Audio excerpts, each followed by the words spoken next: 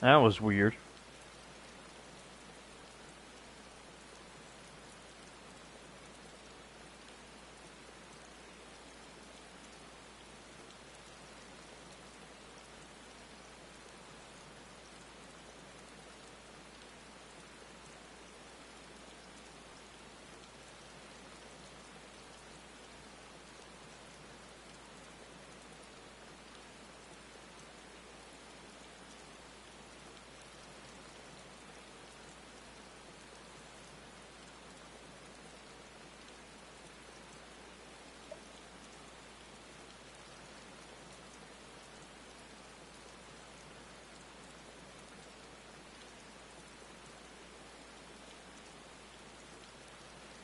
Oh boy. You hear, Jin? I'm not consuming without you.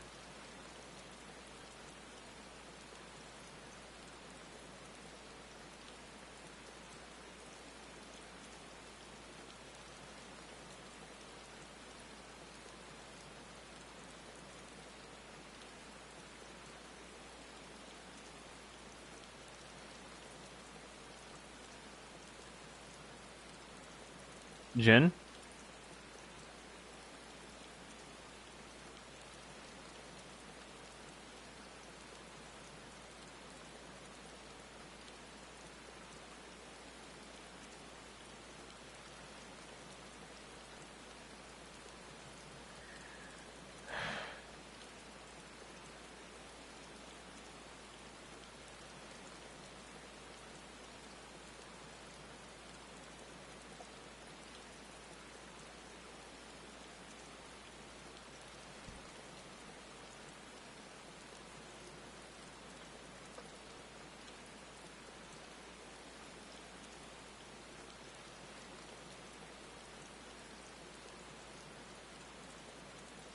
She made a huge mistake as a new employee by recording a welding job without wearing eye protection. Good morning.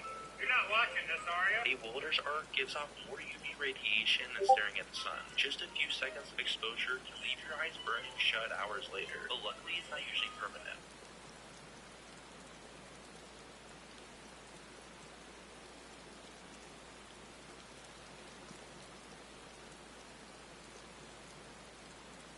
Oh wow.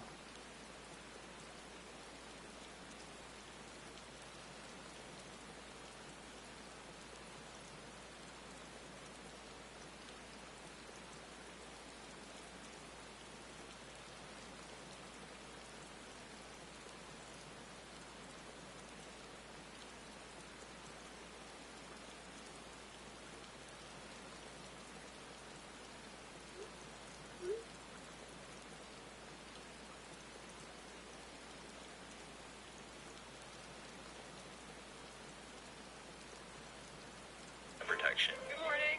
You're not watching this, are you? A welder's arc gives off more UV radiation than staring at the sun.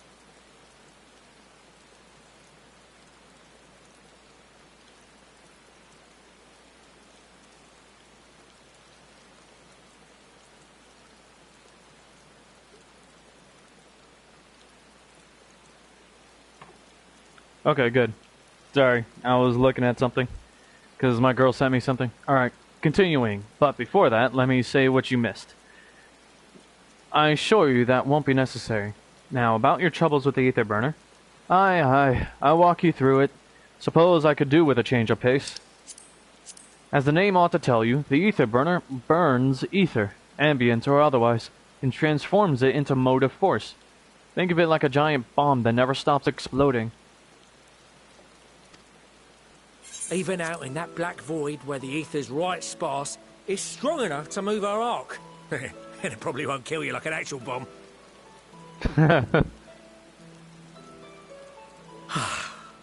But it ain't perfect. According to my calculations, to travel to the moon and back fast enough for the forum's liking, the conversion rate needs to be 6% more efficient. A measly 6%, you say? But if I could have squeezed even another 0.6 out of it, don't you think I'd have built it that way in the first place? Hast thou consulted with the Loperites? Yes, they too are conducting their own research, for lack of a ready answer. The moon's propulsion systems are considerable, naturally, yet they are commensurately massive. It is no easy feat to convert their technology into an efficient means of propulsion for a teeny tiny toy boat, as they say, and as I most certainly do not. Right, because I forgot to mention, the Loporrits converted the moon to be able to, well, the moon itself to travel the stars, to travel the vast expanse of space.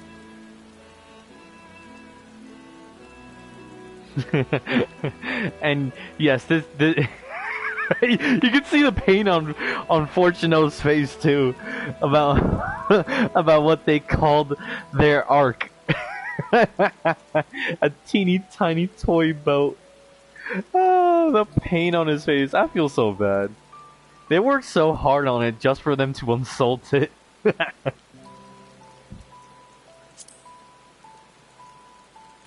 Yes, exactly! Damn it all, I asked for refined adamantite and they send me uppity rabbits with inscrutable, ancient, incompatible technology! You're trying to drive me mad! Do you speak of Allegan refined adamantite, perchance? Oh. You know of it? Only in the most general terms, I'm afraid. 'Twas an alloy of Allegan make, but the secrets of its production were closely guarded. As I recall, the record stated it was vital to Dalamud's construction and launch. Oh, okay. So Dalamud was constructed out of Allegan refined adamantite. Oi, that's the stuff. No material more conductive far as I know. Slotting some ends like blowing up a dam and watching the river of ether come rushing through. Ain't a living soul that knows how to make it though. We were fortunate enough to salvage some for the ether burner, just a wee bit, mind, from a chunk of Dalamud that came hurtling into the Northern Empty during the calamity. Right. With more, well, that extra 6% efficiency would be child's play. It's a crying shame that we've no other sources. Surely the many shards of Dalamud scattered throughout Eorzea would suffice. Why not get the refined adamantite from them? Probably because they're highly valuable to people. Oh, we tried, believe you me. But only a few specialised pieces would have had any in them to begin with.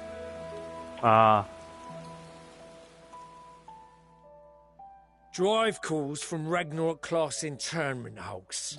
Those are the prize bits we really need. Huh. According to the Gleaners, getting to them means delving deep into the shards. And the defences are still very operational and very eager to blow them up.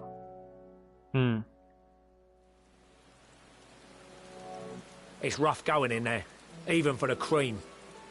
Not sure they'd make it out alive.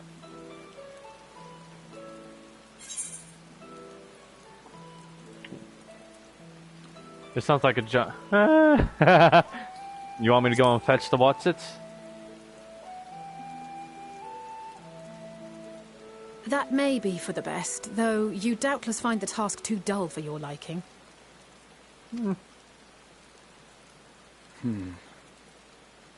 There are multiple internment hulks in Eorzea alone, so handling this ourselves may not be the most efficient option. Rather, if we could salvage adamantite from the shards simultaneously... Call upon allies. Thancred, is the link shell we established before you went to Garlemald still active? Of course. The floor is yours.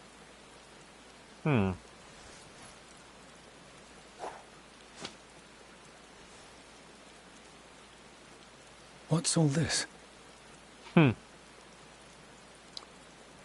Gathering firewood, so to speak. We alone can accomplish little, but joined by others, we may yet build a bonfire to carry us heavensward.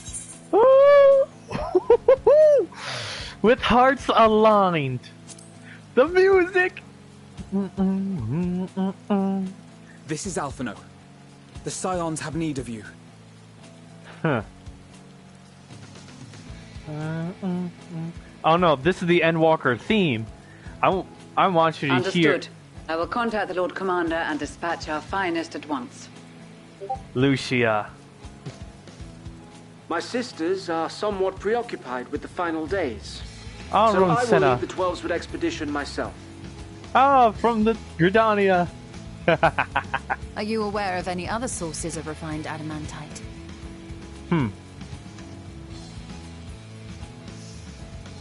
Logically, such an invaluable alloy would have been utilized solely where absolutely necessary, in components intended to conduct or collect surpassing amounts of ether. Any extant instrumentation or devices would have likely found their way into the hands of etherologists or enthusiasts. Enthusiasts? Magical artifacts of Allagan design? The Eastern Alliance will send word to one and all. Are there other ways we may offer aid? No shards of the Lesser Moon scar our soil, but our stake in this cause is no less for it. Is there anything in Othard that might be of use to you? What did you say? Oh, you got friends in far places, lad. Anyway, if you're offering, I wouldn't say no to one of those Far Eastern sacred relics. Some of them could hold enough ether to summon a whole damn primal. Combine a source like that with the ether burner, and 3, 2, 1, kaboom! Yeah, Jin, you'd like this guy. I gather you heard his explosive enthusiasm. Might you secure us a suitable relic? It shall be done. I know little of machines, but I promise we will do our utmost to gather the materials you need to finish your starship. I am glad for the work, in truth. Better to busy oneself than wait and fret over disasters foretold. Then why are we all still standing about yapping? There's plunder for the taking. And I'm a born plunderer. Sicard. I'll be an old Charlian before you know it. Start mixing the grog. Oh look, it's Zuki. I'm certain that can be arranged. Thank you all, and do be careful. Oh look, it's Zuki's counterpart in Eorzea. Just like that. Aye, just like that. Right. Our refined adamantite is on its way. Now let us consider our next steps, shall we? There's yet much to be done.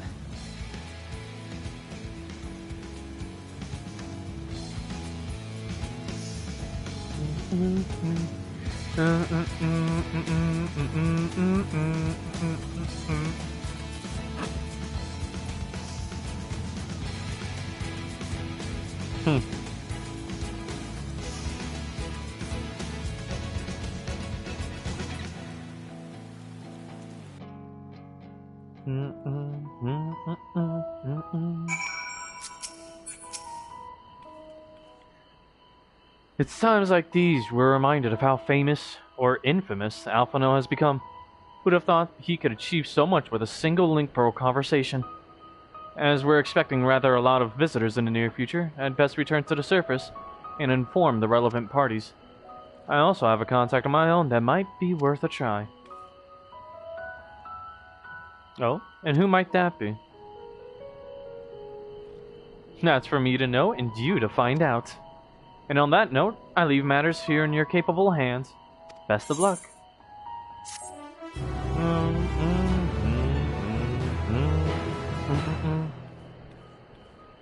Oh.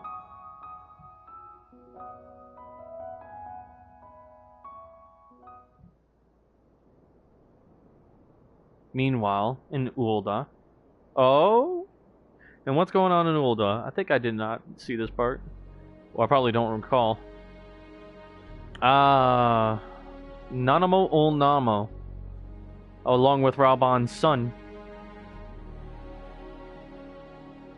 Our course of action is clear. We must harvest refined adamantite from the shards of Dalamud and procure arcane relics of Allagan make. Even Nanamo's in part of this. Summon the best and brightest of our immortal flames, and form an expeditionary party at once. Call upon the Sultan Sworn and Brass Blades for support as you must. Oh, she even brought together Lolorito, the bastard. The guy on the left. Not the guy in the armor, the guy who has the mask on. Let me know you see him if you, so I can, just tell me you see him so I can continue.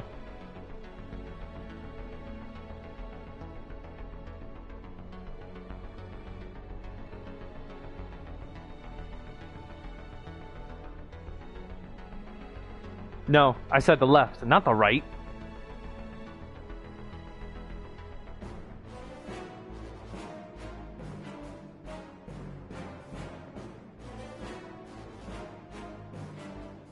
Motherfucker, what you mean the big guy?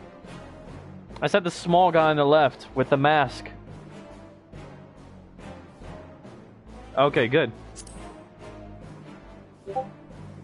Papashan, send word to the guilds. We will require the expertise of master artisans if we are to have any hope of identifying and recovering these elusive materials. Dear guys, we have need of your stone torches. They are to assist the immortal flames in scouring the ruins and to help secure the surrounding areas. I trust I can count on your support. As commander of the Stone Torches, my son Zimberk will personally see it done.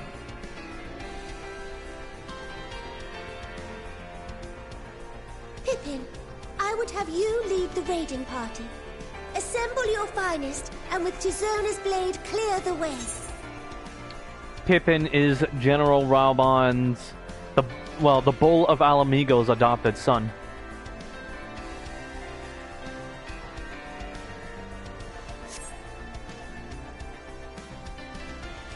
Lord Lolorito, I pray you take charge of the search for Allagan relics. Surely you know of some being traded on open or clandestine markets, or sleeping in collectors' vaults. Having him exploit his ill-gotten gains and knowledge. Of course, I ask not that you do this out of the kindness of your heart. By all means, profit on the transactions. I wish you the joy of it. The final days descend upon our world. If circumstances are truly as dire as they say, Uldar's best efforts may be for naught.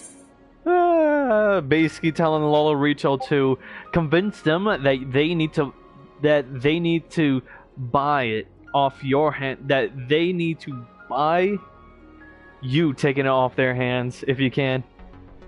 And yes, Lolorito is one of those guys who can convince you to to buy something that you want to give away. That's how skilled this motherfucker is. I kid you not.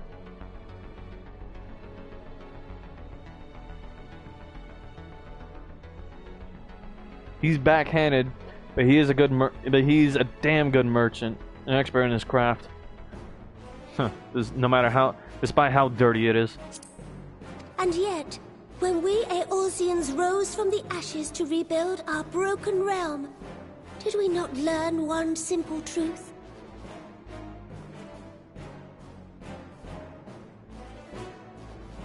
That which seems all but impossible to overcome alone may yet be possible if we stand together. It was the Scions who united us then, and it is the Scions who call upon us now. Uldar will answer that call. We will summon our courage and join the fight for our world's future. You know your duties. I, Nanamo Ulnamo, 17th in the line of Ul, bid you good luck and Godspeed.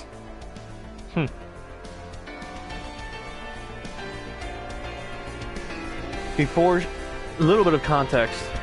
Nanamo used to be very much shy and timid, soft-spoken too. She did not know what it take at first in order to rule her country and to, bring her kingdom out of the grip of the Syndicate. Now she actually rules it herself.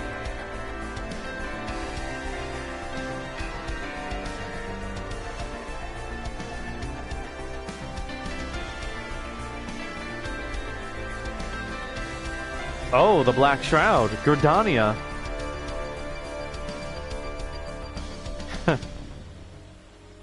Now it is our allies' turns to come to our aid.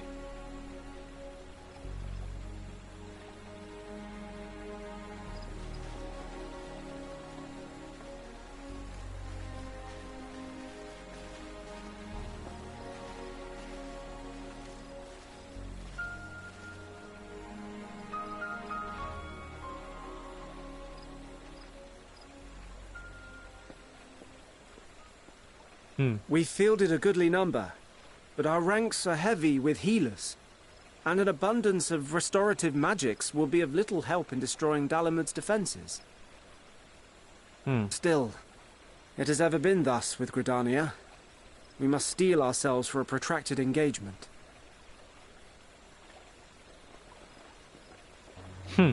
Who said you were alone? In that case, might I suggest taking us along? Al Amigo joins the fray. Commander Hext, what are you doing here?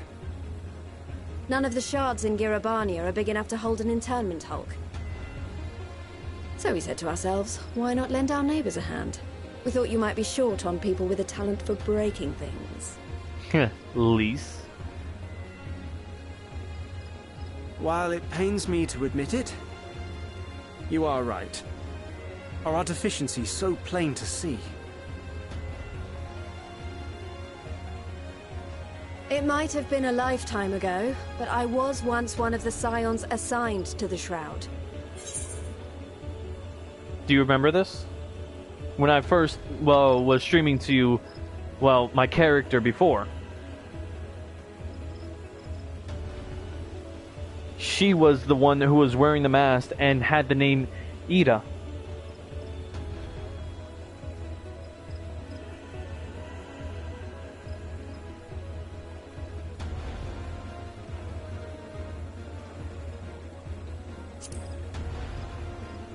I know this forest well.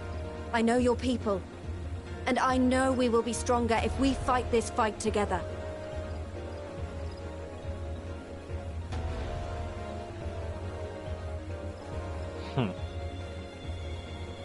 Then I will impose upon you with a clear conscience.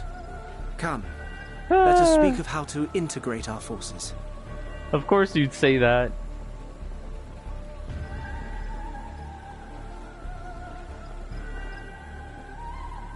Why am I not surprised with you?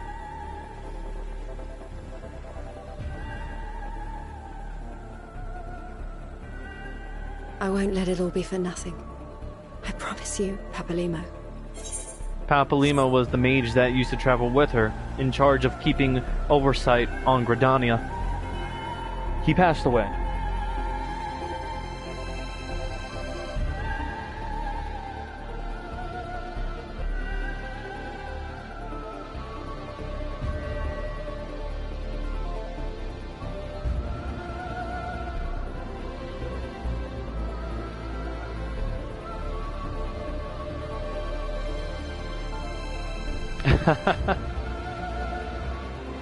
What you mean, hey?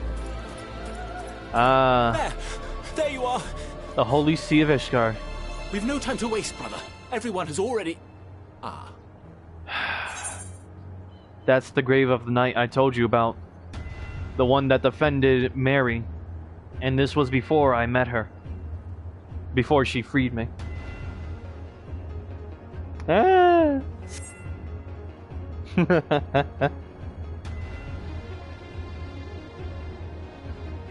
I know, I'm just messing with you.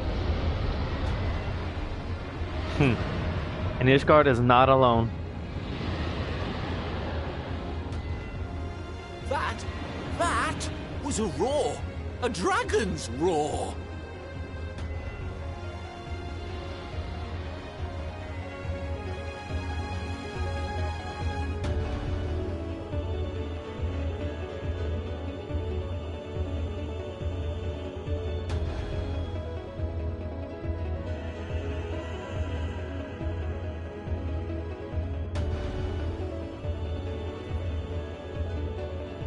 Meanwhile, in the Ruby Sea.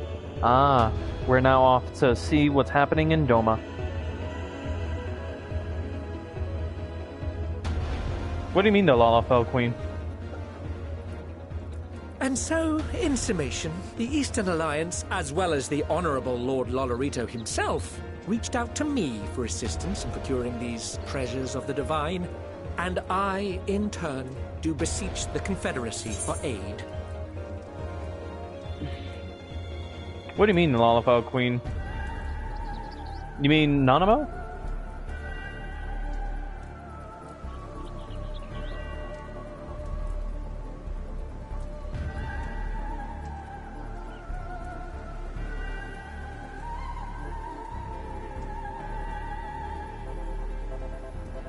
Oh, no, she isn't.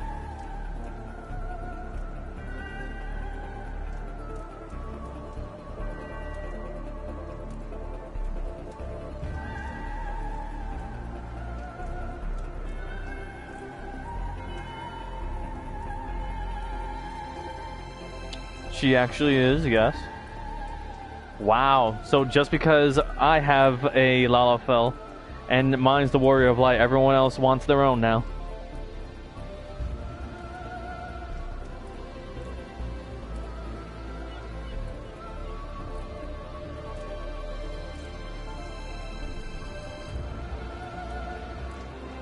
Uh-huh, sure. Sure, I'll believe you.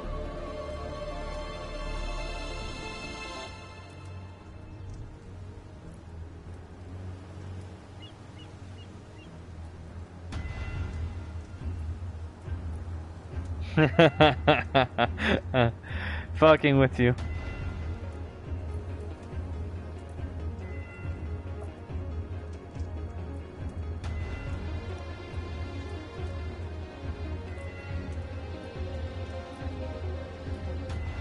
I sent you something on Discord too.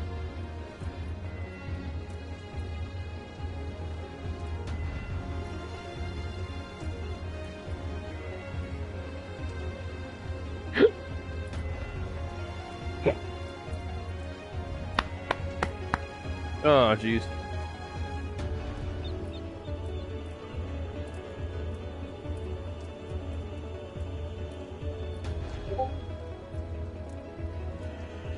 Yeah.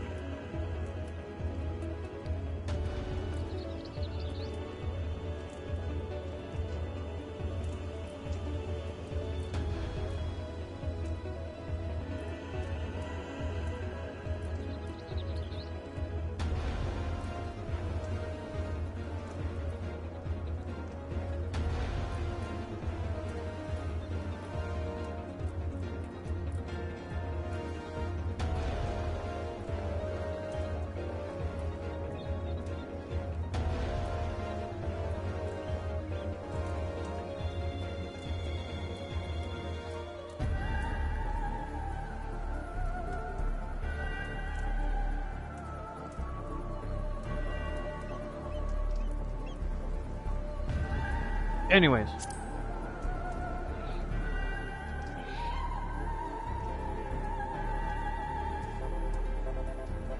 Oh. Even. Is that? Even these guys too. Hancock? What a surprise this is. Soroban. And a fortuitous one at that. I have a favor to ask, you see.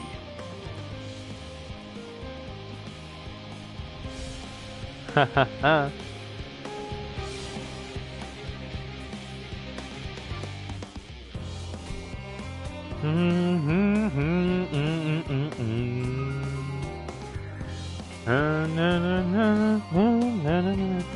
Yes.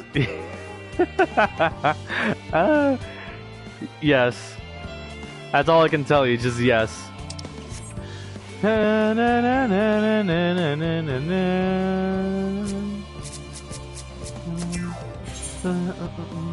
No job too small.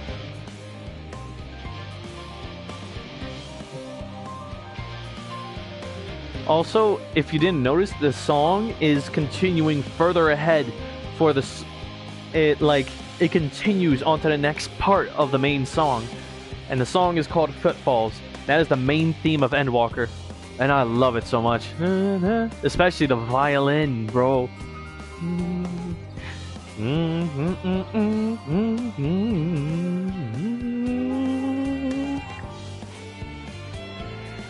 Alright, I fucking knew you'd say that, bastard. Though our friends are searching for refined adamantite and sacred relics, we will only know if they meet your requirements once they have arrived.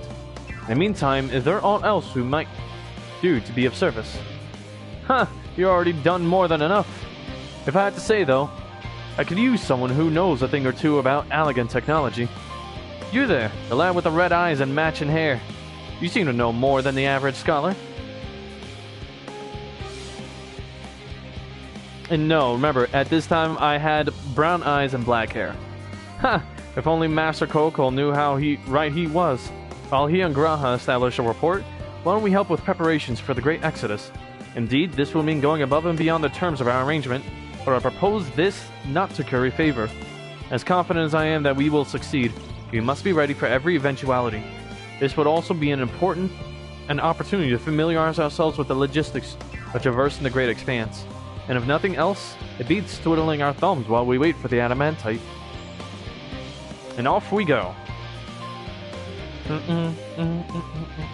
Well, ain't you a bunch of helpful buggers? If you've a mind to lend a hand, I know where you ought to go. Charlene Hamlet is lousy with researchers and scholarly types, busying themselves prepping for the Exodus. Pah, that lot need all the help they can get. Well then, off we go.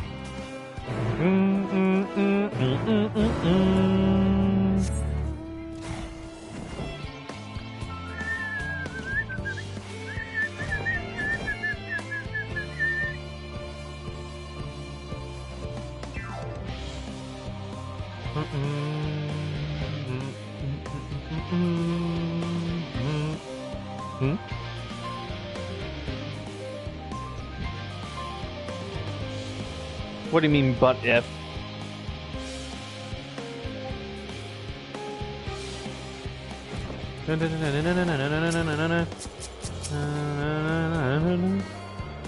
Would you introduce me to Miss Nanamo? I would not mind. From what I can tell, a lot of the people actually live down here.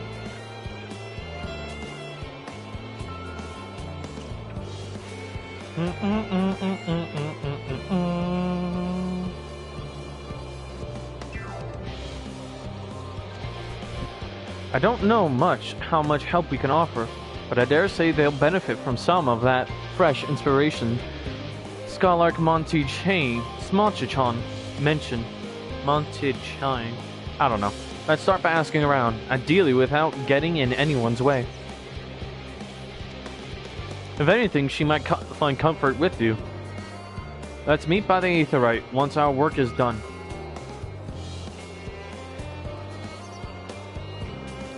I don't know if you know this, but General Raubon was someone that was always at Nanamo's side. Your imposing figure, despite how short you are, literally is very short in comparison to General Raubon. I think she might find comfort in your imposing presence.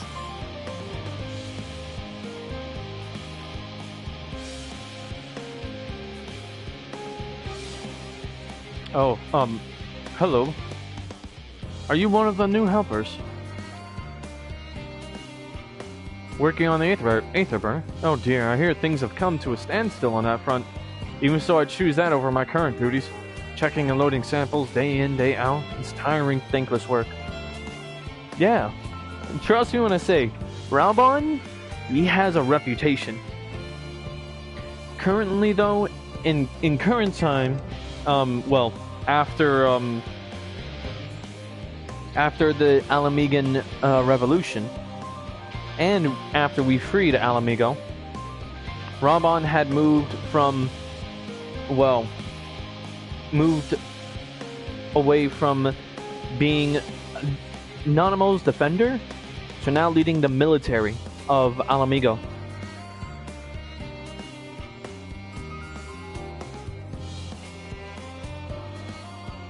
And let me tell you, hey, Raubon is titled the Bull of Alamigo because he's fucking fierce as shit. You get along with him real well. And not only that, but Raubon lost an arm. But even then, he is a fucking menace on the battlefield. Even so, I choose that over my current duties, checking and loading samples day in and day out. It's tiring, thankless work. Still, no one will be cross if I misplace a few legumes or what have you.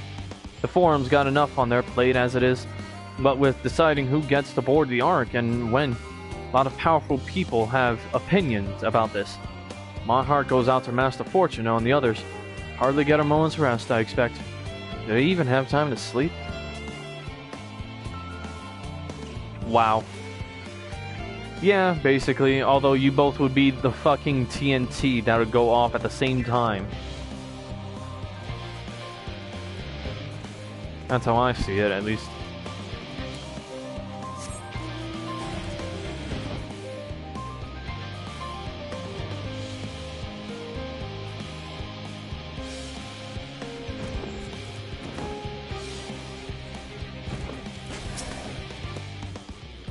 Any lost an armor still fights hell. Yes. Helping with the Ark. Even with all the power Master Coco's managed to squeeze out of the Aether Burner, it's still not enough, apparently. And now here the final days have arrived. Horrible creatures running rampant all over. If only we'd begun the exodus sooner. People are dying and there'll be no end to it if we don't fulfill our duties. But we will. We spent years preparing for this moment. Believe in the plan and all will be well.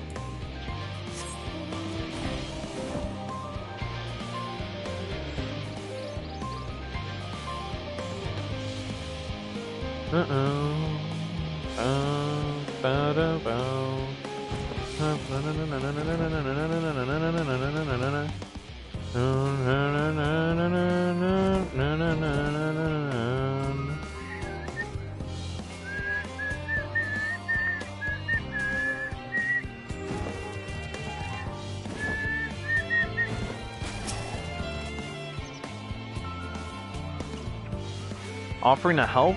That's very kind, but I should be able to organize the rest of the documents by myself. It's mostly lists of the things we'll need once we arrive on the moon, and then whichever star we choose as our new home. My duties largely concern the maintenance of living conditions, so I'll be a lot busier after we depart.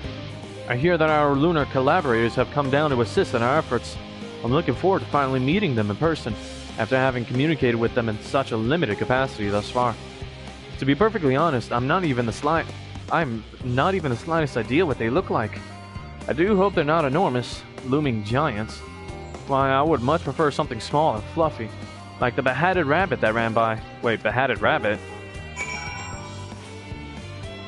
Oh, for crying out loud.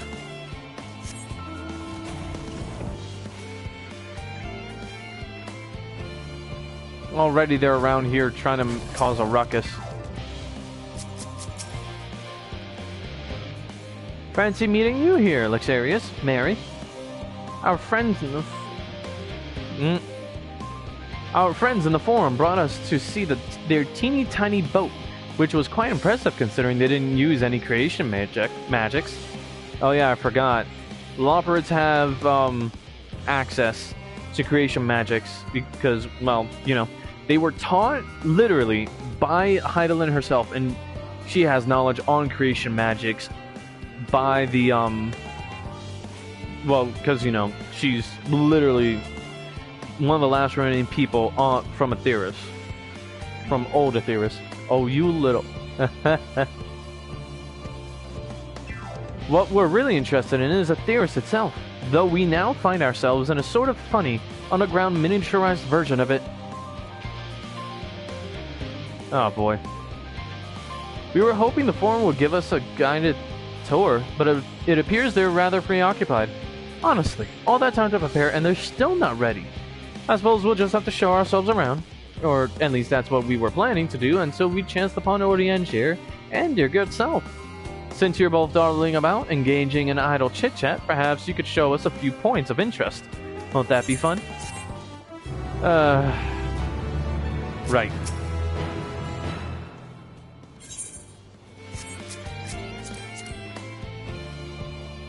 Ooh la la. Ah! Quite literally, look. Female cat version of me. Quite literally.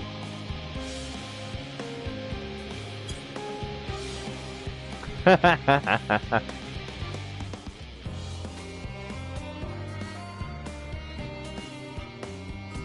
can't lie, her glamours are actually really cool. What's she got on? Emperor, oh yeah. Oh, that one's kept. What's this though? This is glamour. False nails? Oh wow. This one's glamour too. Summer sunset sandals. Nice. What of the sword? Oh wow. I think I know which one this is. The Shadowbringer itself. Right, the sword that's used in Shadowbringers. Anyways, moving on. Wise guides. The tour of Labyrinthos. An unexpected yet prudent suggestion. Given the similarities betwixt this artificial environment and Bestway's burrow, 'twould be in our best interest to have the Loporrits acquaint themselves with those conditions deemed optimal by their Charlene collaborators. I fear, however, that continued reliance upon my limited knowledge would risk narrowing rather than broadening their perspectives. Mayhap thou art better suited to lead this venture? What a marvelous idea. Might we begin with that great big what's-it over yonder? Ah yes, the what's-it. I shall leave explanation to Lixarius. Oh, come on! Oriange is quite literally throwing me under the bus right now.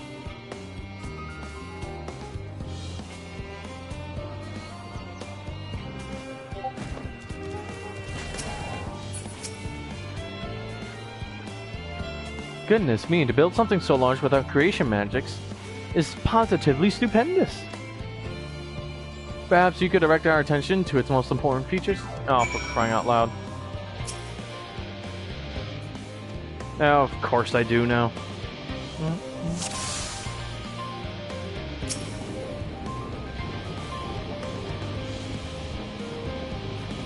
It's a little hard to see from here, but is that a golden pipe connected to the top of those tanks?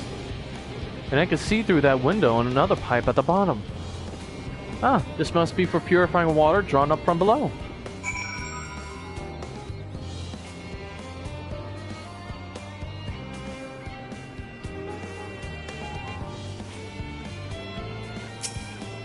What the? Oh! Wait, what? Wait, hold the fuck up, what?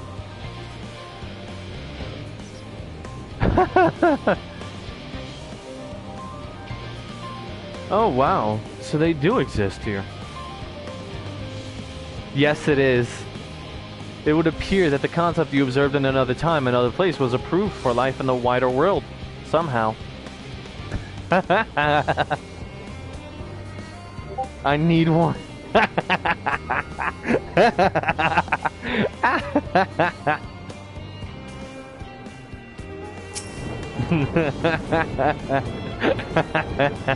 Why am I not surprised? Is that water I hear from inside that great big tube? It must be because of those cogs and that gigantic wheel at the top. Oh, I see. That's how they draw up the water. There's probably some sort of spiral-shaped mechanism inside it too.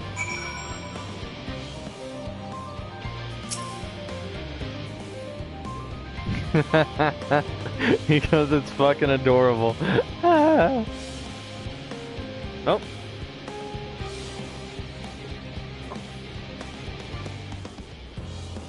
Oh, whoops.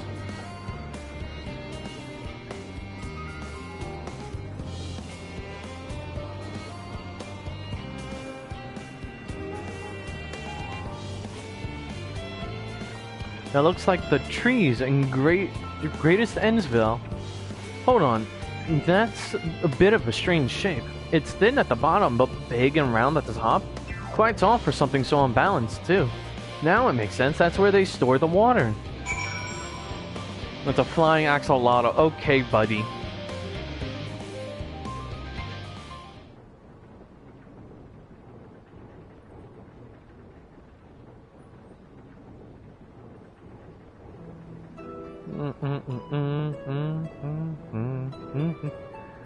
Well, if I were to hazard a guess, water drawn from underground, presumably with some other mechanisms, is purified here and stored in that tower before being distributed elsewhere. Like you don't want. I don't know what you're talking about. Not like I already have some of them anyways in some of the ponds in my estate. I wouldn't do that. Not like they're fed and kept as pets for my kids too.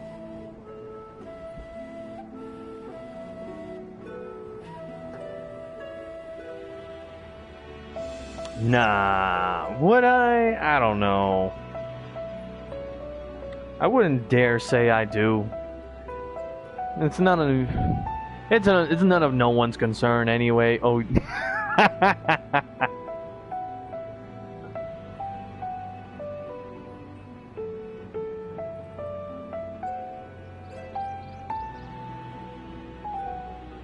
I knew it! A design brilliant in its simplicity. I dare say it would take only a moment to install in even the harshest of environments.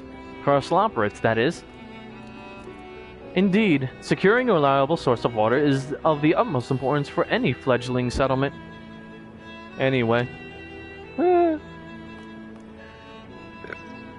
We have read, however, that peoples of Etheria sometimes make their homes in arid deserts and such.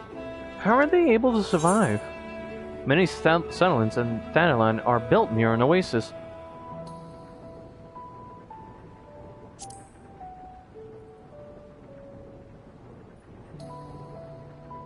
So wherever you choose to live, you're never far from water. Oh dear, I worry you won't be able to procure the necessary amount. We can provide enough water to keep them from drying out completely, but it would appear they rely on it far more than we'd anticipated. A few adjustments may be in order, once we've calculated the average rate of consumption per individual.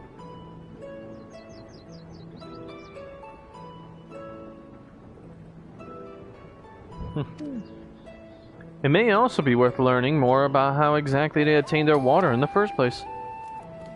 Master Alphino spoke of the machinery responsible for that feat during our journey through Logisticon Alpha, did he not?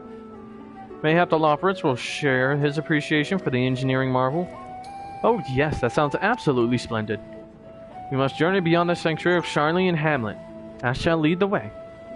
You mean we'll have to brave the untamed wilderness? A valid concern indeed. We cannot help but notice the many dangerous-looking creatures with big nasty teeth lurking beyond the safe confines of this settlement. Were we not escorted here by burly custodians, I dread to think what would have become of us. Regrettably, to many a hungry predator with the aforementioned big nasty teeth, Loporrits may appear to be a potential and rather appetizing source of sustenance. Might I impose upon thee to assist in securing safe passage to Logisticon Alpha? For my part, I shall act as escort to Living Way and Cooking Way. I entrust Singing Way and Growing Way to thy care.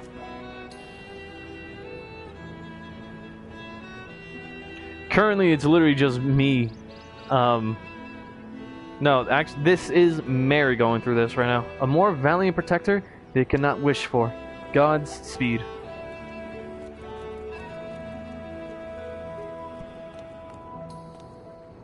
If it's all the same to you, I'd rather not be eaten by some horrid beastie. Come along, Growing Way. To the water extraction, what's it? Her name's Singing Way. I try to mock it as best I can.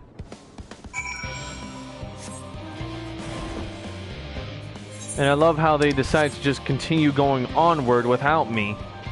Freaking crazy bastards. Acting like...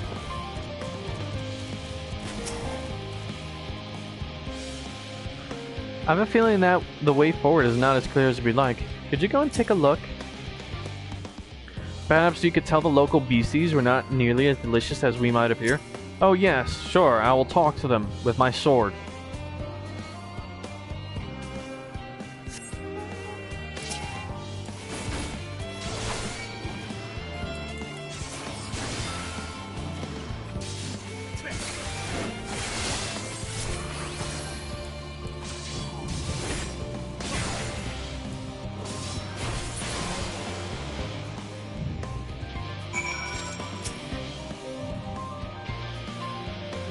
Thank you so much. I really hope this water extraction once it is worth these harrowing experiences. All part of the fun, some might say, but I'd rather not be burnt to a crisp if it's all the same to you.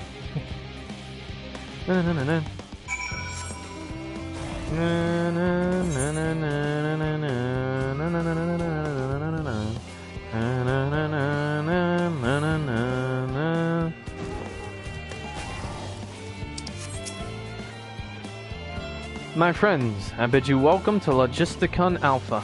Our destination doth lie at lift's top. Pray, follow me. You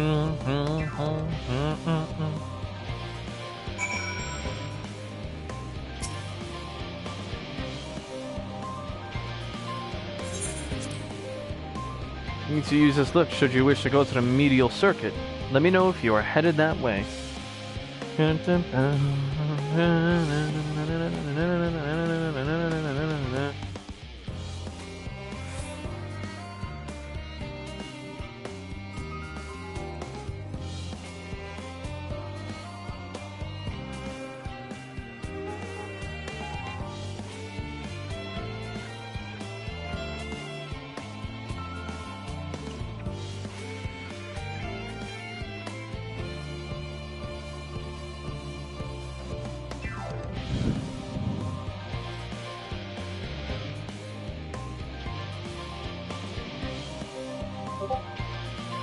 Ah, shit. Drop my remote.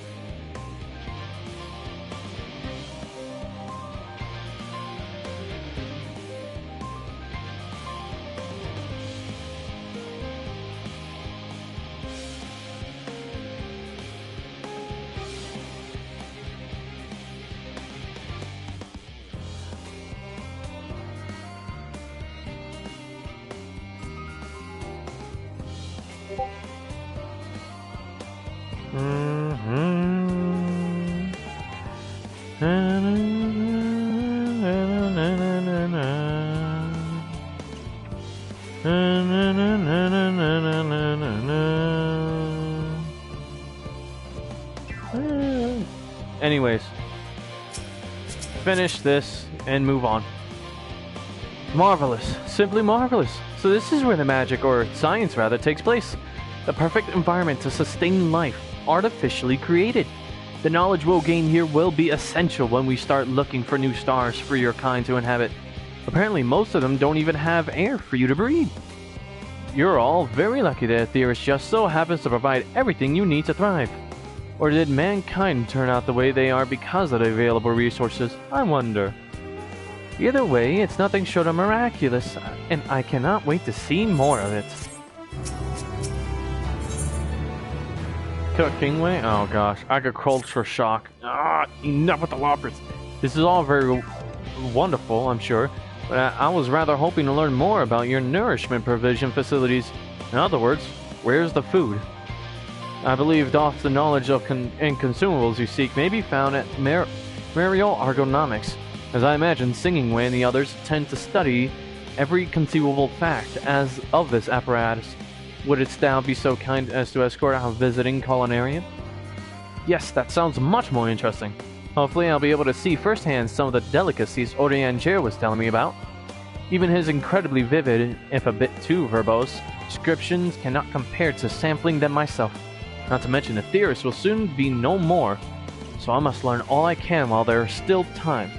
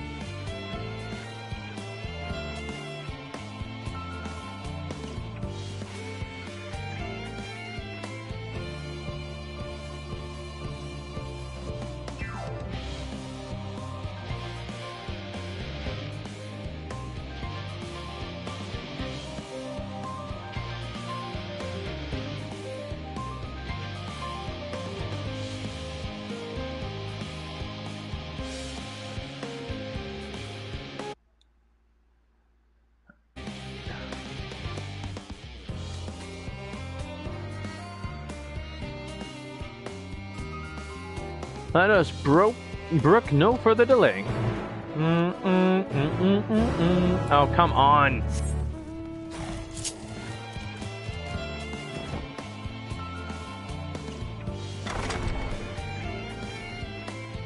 I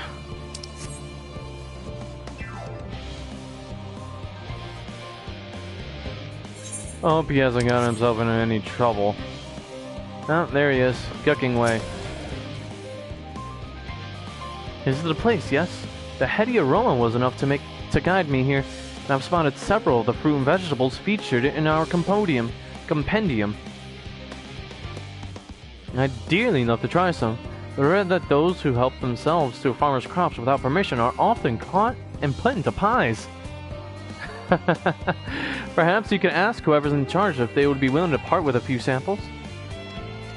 Oh great, the cooking way is now following me. Fuck. Okay.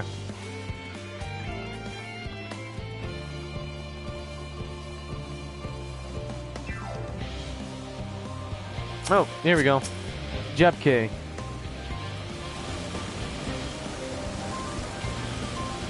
What a fine mess this is. Aye, it's you. The one who climbed down the mine shaft. I'd show you around if I could, but I'm rushed off my feet preparing for the exodus. And I'm not the only one. We've all got to find ways to do what we do down here, up there. First on the moon, then on whichever star the Forum decides will become our new home. It's all so sudden, so unreal. Don't you want to go to the moon? Well, it's better than waiting for the final days to claim us. But no matter how carefully it's all planned, we'll never be able to take every variety of flora and fauna with us. Even the ones we can take may not survive in their new environment. So many species doomed to extinction.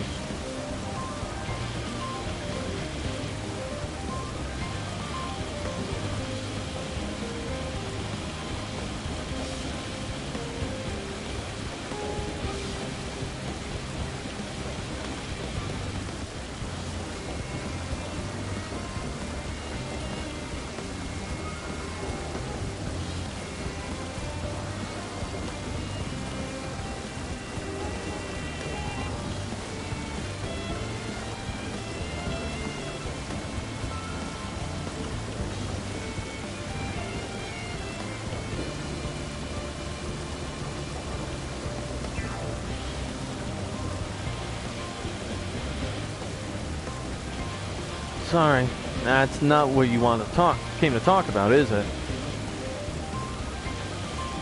Nothing quite so dire, I assure you. We merely wish to sample a little of your produce, if we may. By all means, help yourselves. Much appreciated, my good fellow. So, where to begin?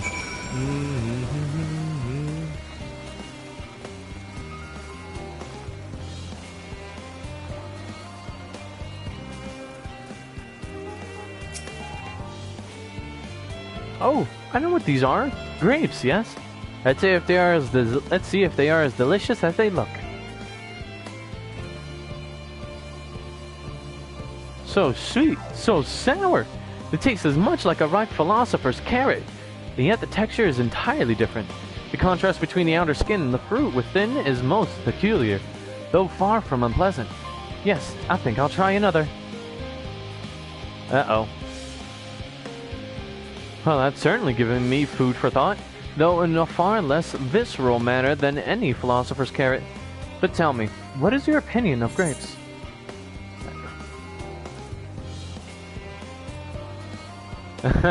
I brave an erupting volcano for a choice bunch.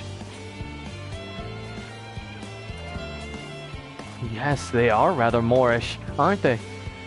And from what I've read, quite versatile too.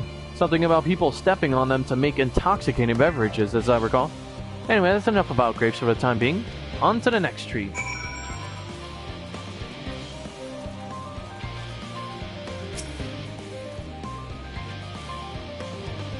Orange by name, orange by nature. That's well said.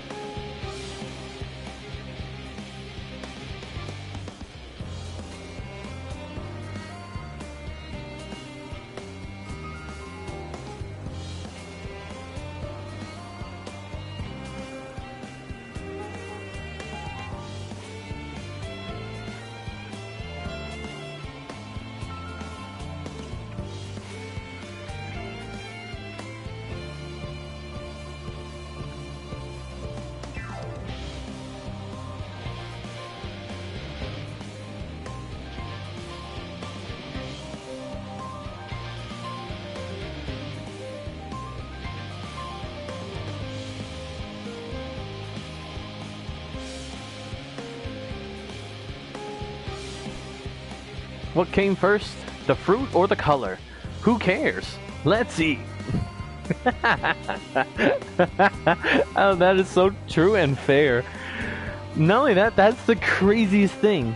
What came first, the fruit or the color? That is one of life's greatest mysteries.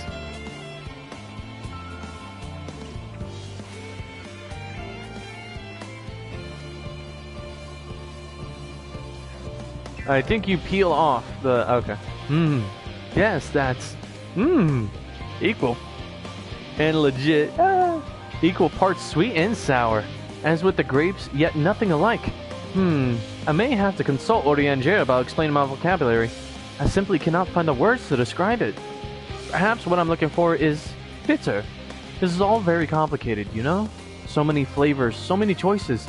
And each individual with their own personal preferences. Now I see why you all turned your noses up at the idea of eating nothing but carrots. Marvelous though they still are in my estimation. Let no one say I said otherwise. But speaking of carrots, I've yet to sample any of the vegetables. Let's see what's in that field over there.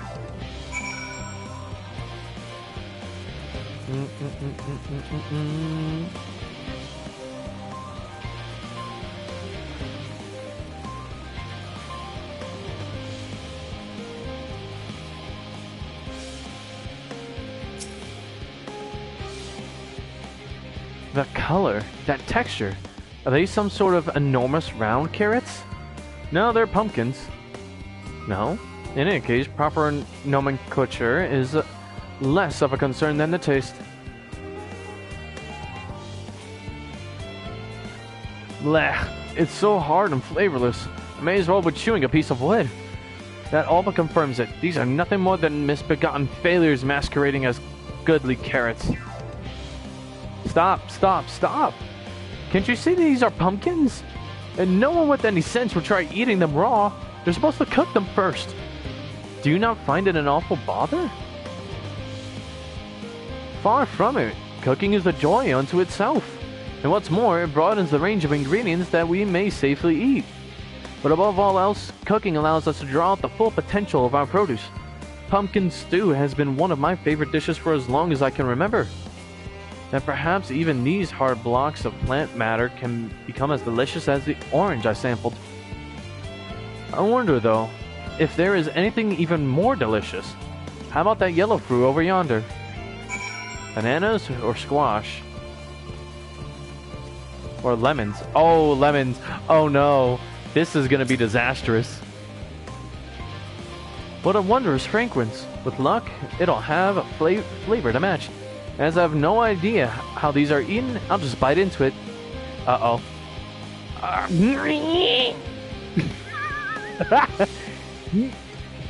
My tongue is this poison?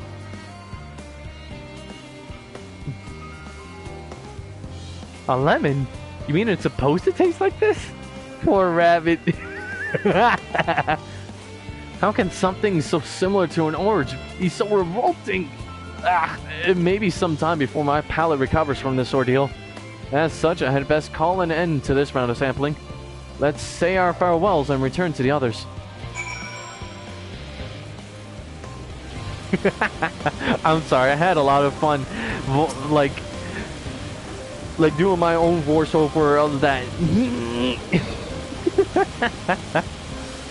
Finished, have you? I trust you found something to your liking. I'm rather enamored with the grapes and oranges.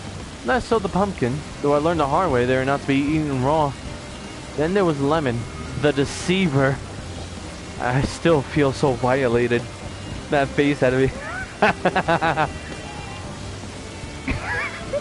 The way he called the lemon. Then there was the lemon, the deceiver. I still feel so violated. First time, was it? I'd hate for you to leave with a bad taste in your mouth, in more ways than one. So I'll give you this lemon muffin I baked. If this doesn't change your opinion, nothing will. More lemon? Have I not suffered enough? Nevertheless, it would be remiss of me to spurn this opportunity to... Oof. Bit of sickness came up there. Learn more of your inscrutable ways. Very well, lemon muffin, do your worst. Lemon muffin, do your worst is crazy.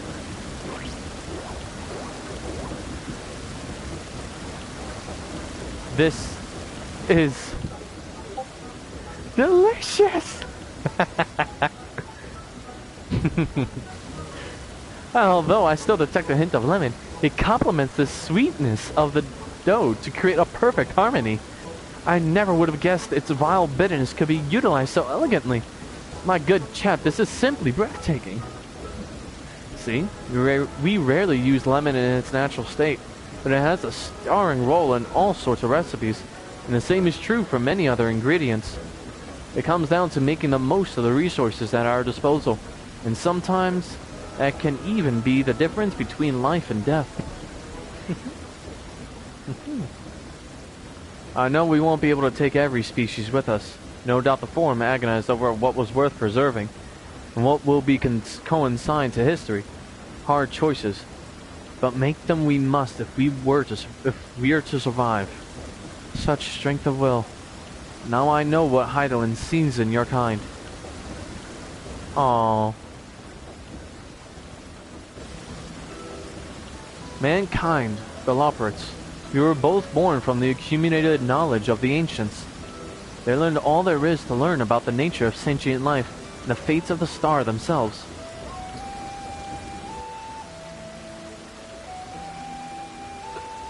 Once a civilization has fulfilled the basic requirements for survival, it will inevitably seek to eliminate all forms of negativity and achieve perfection.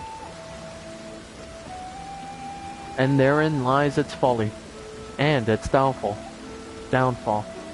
For perfection is an unattainable ideal. 'Tis the paradox of the immaculate carrot. Yet civilizations since time immemorial have deemed the pursuit of perfection as progress. They pay no heed to the costs incurred in their futile quest, and all too often become the architects of their own demise, their dreams forever unfulfilled. What then is the alternative? The answer lies in knowing that our existence can never be perfect, to be content with what we have and make the most of it.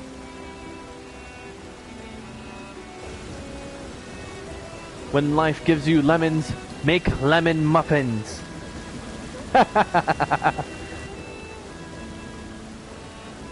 Pardon my Eorzean, but what in the seven hells are you on about? And who are you, anyway? Pardon my Eorzean! Cooking Way, at your service. I'm here to help prepare for the trip to the moon. And once you get there, you'll be able to try my carrots. I've been growing all different kinds. But don't worry, there'll be room for your crops too. We'll work together to preserve as many of Aetheris' species as possible, if you're up to the challenge. Yes, of course. I look forward to it.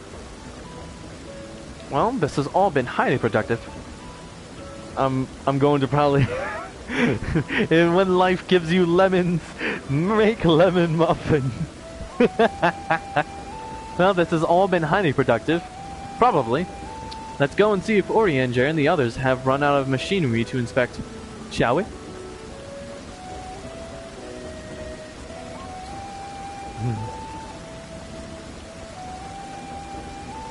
Aw. I'm pretty sure Cooking Way making a visit has really made his day, honestly. More or less brightened up his day. Ugh, stray mandragoras. A stray tomato and a stray egg. Stray onion and a stray queen. Wait, what?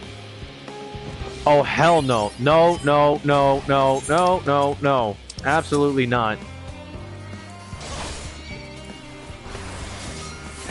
No, no, no. I have... No. Bad memories. Bad memories. Bad.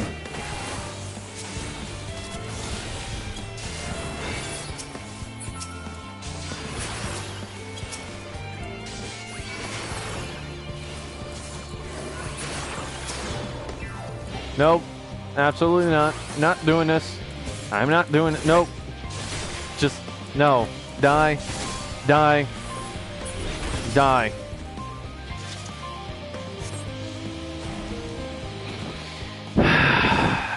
They're from Ivalice.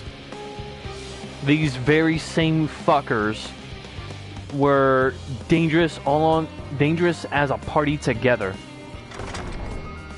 Remember the place where the red chocobo came from? The one who you tied up but then used the comet to literally put your head into the ground? Yeah, that very same place has the very same mandragoras.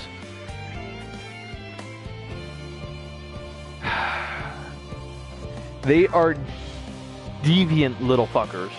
And because of their deviousness, and the fact that they're so cowardly, literally they're a boss fight in the game Final Fantasy XII. And Final Fantasy XII is where Ivalice is based on. And let me tell you, these fuckers are annoying as shit. They are annoying. Very annoying.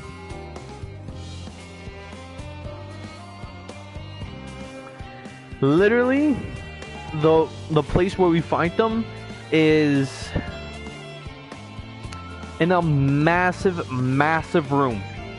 And once you get them to low health, they run like fucking hell. And you have to chase them. Yes, basically that. And literally all 5 of them were those same fuckers right there in that small group. All of them right there.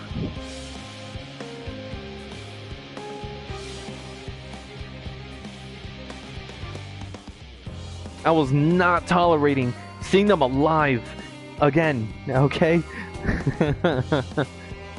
I was not tolerating that. They were dying that day. I don't care that they were victims of happenstance or from freaking their predecessors from another reality. I don't give a shit.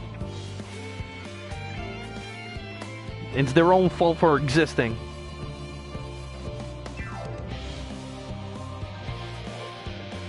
It is not my fault, it is their own fault.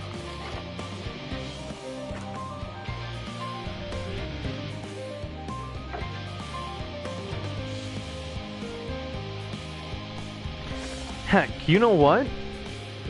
If anything, I will show you,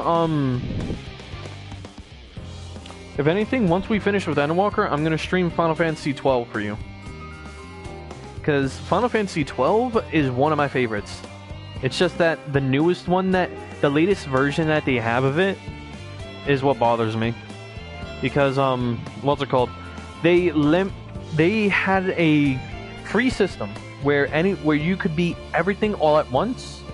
Literally have access to all magics for a single character. Literally green, black, white, time magic, other magics. But now they limited it by having it so that you had to choose a class for your characters in Final Fantasy 12. Now you can't. Now you have to actually have a PlayStation 2 and a very hard to find, no longer being produced copy of the original Final Fantasy 12. Because now the latest Final Fantasy 12 that they have, rather the remastered version of it, is called Final Fantasy 12: The Zodiac Age.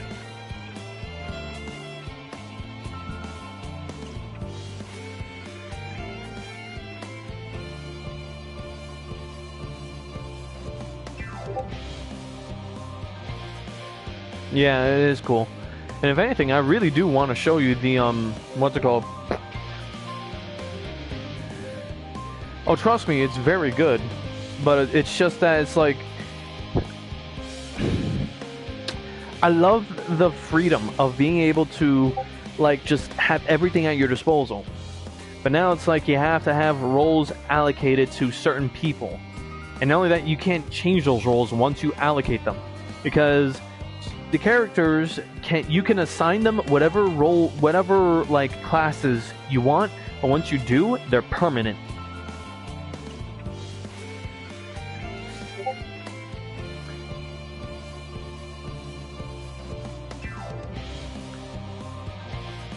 So whatever you chose for the characters is what you'll have for the entirety of the game.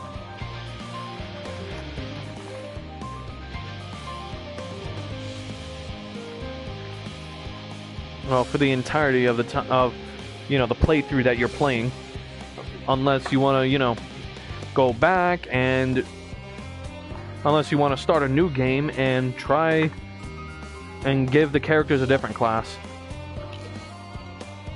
Anyway, that was the most enlightening, especially the part with the lemon muffin. Actually, I was wondering, do you know of any other places famed for their cuisine?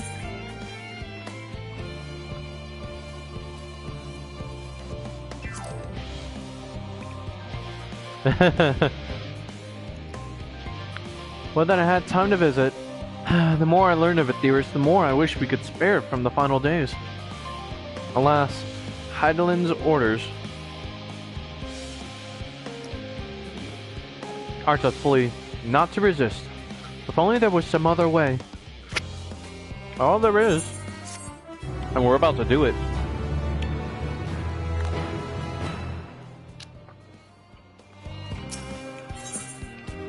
Sage Council.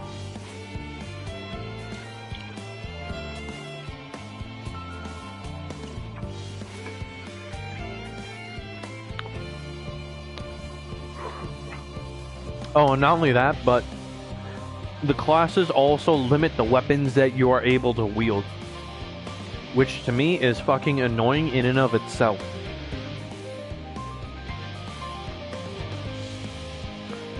So, some of the more powerful weapons are the great swords, spears, and, well, short swords. But that's the thing. Any and every other class is not allowed to wield those same weapons. And that's the most annoying part that I hate.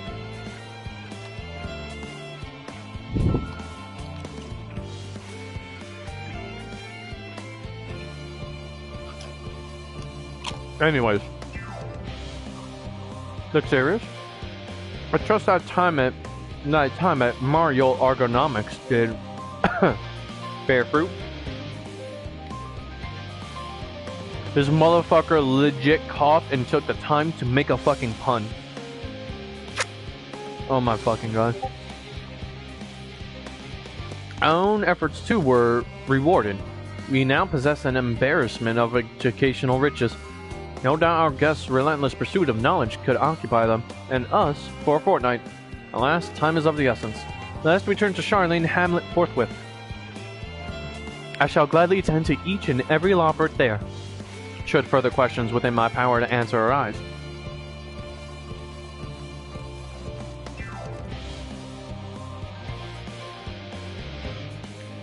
Aww. Oh, he wanted to stay.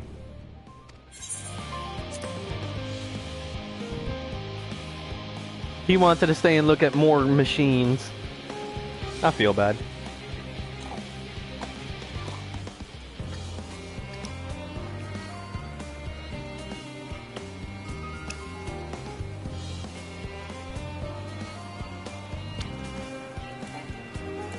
Also, you cannot lie. The music that's playing right now is amazing. And I know it's not your cup of tea, but for me, this is mwah, chef's kiss right here, bro.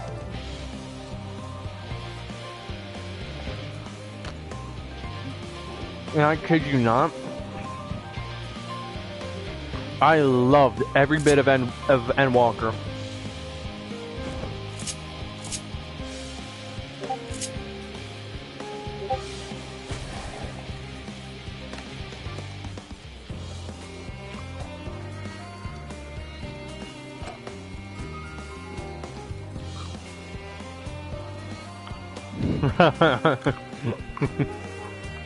Yeah, you very much can tell.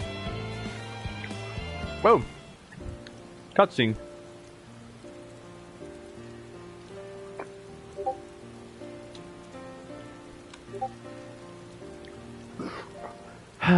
Oh, what's his concern? I guess we get to see it now. Yes, Luxurious. No, yes, Mary. That was indeed me verbalizing a sigh to express my emotional state. Do you want to know why? Because I saw the reconstructed environmental data for a theorist at Logitsikon Alpha. That's why. A forest so lovely and so leafy. Are all of your forests like that? A place of utmost tranquility.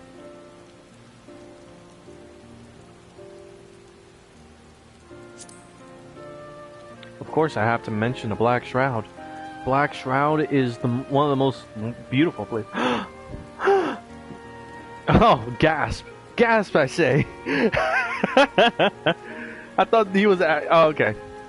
With a star so wonderful, it comes as no surprise that you're reluctant to leave it behind. I was a fool to think otherwise so soon that the moon was something worth being proud of. How ridiculous you must seem to you. Trying so hard, yet achieving so little. Not at all. Thy works are no less worthy for their uniqueness. I thought I heard tiny voices. Thancred!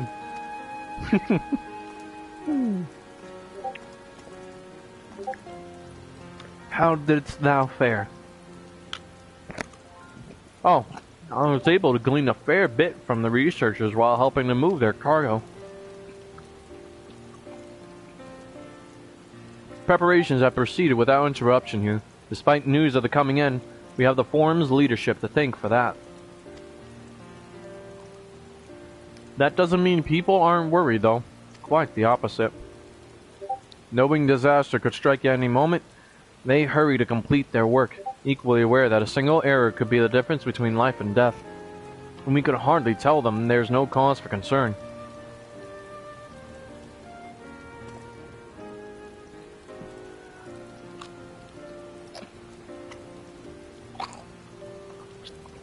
Perhaps not.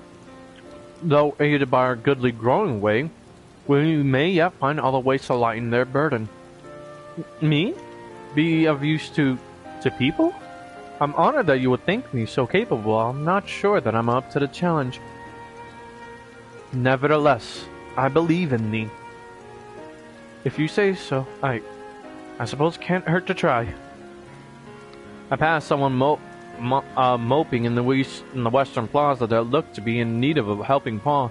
Perhaps you might start with him?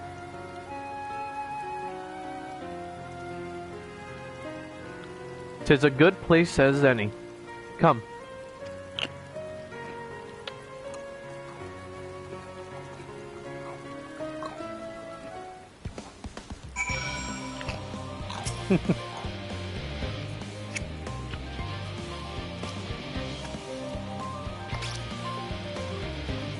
You'd best go with him. I don't think Urienja misjudged him, but Gorway does look like he could use some emotional support. I still have work to complete elsewhere. I trust that I won't return to find any Loperates in tears. I don't know, I might do it. I might put them to tears myself. Just because.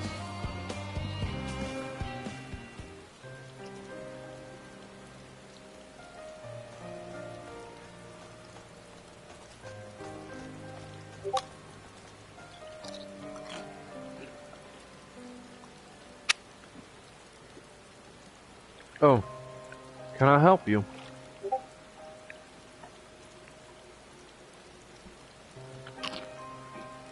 It is you who have helped me. Is my anxiety truly so obvious? A burden shared is a burden eased. Pray, tell us of thy troubles.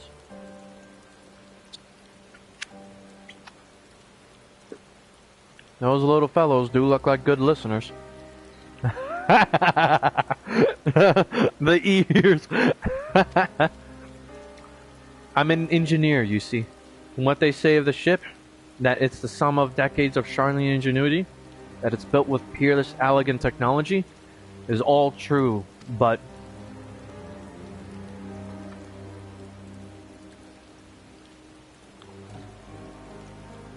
I know that none of that's a guarantee. We've never before launched a starfaring vessel, let alone flown it in the great expanse. All the tests we've run have been on the ground. Only operational personnel and cargo will be aboard for the first voyage, but even so, if it fails us then, what can we do? And if it doesn't, it could fall apart on the next flight, or the one after that. We've done everything we can to prevent that from happening, but it hardly matters.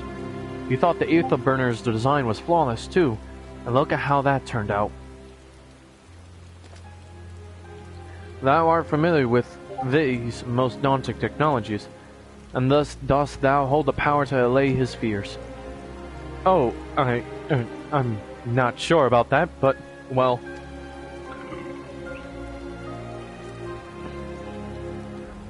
Maybe you could tell me if there are any aspects of the ship's design that you're especially worried about? Our ability to walk about and perform our tasks, for one.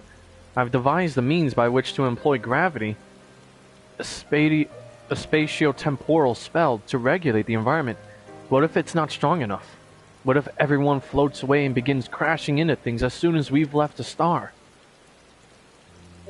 Ah, gravitation. Maybe I can be of help after all. Up there is not so different from down here. You see, the same rules apply, and if you consider them as part of one great big cosmos, rather than separate places, and there they go. I suspect both parties shall find comfort in this conversation.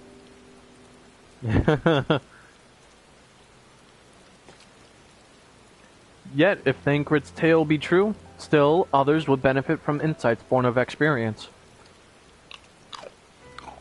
Might I prevail upon the Loperates to tend them? Excellent idea, if I do say so myself. There is naught we like more than to ease the hearts of the fine people of Aetheris, and learn more about them while we're at it.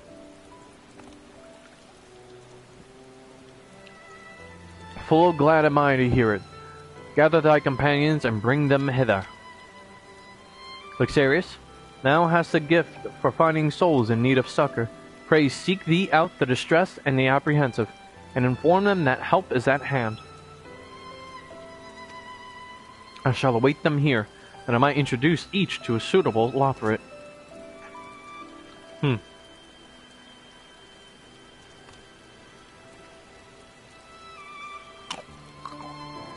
Oh, I do so look forward to that.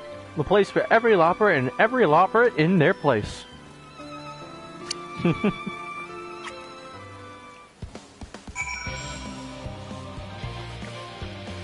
they're still going at it. Alright. Time to fly around and look. Jeez.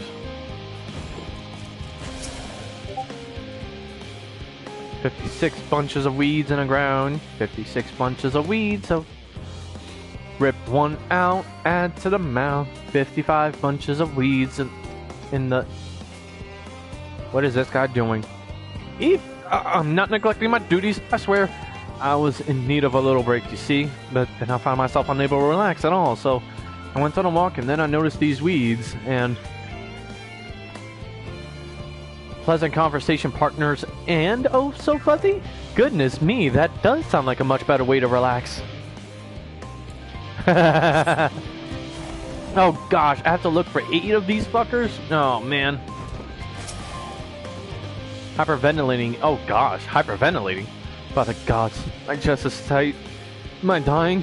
Is this what dying feels like? Oh, dude, pardon me, I didn't see you there. There's no cause for concern, I assure you. No cause for concern, even though we may need to depart at any moment. And if the hull I designed buckles under the strain, the entire vessel may explode on launch, claiming countless lives and dooming all mankind. That is highly unlikely. Yes, highly unlikely. Highly... Outrageous can help me triple check for structural flaws, you say? Why, that would be wonderful. I'm breathing more easily already. Well, there you go. Can't believe I have to do this myself.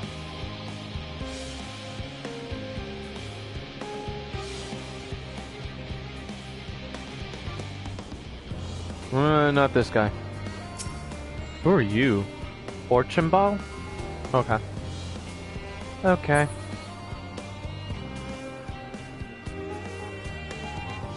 Which actually reminds me. Huh. I saw him here, though.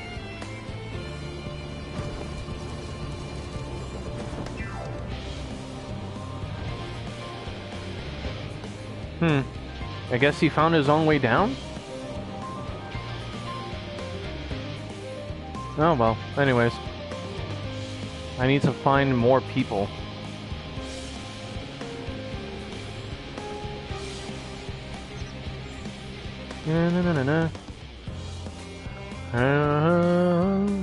I'm starting from the outside and working my way in. Oh! Occupied administrator. How might I help you?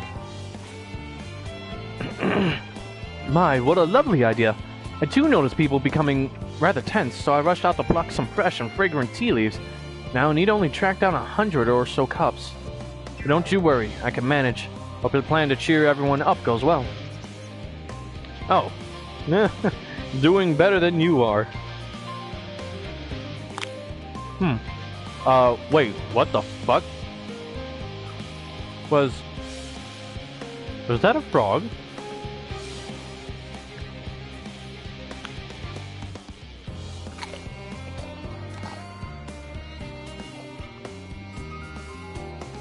It is?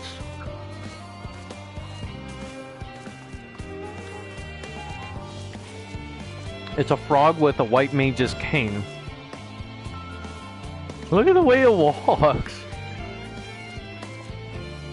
Getting distracted. Okay. Sorry, getting distracted.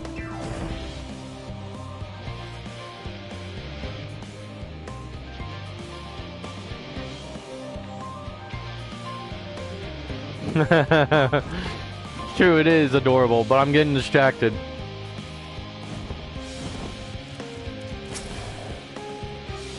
Follow what he's... No! I'm getting distracted. Worries. No, I believe I'm fine. Thank you. I've been confiding in my colleagues and it's helped a lot. Can't recommend it though. Can't recommend it enough.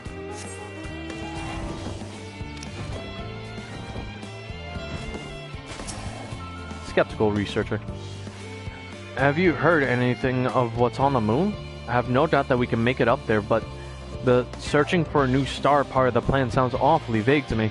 I asked the forum, but they will only tell us that our collaborators have everything under control. Forgive me, but I don't feel particularly safe wandering through the sea of stars on gods know what made by God knows who. Oh, well, they're here actually. You mean to say that I can speak with them directly? Amazing! I hope they like questions. Oh, you have no idea.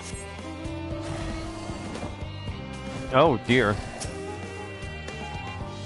Despondent researcher, just leave me to my misery. The forum can appoint someone else.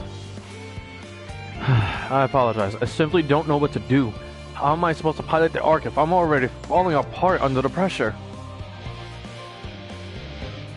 You know a starship pilot that I might speak with? Truly? Well then, there's no time to waste. They can help me prepare for this monumental task. Oh, wow. I don't feel so safe if he's buckling under this kind of pressure, and if he's gonna fly the Ark. Oh, tired Gleaner. Is anything bothering me? Well, I've been loading cargo for bells now, so my back feels like a void sense plated as a piano.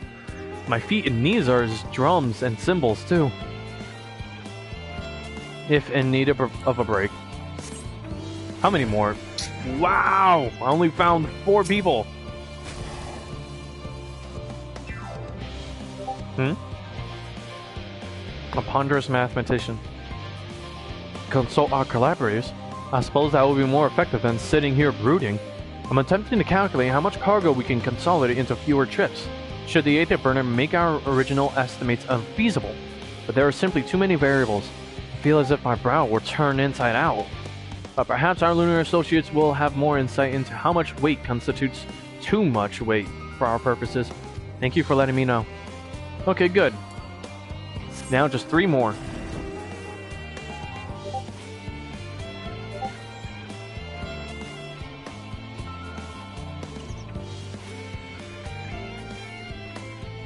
Oh. Anxious. What am I thinking about? The medical facilities on the ship, of course. I designed them with the assistance of our sages and chirurgeons.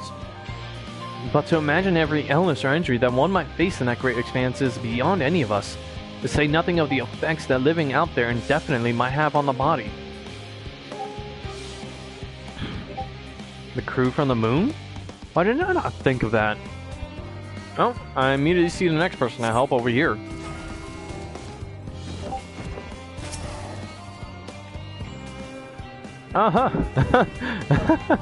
The end of the world is nigh, yet the work goes no faster. Schedules are such temperamental things. Feasible one moment, utter bollocks the next. And yet I've never felt so alive. This one is beyond your help. Only sleep can save her now. Oh no. This one has lost their minds. Oh man. What is this person doing? Level-headed engineer concerns? Nay, there's no point in worrying at this stage. It can only make the work go that much slower. Huh. Cool. I just need to continue looking.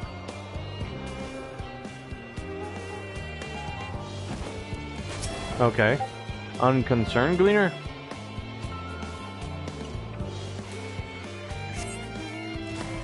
Alright, I'm having a harder and harder time trying to find the people who are actually having issues now.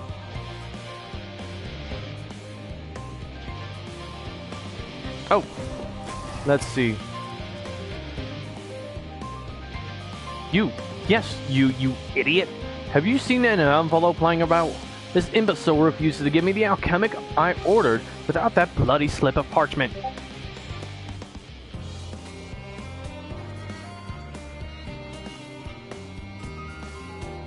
Unless your friends have a spell to make me remember where I dropped my damned envelope, I doubt there'll be more help than you. And you've wasted enough of my time already. To inflict this man upon the law. Yes, it would.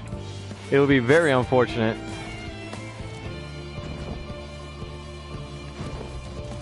Oh. Grimacing naturalist. My face? What's wrong with my... Ow! Perhaps I am a bit intense. I was tasked with ensuring that the proper fauna, and only the proper fauna, are brought with us to the moon. However, the suitability of a few species is still under debate, and I can hardly make the decision myself when I know so little about the environment up there. Including the Loporits in our discussions is a wonderful idea. I absolutely will. Thank you. Perhaps their biology itself might offer some clue as well. Okay. Now I just need to find the last one. If I could even find that last person. Do they even exist?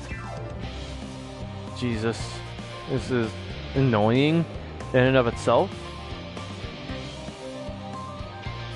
I doubt they'd be out here, but it's best to check at least.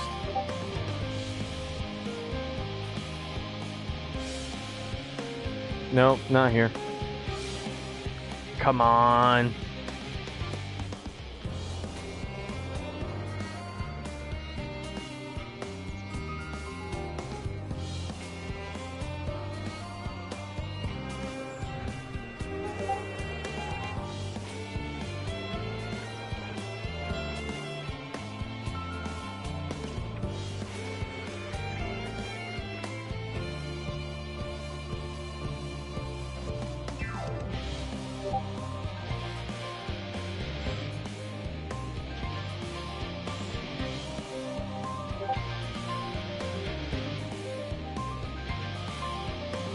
I'm quite literally checking everywhere as best as I can.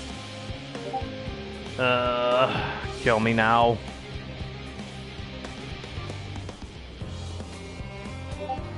Is there anyone in here?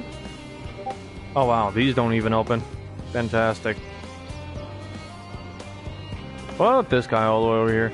Did he become an option later on? No, he did not. Fuck me.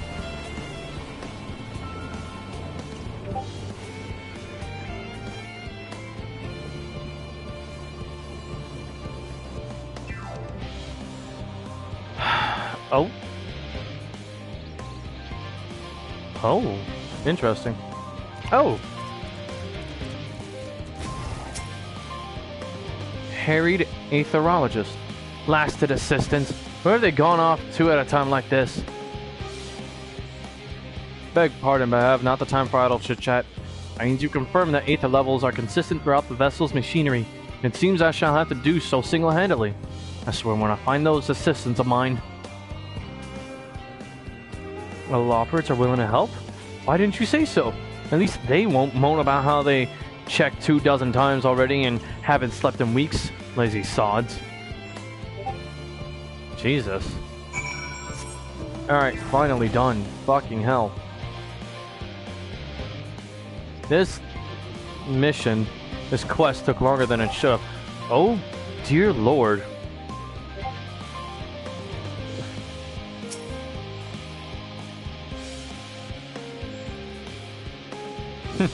He said he was glad that we spoke, and he thanked me.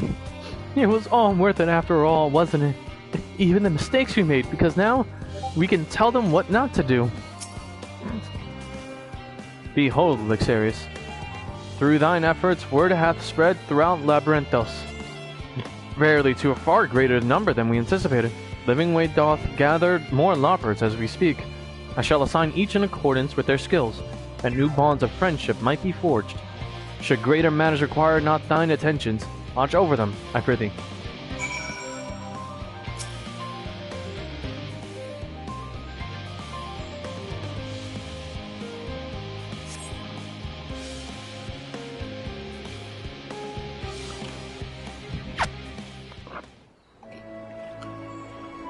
Oh my goodness.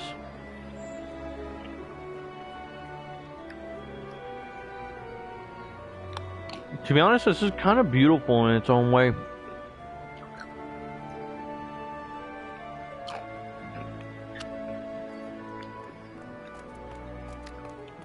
Phew!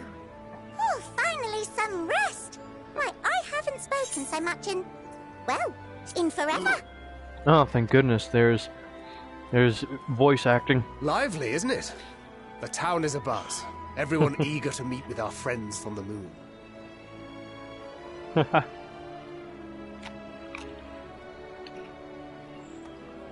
'Twould behoove you to consult with Sleeping Way. As our moon's pilot, his advice should be most pertinent. Oh my gosh. I'm impressed. Truth be told, I struggle to tell one from another. No Nah. offense intended, of course. Hold the fuck up. Sleeping Way. He's the pilot? Motherfucking Sleeping Way's the pilot? You put someone who falls asleep at the wheel. Literally on the wheel. Oh my gosh. None taken. After you and your friends left Mare Elementorum, we spent no small amount of time with your Urianger.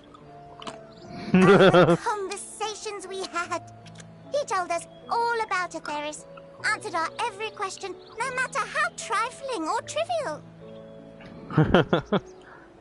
Look! Every page filled to the margins with knowledge. When I first arrived, I was struck by how little I knew. It was daunting. But then I realized that, were it not for Urianger and his teachings, we'd still be stuck on the moon, gazing at your world and wondering what we've been missing. Aww.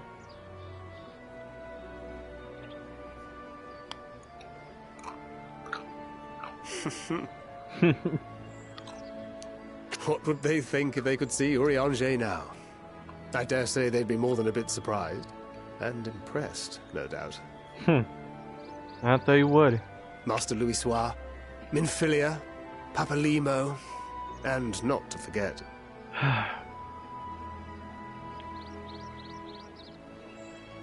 Oh. Oh, shit. This is, Oh, there. Heard there was a visiting expert who we might bother with a few questions. Prepare yourself, take it bro. You'd be the one. Remember that love interest that I told you about? That was Urianger's love interest? Yes, I am. She died to an Ascian attack, long before I was unsealed. Wilson and Blovida, Sharlayan's foremost researchers in the field of teleportation magic, and Moonbreeder's parents. Yeah, Moonbreeder. It hath been some time. 'Tis good to see you in good health. Likewise, old friend. Blovida and I were most honored to answer the call. Never expected this reunion, though, did we, dear?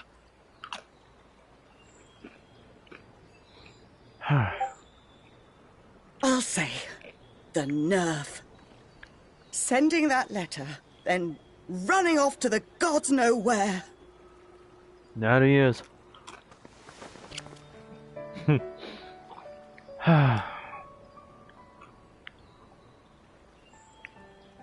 Do you have any idea how worried we were? I'm sorry. 'Twas remiss of me not to deliver the news in person. No, more than that. 'Twas I who... Our daughter was disillusioned after Master Louisoix left her behind. The day the Scions called upon her was the happiest I'd seen her in years. She made her every choice of her own free will. No one could have ever forced her to do otherwise. Don't blame yourself for her death.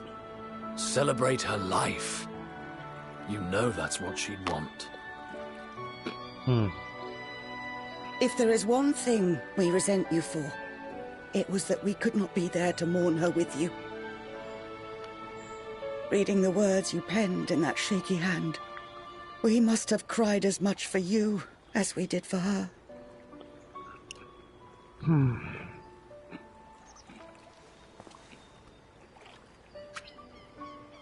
I'm sorry. I truly, truly am. The parents I knew knew. not what to say. Knew not how to express my feelings. The parents knew how Moonbreeder felt about The poems Urianger. and platitudes of wiser men, musings on sadness and loss, studied and memorized, and meaningless in the moment. Silly boy. We are all powerless before such grief. Even now, try as I might, the words escape me. But in our hearts, we know, we always know.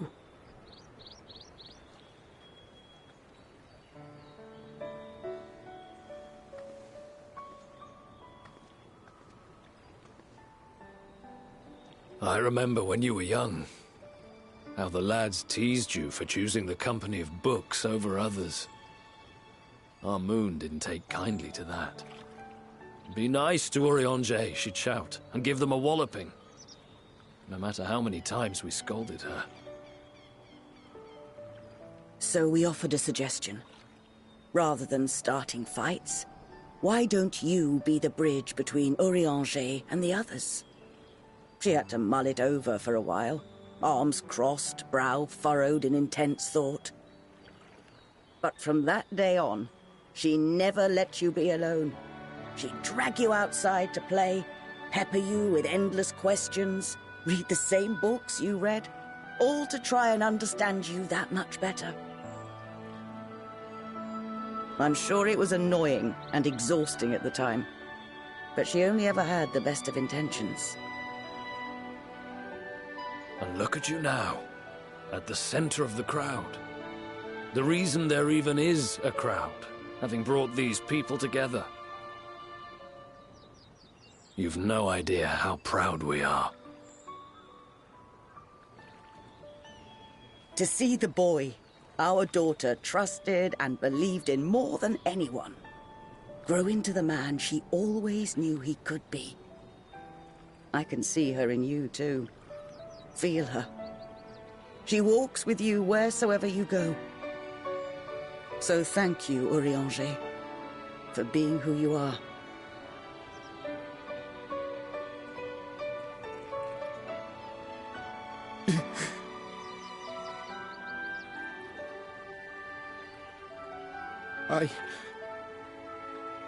I think I can feel her too.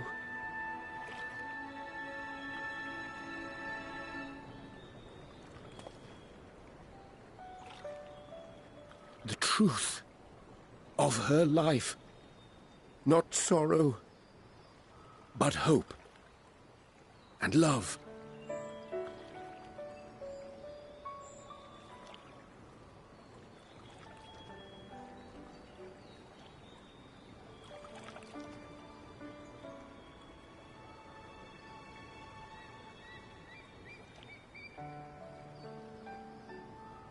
This moon breeder. She was important to him, wasn't she? You could ask the man himself.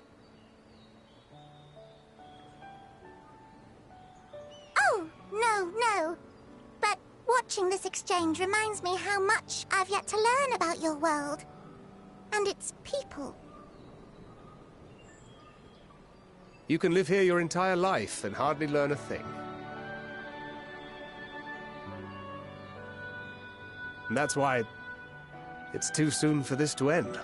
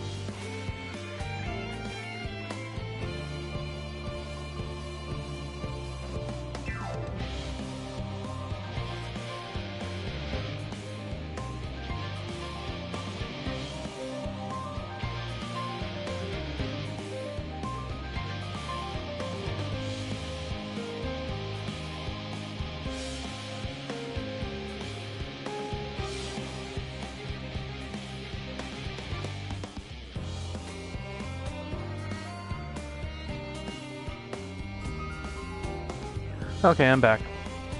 Alright, let's do this. Ah, Luxarius, Mary, be sure that I am fine. I am well glad to see them too, after so very long. Gladder still that it was in your company. As difficult as it was to accept their kindness, it would have been far harder had I faced them alone. Oh. Heather and Yarns. Thou hast my gratitude for lending courage to the Loporits. Not disposed to rest on their laurels, several of our guests have elected to accompany my countrymen to their stations. Oh, wait a minute, I didn't even check if you were still here. You here, broski?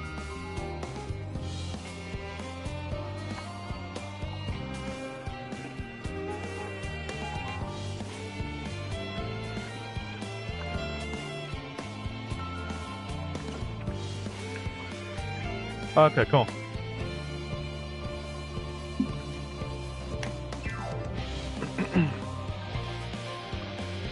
Alright, continuing. Some few may still come hither seeking counsel, and so I shall remain to aid them as need be. If thou art needed elsewhere, do not let me detain thee.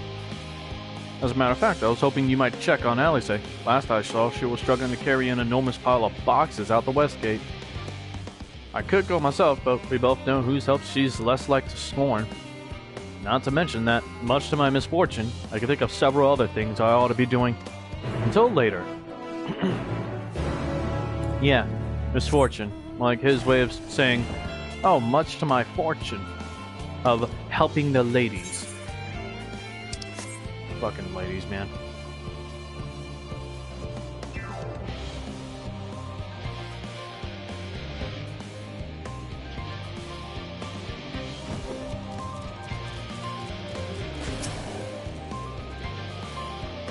Oh. Serious? What are you doing out here? No, I don't mind if you help with the boxes, but it's far from the most exciting of tasks. Are you sure?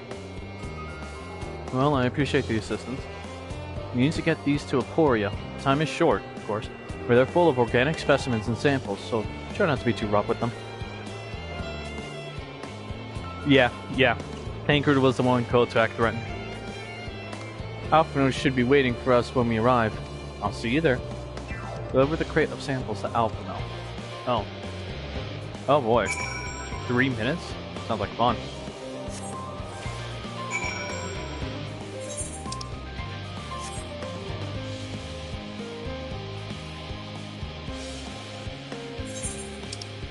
Oh boy.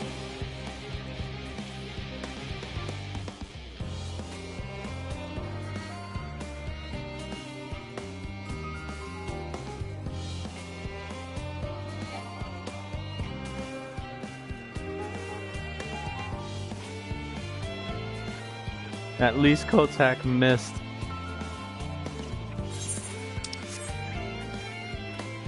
That's true, that's kind of funny, but still. I think Kotak would have honestly missed either way. Tancred is much more slippier than that.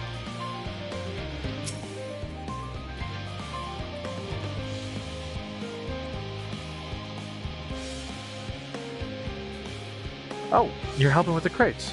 Wonderful. You can put that there, with the others.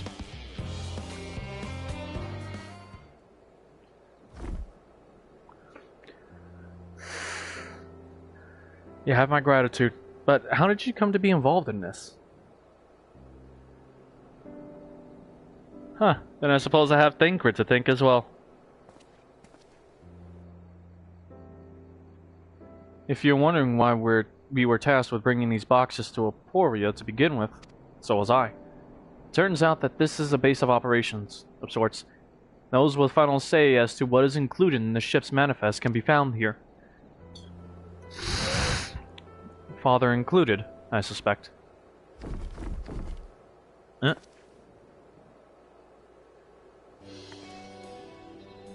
That should be everything.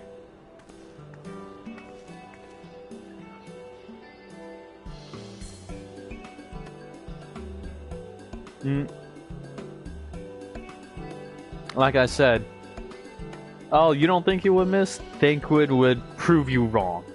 Oh, shoot. Wait a minute. You carried all of that at once? Are you trying to injure yourself? Oh, hush. They're lighter than they look, and not everyone has your delicate arms. I suppose we should let someone know that we finished. Theopaldin is in the courtyard. We can report to him. Why don't you come along? You should get credit for your assistance, at least. Considering where we are, we might even learn something interesting.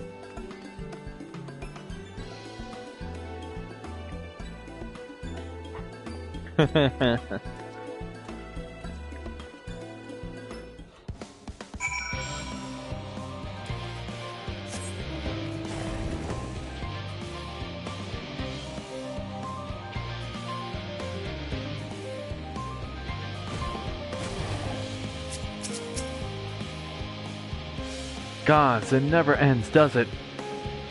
What can I do for you? We brought samples from Charlene Hamlet. Series 110. Series 110? The crates are by the entrance. Ah, thank you. I had expected one of my colleagues, but we are dreadfully short-handed. Just a moment. You are Fortuno's children, are you not? Alphino and Alize at your service. You're well acquainted with Father, I take it. Quite. I've been friends with your parents since our days at the studium. I remember when you were yay high, waddling hither and thither. Clearly, it's been quite some time since we've met. It's good to see you again, wielding your father's noliths, no less. Oh yeah, I forgot to mention, those noliths are his father's. And yes, his father used to be a sage. One of the, advanced job classes. Advanced healing job classes, but, he has a seat on the forum now, so he can't exactly just wield them whenever.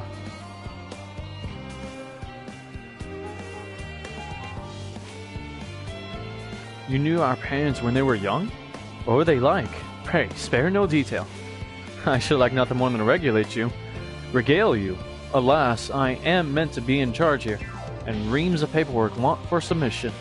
We can help with that. In exchange for the sort of stories our parents would never willingly divulge, of course. Oh my gosh, Alize. Very well then. There happen to be 3 sets of documents in need of delivery, so how about you each take one?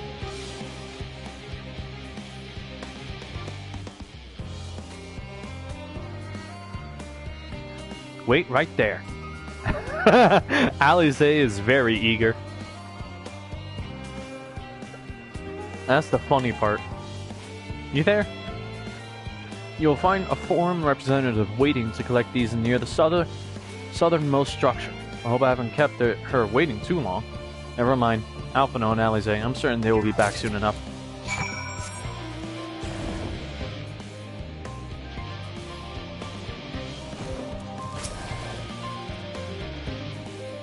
Are you not one of the scions of the Seventh Dawn? I thought you were meant to be working on the ether burner. Oh, it's one of the forum representatives. Theopaldin's paperwork. I was beginning to worry he had misplaced his quill. I appreciate your help in seeing these documents to my hands at last. As for your other task, pray, keep this between us, but I sincerely hope you scions succeed. The Exodus is, without a doubt, the most monumental undertaking in the history of the Forum, so we must be circumspect in all respects. Risk is a privilege we cannot afford ourselves. At its heart, however, Charlene has ever been a nation of the curious. It would be a tragedy indeed if we were the ones to stymie your pursuit of truth.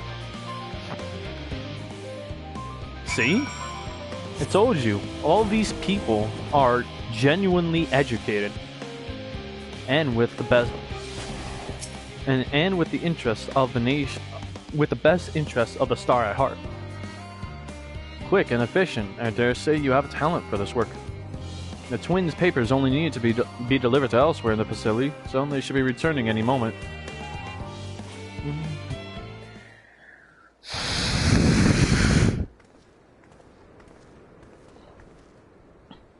You return, and not a scrap of paperwork remaining on our persons. You will know. You both have my things.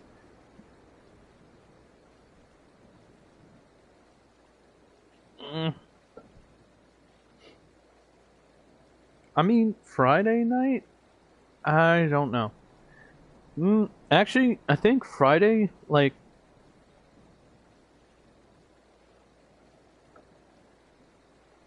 You can't check in until 4?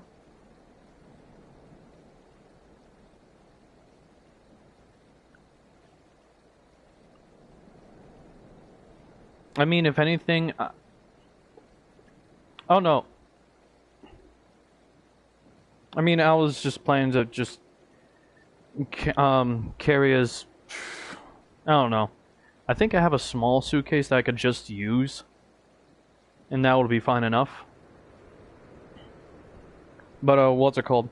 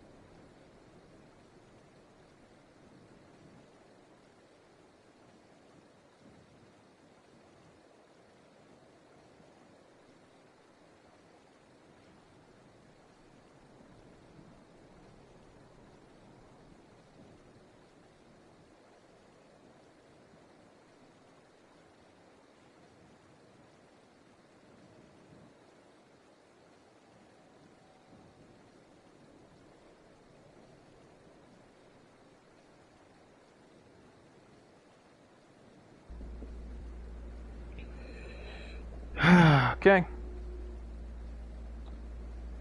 And my apologies for sending you on an errand far below your ambitions. Why, even as a babe, you struggled out of your swaddling clothes and... that is quite enough of that, thank you. Those compromising stories about parents that we'd asked to hear, to reiterate.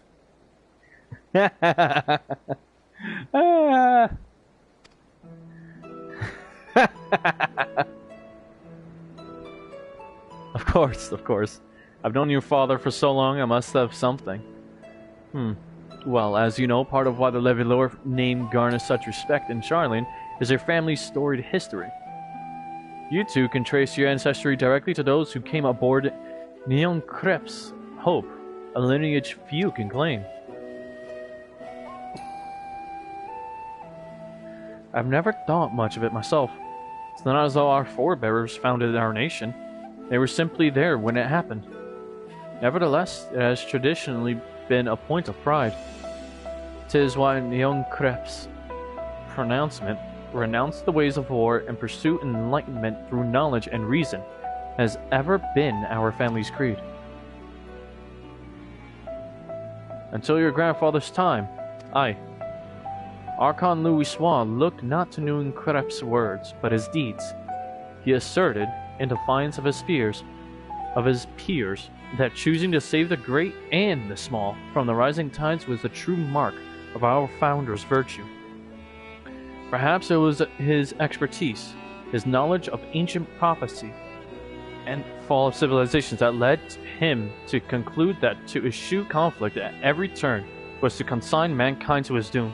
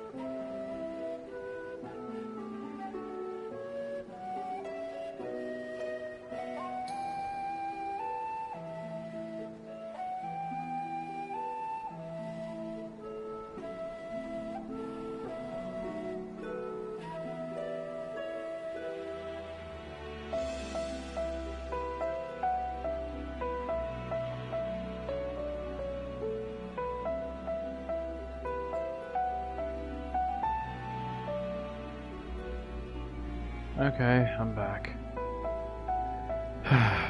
Perhaps it was his expertise, his knowledge of ancient prophecy and the fall of civilizations, that led to him to conclude that to eschew conflict at every turn was to consign mankind to his doom. There will ever be conflict, and calamity will follow. Thus, to ignore the plight of those one might conceivably save is not wisdom, it is indolence. You remember his words well indeed. No, you remember his words well. Indeed, Archon Louis lived by that personal creed, used every means at his disposal to bring succor to those in need, Charlian or no. No one loved and admired your grandfather more than his son. Yet Fortuno could not reconcile Louis' deeds with the philosophy of their forebears and his peers, a philosophy in which he believed so fervently, yet made a pariah of his father. Fortuno agonized over his contradiction for much of his life.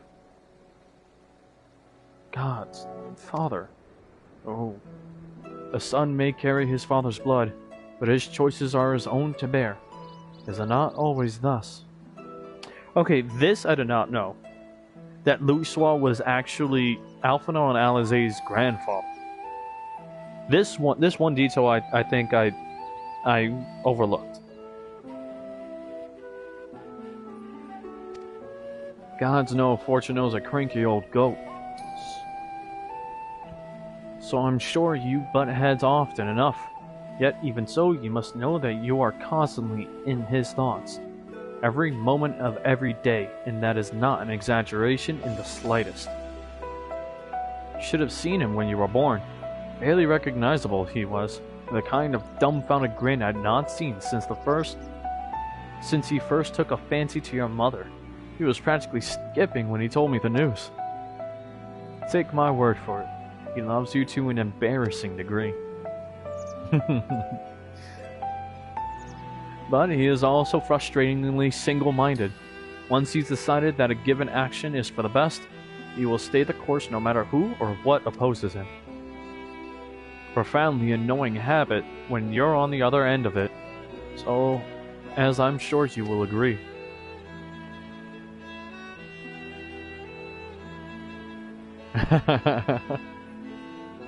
I'll say. Thank you for your insight. When next we meet our parents, I shall mention that we spoke. Try not to get me into too much trouble now. I need the forum on my side. Speaking of which, I ought to be getting back to work. I have to make sure those specimens you brought make it to their proper places, or the cranky old goat will have my hide. We can speak again later.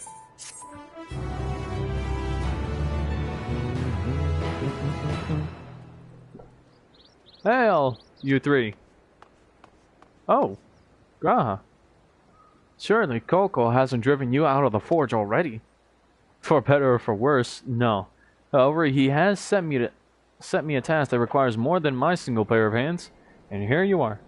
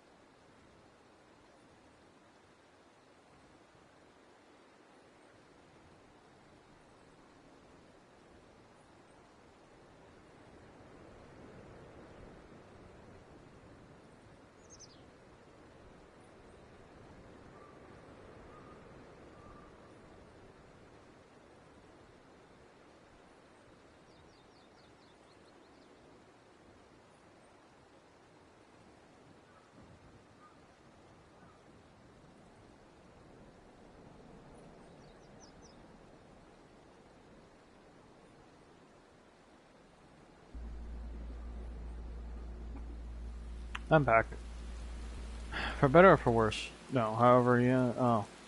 And here you are. I could use at least one of you, but I won't object to more. Unfortunately, Alize and I have prior commitments, and we've made too long as it is.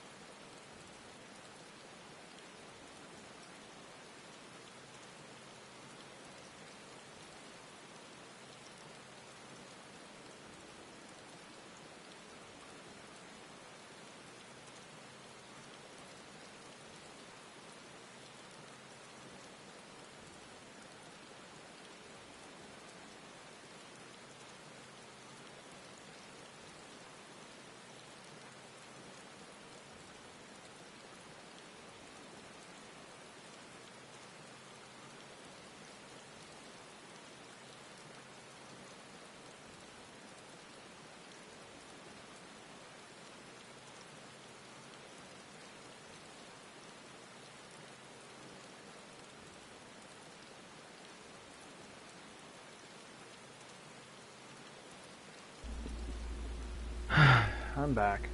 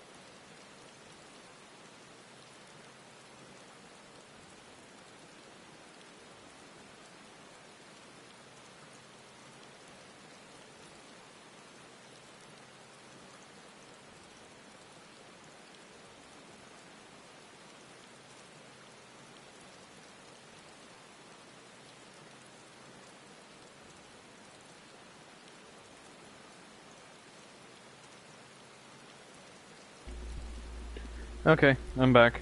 You still here?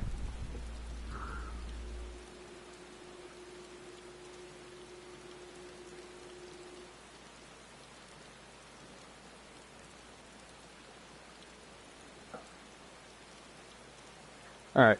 Did you see what I sent in Discord?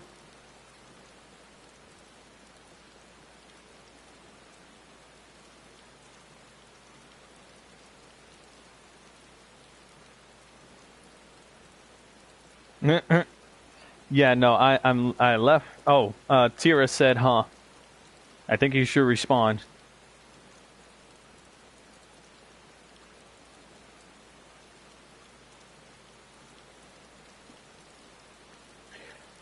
Moving on. What about you, Luxarius, Mary? Can't you spare the time? Of course. Perfect. This shouldn't take long.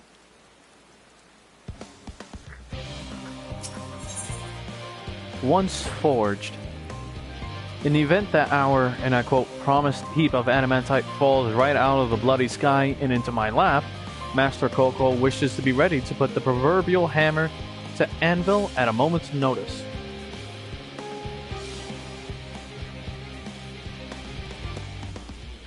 Oh, that's what you wanted.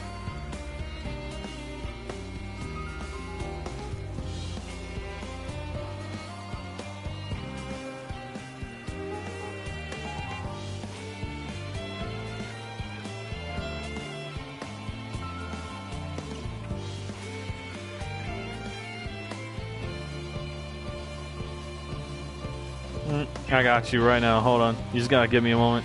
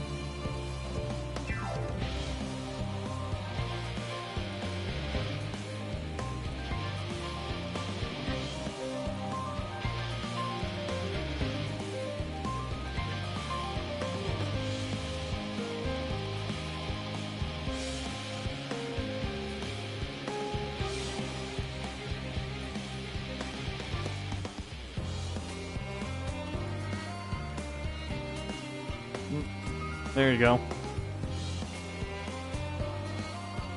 Anyways, back to what we're supposed to be doing. In the event that our... Oh, yeah. To fabricate these parts, however, he needs the flames in Coco's forge to burn hotter. He sent me to increase the amount of ether being funneled to his furnaces. The flow of fire respected to ether in Labyrinthos is regulated by an elemental reactor south of here, to which I have borrowed the key. The adjustments will require 2 people to carry out safely, but I can explain the process when we arrive. This is where we part, then. We'll see you in Charlene Hamlet once the adamantite arrives, if not before.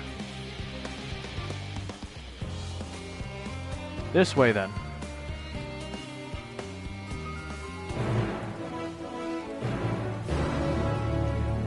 Yeah, I can tell you're having fun. Abusing my power.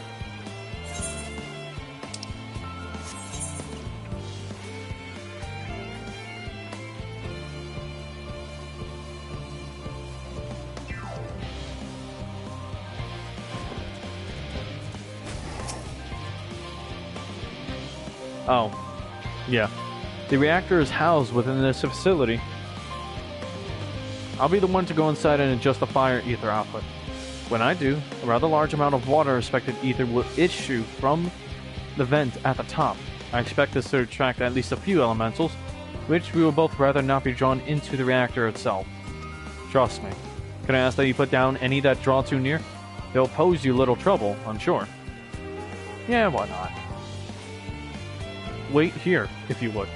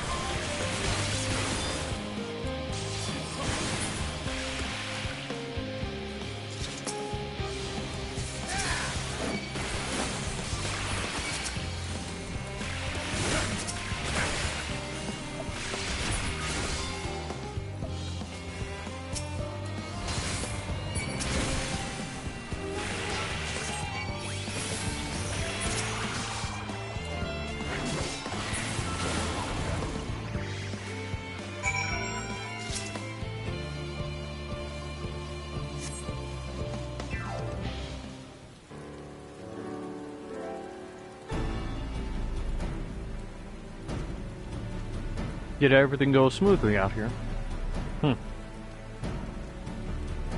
I thought as much. No major complications to speak of inside either.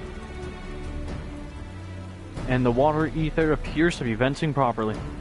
I expect Coco will have seen a difference in his forge flames by the time I return. Since I have you, there was another matter I thought to discuss with you. Nothing terribly important. Merely something I've been considering. Part of this, and shared with everyone, yet you and only you have been to help us. Well, the both of you have been to. As we have established, refined adamantite is a product of Alag, of the Empire's twilight years, in fact. It was a material which saw much use as part of the Allagan's efforts to extend beyond the bounds of this world.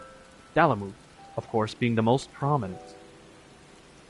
Of those who would push further, expand Allag's empire to encompass the heavens and the stars above, perhaps the greatest was its infamous technologist, Amon.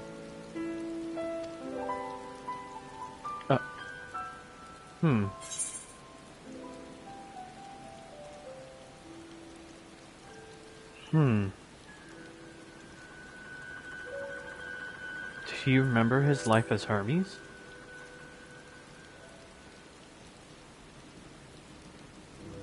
I believe he had his own reasons. There's no evidence to suggest that he retained memories of his former life. Yeah. No. It was not exactly fun to deal with. He only joined the Ascians once the Empire was all but dust, as you know. If not his memory, though, what drove him to pursue the idea with such fervor? This may seem far-fetched, but what if souls like minds have a personality, so to speak, a natural disposition towards which they are inclined? He was the guy at the top of the main tower, basically. The original Crystal Tower. He was part of the campaign to get there, to fight them.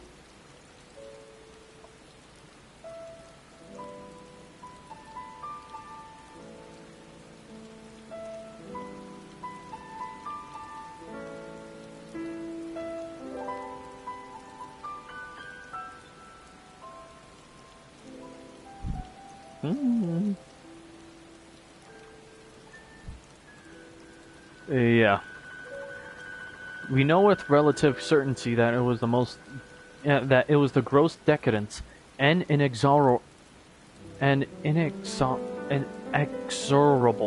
decline of Allag that moved Amon to resurrect Emperor Zandi.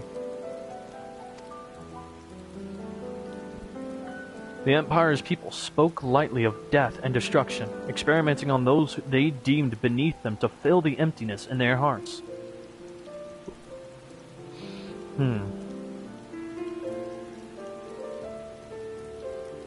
Interesting.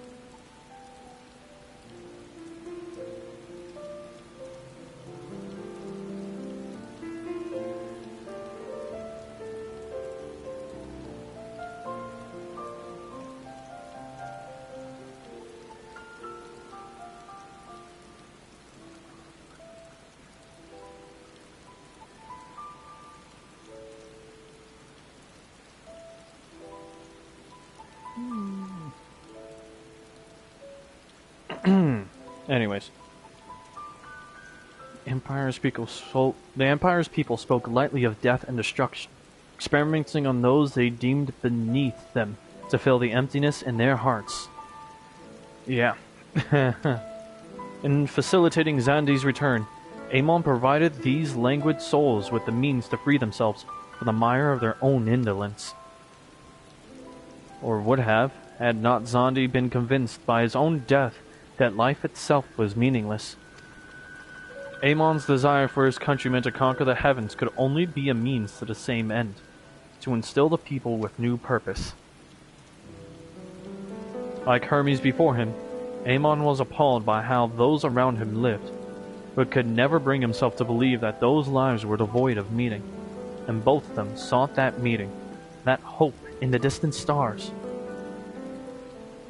Such is my theory, anyway. Ultimately, it is the consequences of their actions which matter. Their motives are of no moment, and yet, to reach those stars on wings of adamantite, travel to the ends of creation and beyond, the promise of hope everlasting. That much I do understand.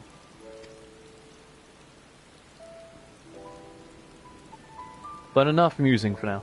Why don't we see what Coco is getting on? See how Coco is getting on.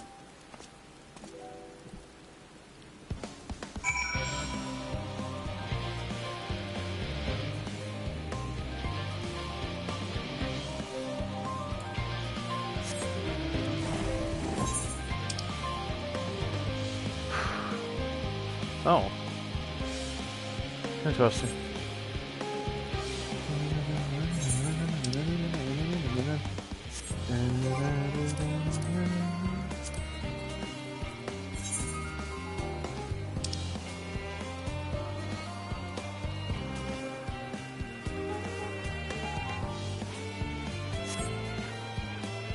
Which reminds me, did I even...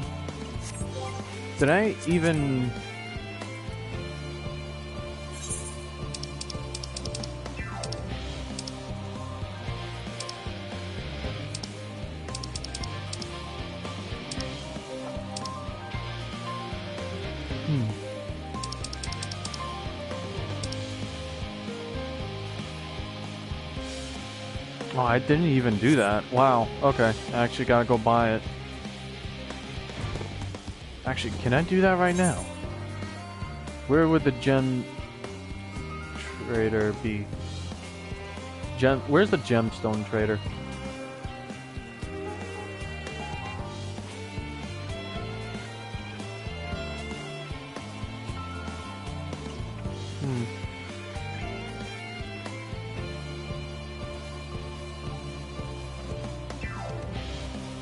No, wait, deadass. Where's the gemstone trader in this place?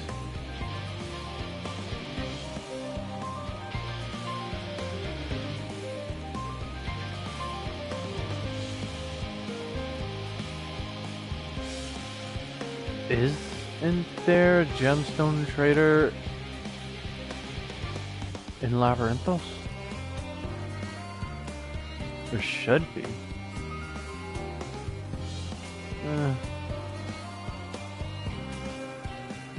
Alright, I think I need to go find one. Because, no. Okay, I don't think I can... Oh, never mind. Just never mind. Gotta focus. I want to get through this. Whew, I can feel those flames ablazing from here. Glad you found someone capable, Graha. But there's not much left for you lot to do. Unless you could conjure up that refined adamantite any faster. Bonds of adamantite. Oh, here we go. One of my favorite scenes. It legit brought a tear to my eye. I do trust you to deliver on your promise. I do. Only, I hate waiting.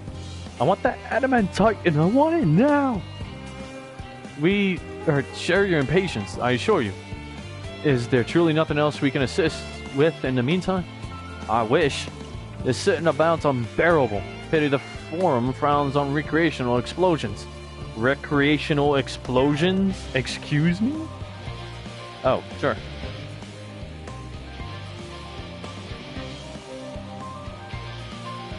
Bruh. Bruh.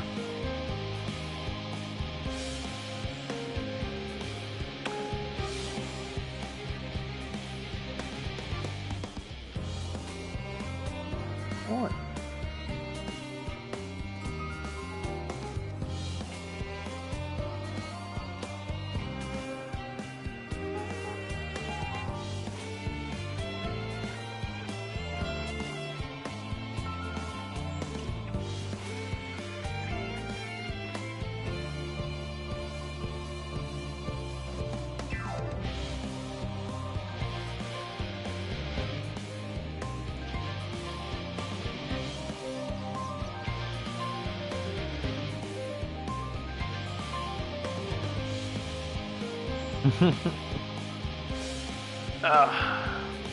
I wish the sitting about's unbearable.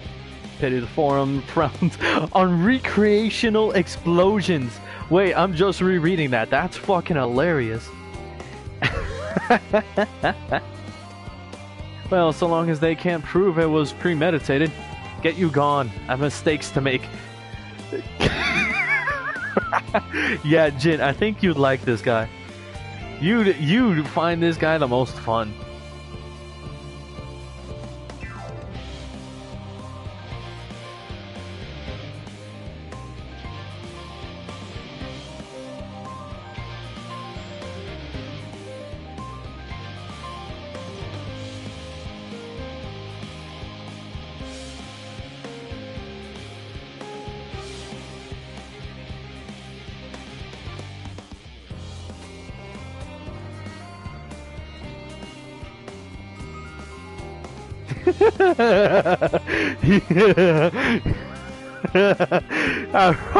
Yeah, I have mistakes to make.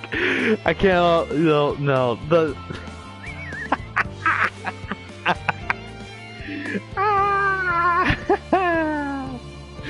No way. Like, okay, bro. You can't. Yeah. Bro, even though I have to admit, that shit is fucking hilarious. I have mistakes to make.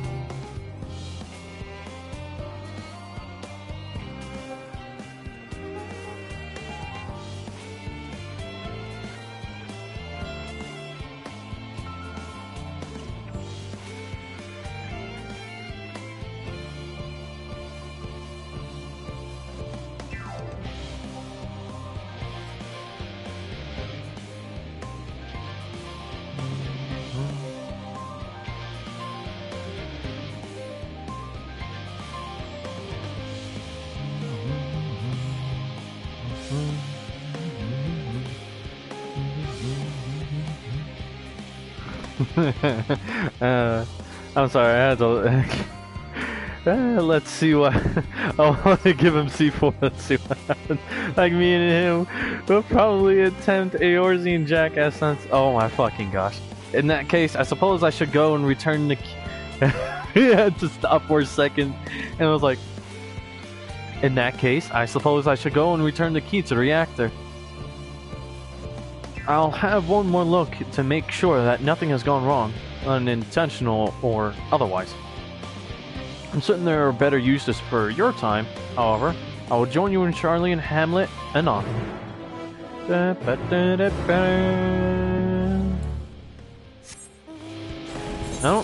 don't believe there's a gemstone trader available currently. And that's the upsetting part. But I'll take a look at the Charlie and Hamlet real quick. Just in case and to be sure.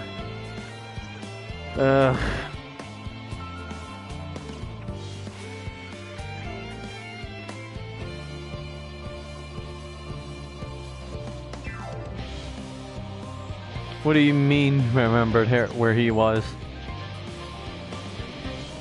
No, it's a junk monger.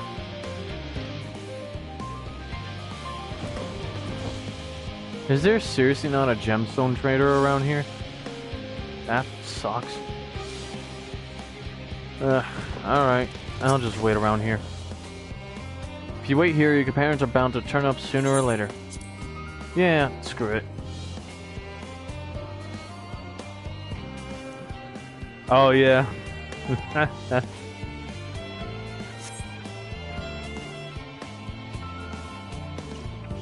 What do you mean, Zuki out here moving like a villain?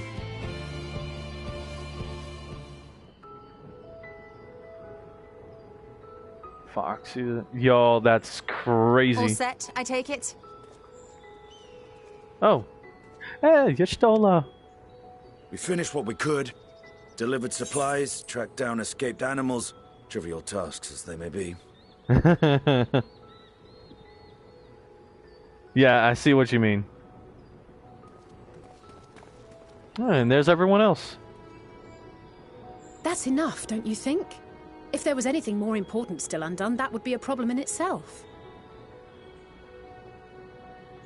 The vessel is essentially ready for departure. All that remains is to load the final batch of supplies and see everyone on board. Once we've readied the ether burner, that is. Mm-hmm. Ah, had a feeling we might find you all here. Our consultations with the Loperites, too, have run their course. Pleased I am to say that our researchers' concerns have for the most part been allayed, though some insist on making adjustments to the very end. For their part, Livingway and her peers have graciously offered to stay and keep the people company, lest any lingering queries go unanswered. All that remains is to wait for the refined adamantite. Alphino, are you there? It's me, Cryo. Ooh. Your special delivery has arrived. Round up everyone and come to the harbor at once.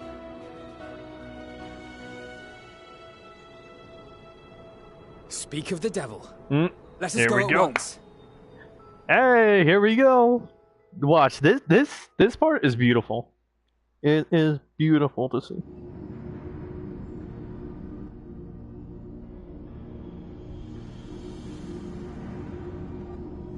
Forgive the intrusion, Master Fortuner. I bring urgent news. A great commotion has broken out in Scholar's Harbor. Your presence is requested with all speed.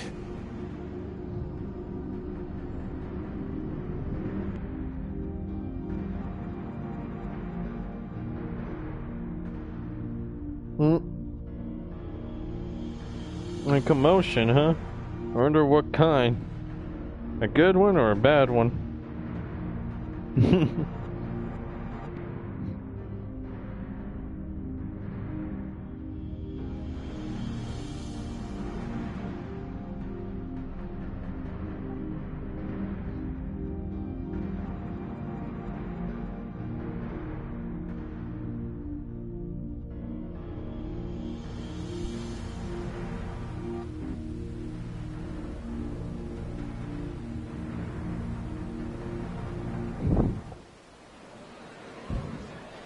Now, where might this delivery be?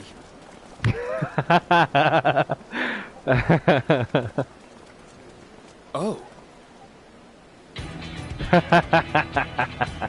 Oh, hell yeah.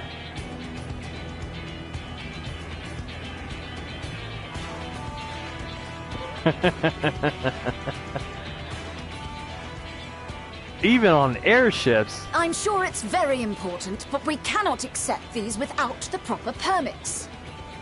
By the 12! Surely, these can't all be.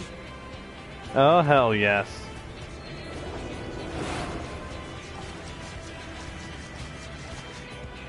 Hey! Bleeding hellfire! They're bringing them by sea and by air. All these folks in these crates.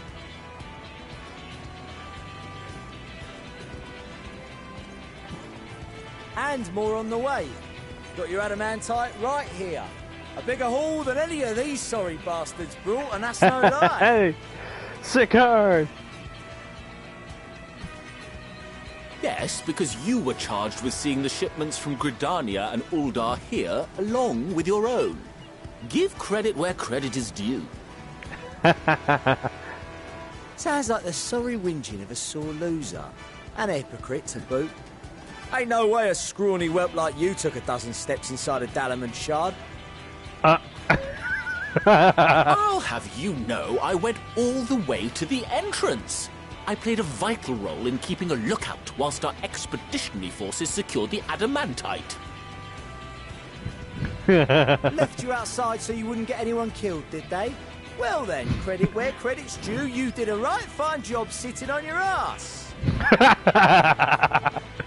Take that back. Make I will not stoop to your level.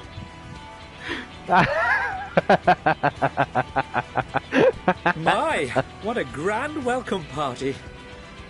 Hancock! Hancock? And Soroban?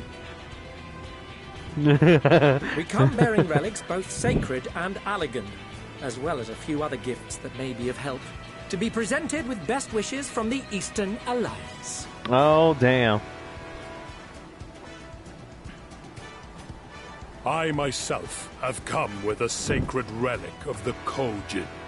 Upon learning of your need, Bunchin bade me deliver it on behalf of the Blue with all haste. Hey! Soroban for the win! Fearing I could not swim here with the necessary speed, however, I thought to beg our Confederate allies for aid. To my delight, Hancock was already preparing for departure at the self-same port, and had space for additional cargo. Awesome. We did, of course, need quite the impressive vessel to get it all here in time. Oh. They rode that. Amazing. It's all wonderful to hear, but what of the extraordinary cost? I shudder to think of the ransom we must pay for such a bounty. I think... Fret not for your coin purse, young Alphino. Hmm? I believe Tataru has that. Valorito looks ever towards the profits of the future. Yep, Thus, should've known. the East Aldenard Trading Company went to some lengths to reduce the financial liability. Oh boy. And since the Scions funded the entire venture, not a gill need be rendered up in compensation. Everything is already yours. Oh. Uh-oh. We funded the venture? When? Oh no. Don't let the name Tataru. fool you. This coin keeper knows a thing or two about spending. Oh hell yes. Our beautiful coin keeper. When it comes to capital investiture, a sprinkling of gil here and there will not do. You need enough savings to make waves when it really counts, which is why frugality is paramount.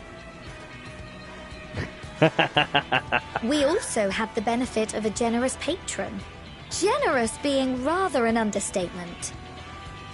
I like her too. She has supported us from the shadows since the very founding of the Scions. We even had coffers to fill. That's their mother. Oh, well, there you go. You gotta look at the mother. Millions. Millions. I remain, of course, an entirely neutral party. I simply thought our family's coffers were needlessly full.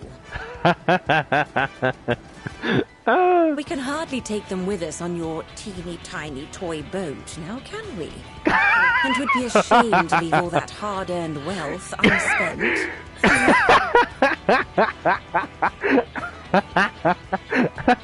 A million. Oh, but yes, you see now. You now see who Alphino and Alice's mother is. Teeny tiny toy boat. Waste not. Oh my god.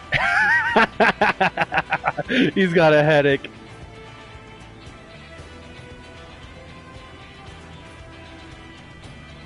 However did you manage so much in so short a time, though? We expected word to reach only a fraction of our allies. Yo, for real. Did I not tell you I have my ways? Oh, wow. Hey! Erenville, you were involved too. Our boy I Erenville. received a letter from Cryo after we parted ways in Labyrinthos. Oh. She explained what the Scions were trying to accomplish, and why you might soon require the services of the Gleaners, spread across the world as we are. Hey, leave it to the Gleaners. Never sleep on them. I pray you do not interpret this as a betrayal of Charlotte.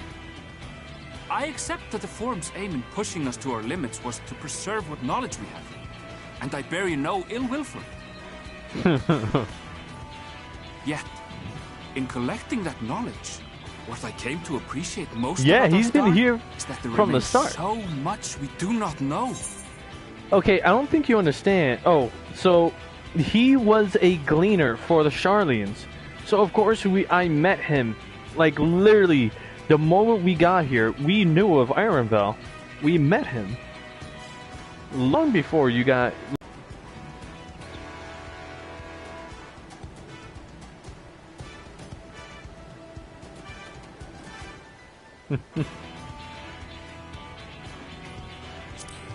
You say, huh? That is why I chose to help the Scions.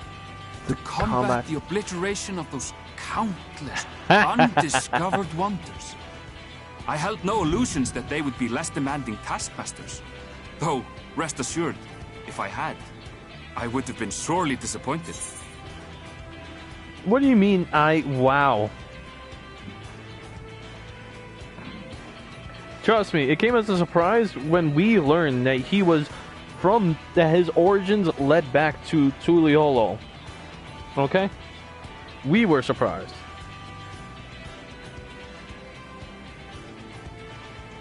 Being here all along.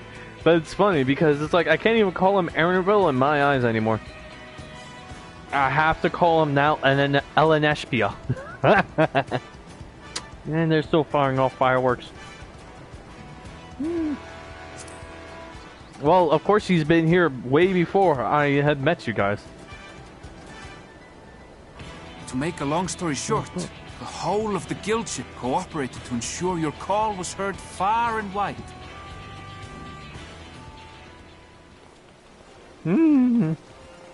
Oh, wow. What's this about a ship that can fly to the moon? Sid! And why didn't you mention it sooner? The one time you don't beg my aid, your problem's a bloody ship that can fly to the moon. Sid, you brought the team. The ever-genius engineer. Of course. Garland Ironworks' finest. You need only point us towards my new favorite ship. As you like us not suspect, Hori! We've also brought adamantite for Mordona's Dalamud shard. Hey, it's Hori! He's a Scion.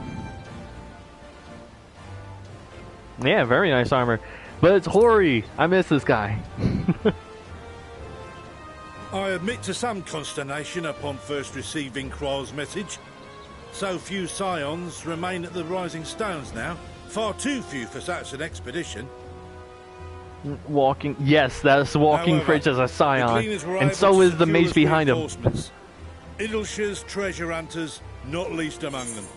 Yes, and so is the, well, walking pickle behind him. I know. The Gobbyflock fought. The Slowfix's Gobbies? gratitude for the safe return of his daughter has not waned, and he gathered his kin to our side with an astounding quickness. Wow, even we had the Gobbies coming The for clash us. between their machina and the Allagan defences was a sight to behold. I wager even you would have been impressed by the magnitude of the Gobby booms.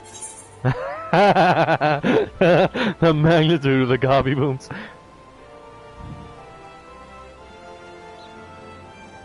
He's yeah, that caught me off guard too when I first heard him.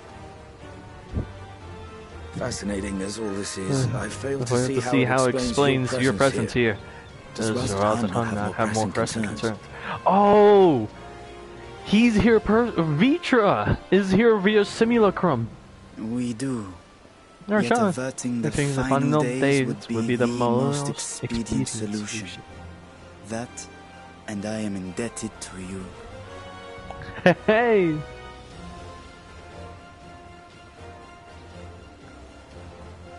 Though they chose to take their leave of Thavnair, those you saved in Galimund remain my people. My gratitude is beyond words. 'Tis appropriate that I aid you in kind. If in the doing we bring salvation to others of this star, so much the better. That's crazy.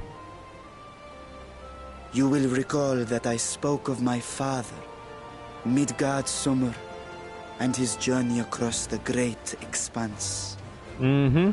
As Well, he like I traveled told you before. betwixt the stars, his resplendent scales drank of the ether in those nigh empty surrounds, and imparted to him the strength to persevere.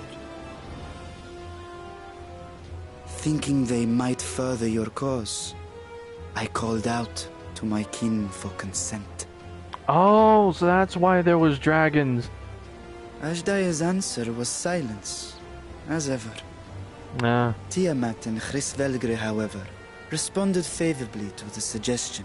Oh, Tiamat and My Harry sire, Spalger. too, gave his assent. Thus have I brought you his own worm scales.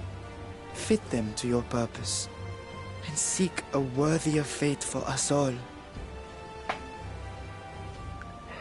Hey! You'd be hard-pressed to find someone else so familiar with the unique properties of dragon scales. So I invited myself along. Well, one of the greatest minds of Razat Han? Hell yeah. Bugger me, this is so unbelievable. I've gone right back round to believing it again. Forget a 6% gain in efficiency. With all these goodies, we could get 7, no? 10, no? 14 bleeding percent. Think of how far we could go. What we could do with that much power. What we could blow up. If Kirkall is duly convinced, then it must be true. In which case, the Scion's end of the bargain has been fulfilled. Would you not agree? Mark my words. Oh.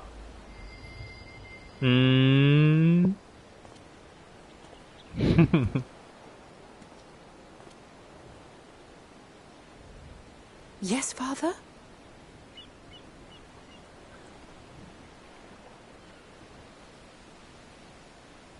I know not what you seek of Hydaelyn, nor for what purpose you would take command of our ship. Yet this much is certain. To do so will be to dictate the fate of this star and the lives upon it. The lives of each and every creature, in their magnitude and their fragility. Do you understand? And are you prepared? He just wants his children to be safe. We have seen and we have felt how much each life shapes this world. And so we are determined to abandon none. We understand what is at stake, and we are prepared to bear this burden.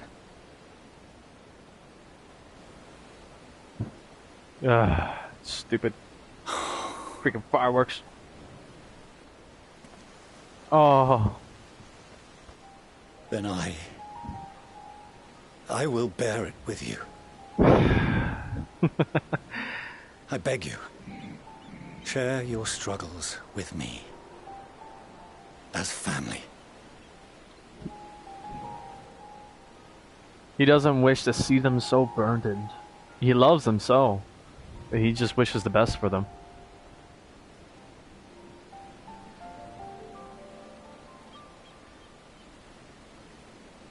You grasped my fingers with such tiny hands the day you were born. I thought my heart might burst.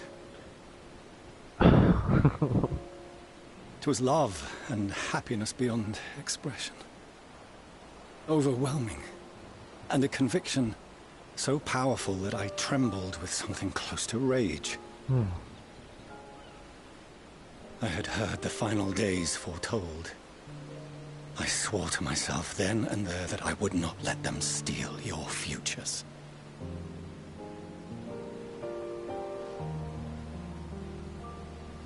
The great exodus would succeed. Must succeed. No sacrifice or sin was worse than the alternative. I'm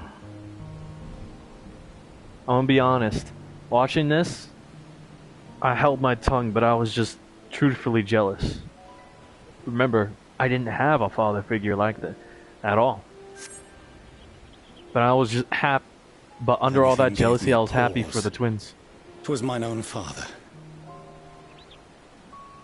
The Archon Louisoix openly decried Charlian's policies, a perspective which I regarded with increasing disdain as I grew older. Yet even as part of me thought him a fool, perhaps I also hoped that he, of all people, would devise a brilliant means to save my children. A naive hope, but stubborn enough that I could never bring myself to keep you apart.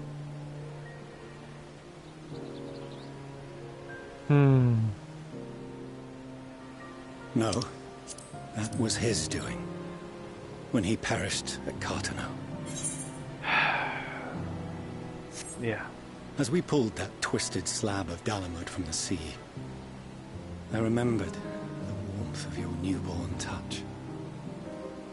Chastened, I vowed never again to suffer any interference in my mission to protect you. No matter that you yourselves wished otherwise. Detest me, fight me tooth and nail, I would suffer it, and more, and be satisfied so long as I could force you onto the ship. That was his goal. I was wrong. You two have grown so much stronger and so much wiser than I dared dream. You have earned the right to walk your own path, and already begun to do so. Good. Because there are things we care about, and people we love, and none of them is replaceable. Not a one. It cannot have been an easy journey for you to have come so far. We shall be glad to acquaint you with the finer details someday, once this danger has passed. All that we have seen and heard, that we have felt and learned in our travels. Ours is not a kind world, but it is beautiful. Always. Oh no. Are you quite sure that's wise? After all, someone turns pale and flees the room when he sees so much as an envelope containing word of your adventures. Outed. Whatever will happen if he learns what you were really up to? Oh. Amelians.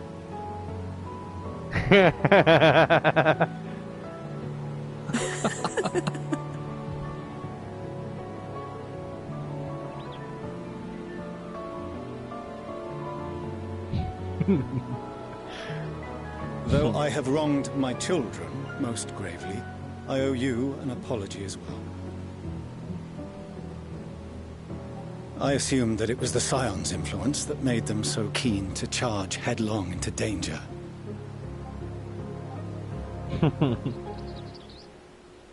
Yours, in particular. I see now that said influence instead brought them together with the many fine people gathered here today.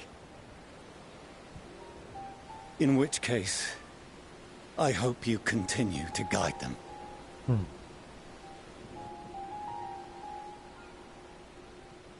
If we've finished loitering about the harbour, might I suggest we put our plans into motion? People are beginning to look confused. Perhaps you can spare a few words ere they resume the tedious lugging of cargo. You've no small number of friends and admirers here, after all. Talking to Mary.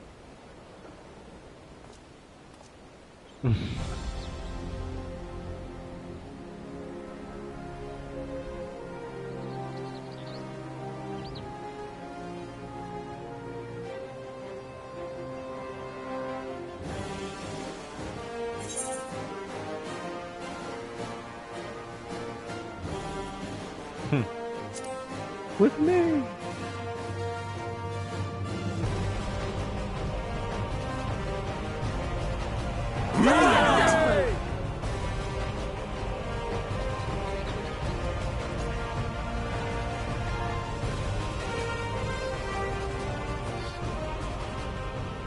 Your assistance is appreciated. Move now, yourself, in an orderly fashion, if you please. In an orderly, in an orderly fashion.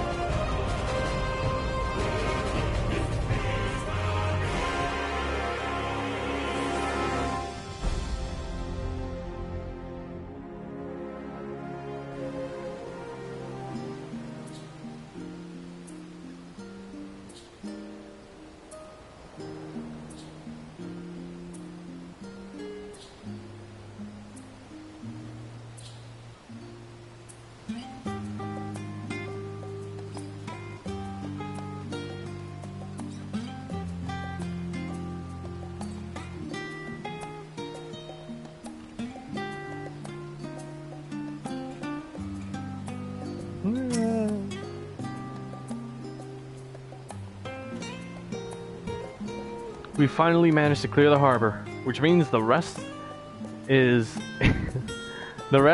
in the engineer's capable hands. Meanwhile, Father has issued to us an invitation. As was agreed, he will reveal the means by which Hydaelyn may be contacted. We are to meet him at Aporia when we're ready. Given the vital knowledge she holds, I suggest we leave without delay. I love how whenever they mention Hydaelyn, or even say she or her, it's always in caps. It transpires, however, that the Forum's method for speaking with her is not without risks. I'm curious to hear what those might entail, but regardless, be warned. Most of those who arrived with the Adamantite have offered to stay and see any remaining tasks that need doing. Yes, the Forum has already tasked for my assistance in overseeing the process, So you needn't worry about a thing. Thank you, Tataru. We're off to Aporia then.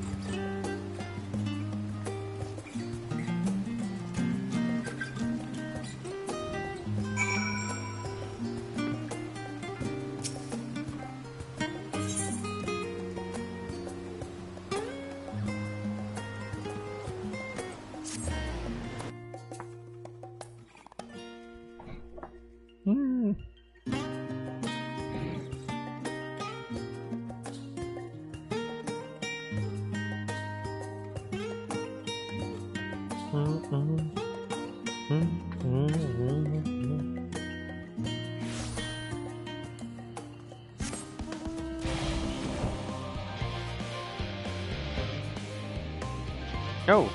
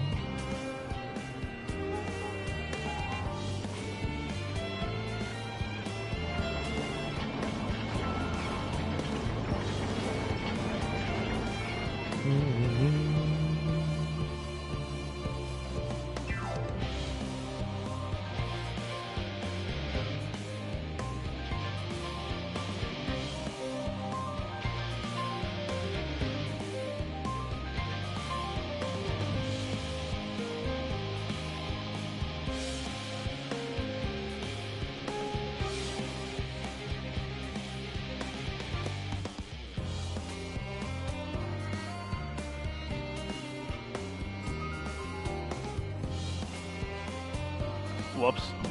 I wasn't even paying attention. But I arrived at the location anyways.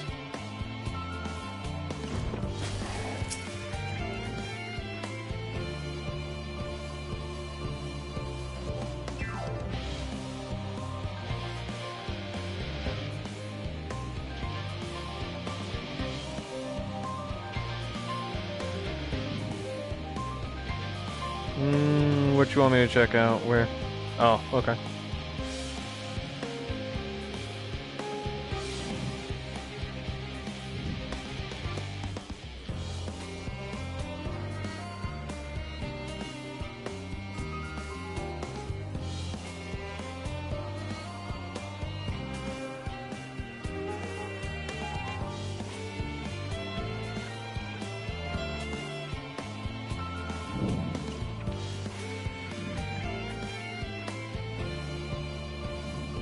Yeah, no. Like...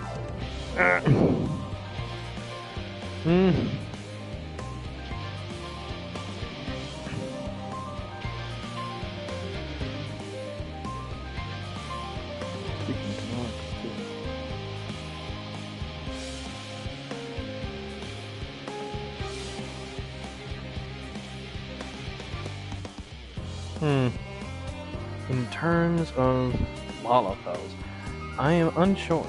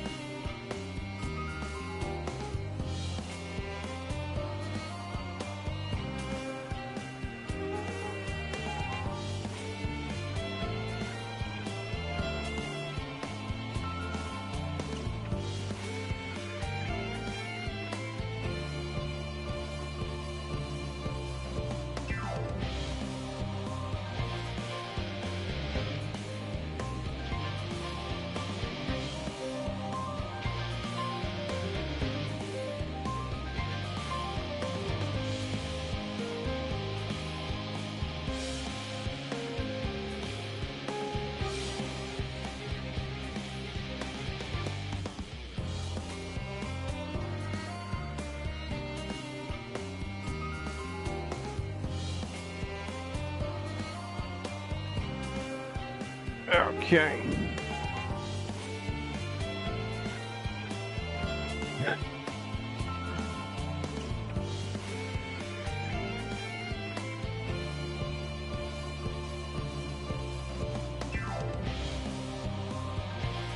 I'm asking a genuine question in Discord.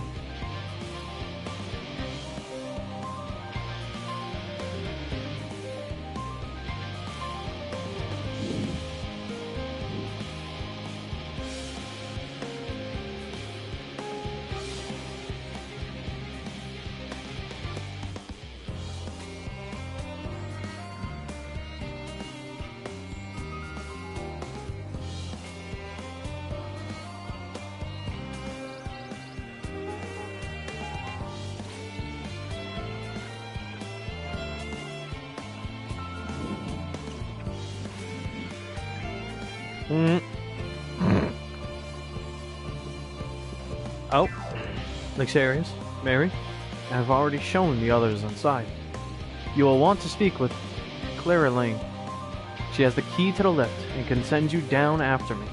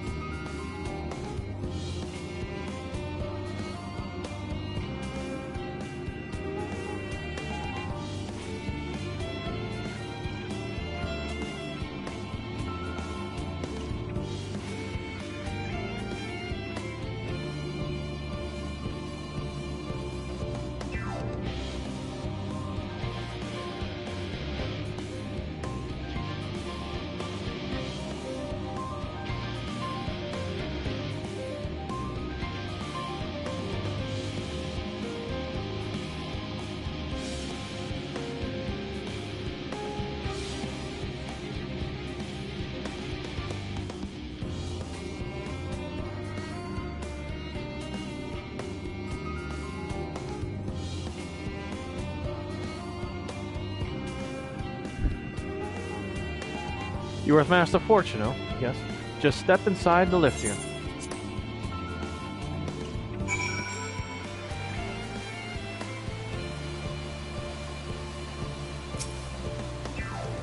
From here, we proceed to the heart of Labyrinthos, and its most closely guarded secret, Thalmazane.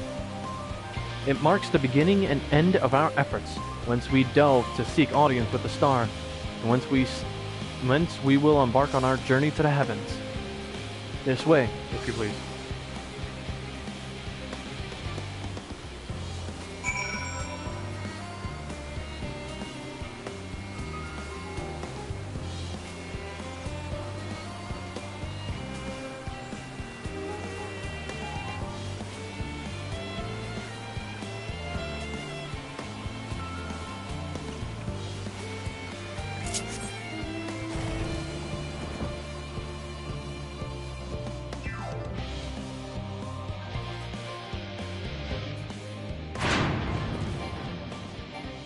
Oh, wow.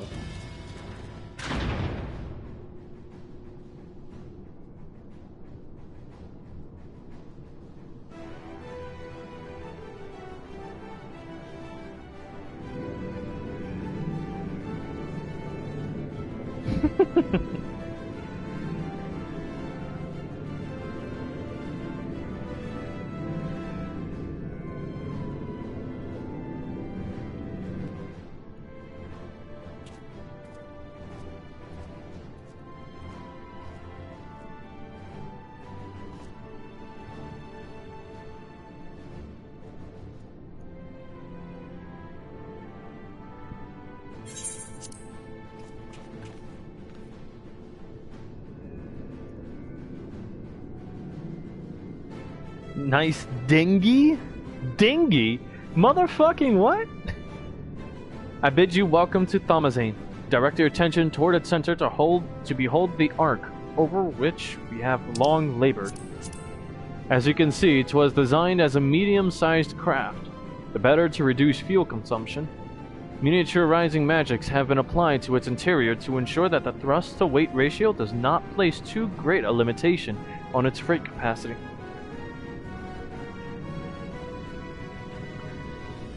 Motherfucker, I'm in possession of this thing. You do not get to call it a dinghy.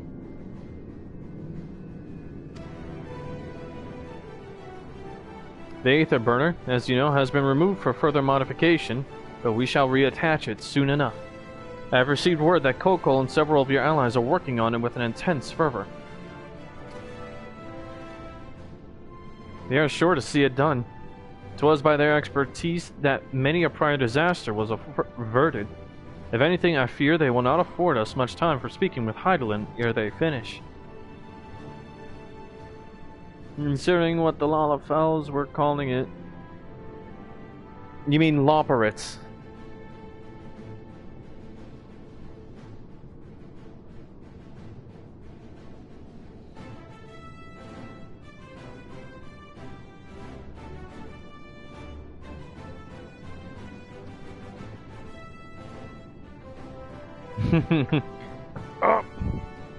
Oh, thank goodness I put the cap on this. Yeah, again, fuck you. Anyways, point taken. Let us move on. I must warn you again, however, that even with the benefit of our device, retreat with her is not a simple feat.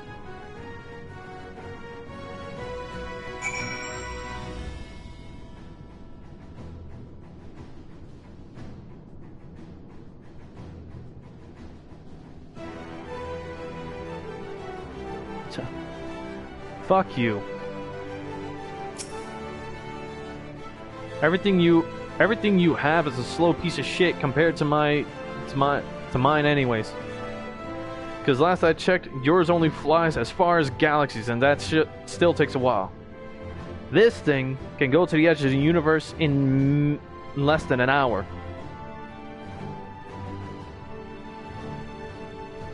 I don't want to hear shit from you.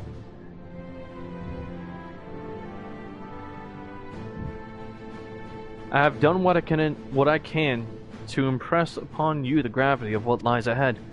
Are you prepared? And here we go. Her children, one and all.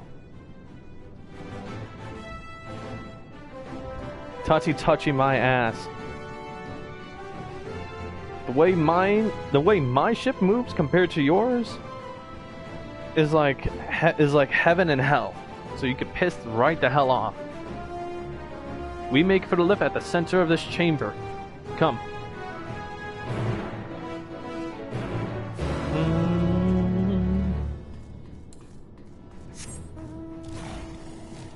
Oh, and you're about to see the Ethereal Sea. Oh, shoot. Oh, right. I can't fly in here. I forgot about that.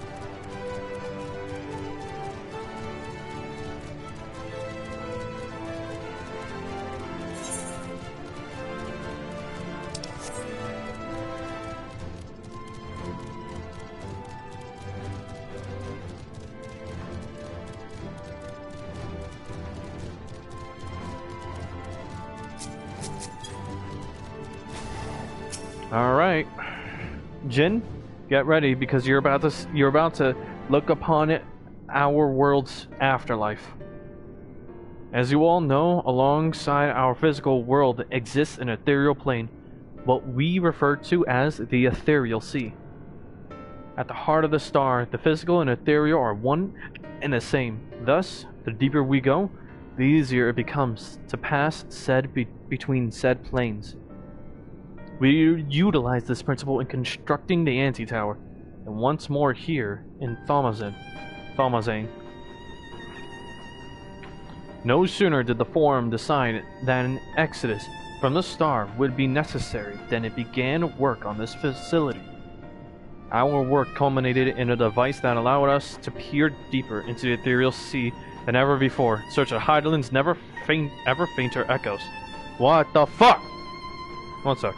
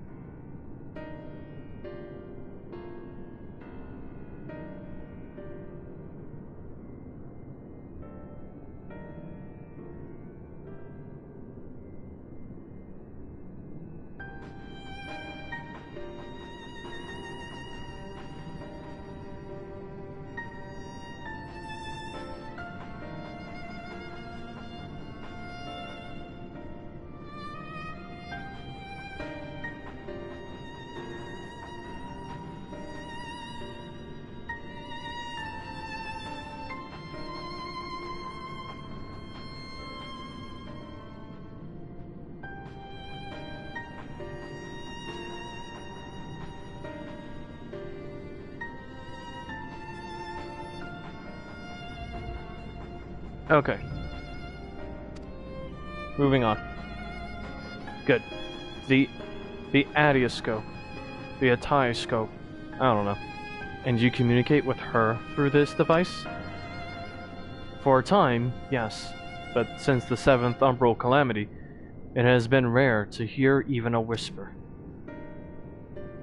If you wish to reach her, you must journey closer to the center of the star than we have ever dared beyond the idoscope. Ishoscope. I don't know how to pronounce this. Even so, I make no guarantee that you will find her, nor of your safety, not so deep in the ethereal sea. Nor of your safety, not so deep. Oh, right. We understand, but we are here to deliver. We are to deliver this world. Oh, we understand, but if we are to deliver this world, we have no choice but to try.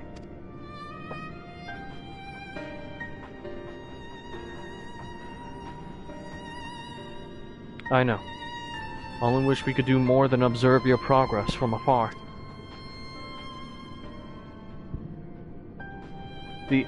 The idoscope's ocular lens, by which we may peer into the ethereal sea without placing ourselves at hazard, lies ahead of us. Through it, we can watch and guide you. In those swirling depths...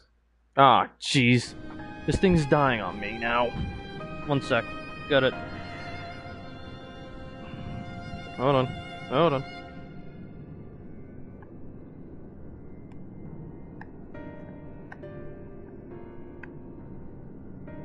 There we go. Charging it now. Just make sure you take care of yourself properly. And it's fine. It's fine if you repeat yourself. Okay. In those swirling depths, there are pockets of ether so dense and turbulent that they can unravel one's soul. If we determine that you are at risk of coming into contact with such a pocket, we will recall you with teleportation magics. To that end, it would be best if one familiar with the composition of your souls remained here to assist in assessing said risk. Otherwise, there is an increased probability that we will extract you too early or too late.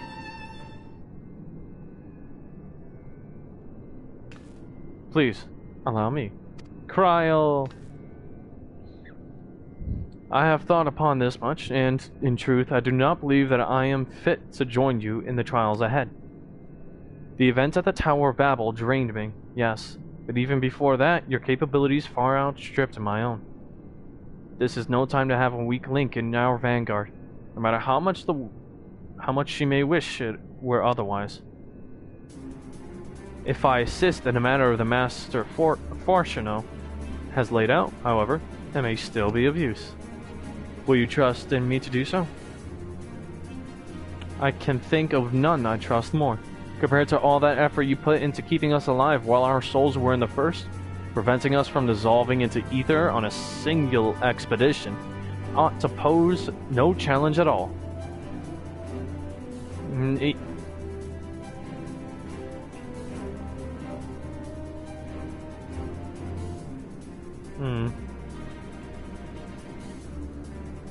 And even if we did, I expect you would hunt us down and restore us to health somehow. Estinian knows. You flatter me, but rest assured that I will be keeping a close eye on all of you. There is one more thing. Those in ages past referred to the ethereal sea as the underworld, our final resting place. In its embrace is memory washed away, leaving only the purity of one's soul, or so we believe. Yet what of these memories? Few think to ask what becomes of them, cast adrift on ethereal tides. Some theorize that they linger for some time, those associated with strong sentiment in particular. In those depths, memories of the departed may even coalesce around you, for hatred or for love. Thus do I caution you to be wary, but also to have faith. Remember those who did gladly extend a hand to you, that they may lift you up once more. And here we go. Ready, Jin, to look into the ethereal sea?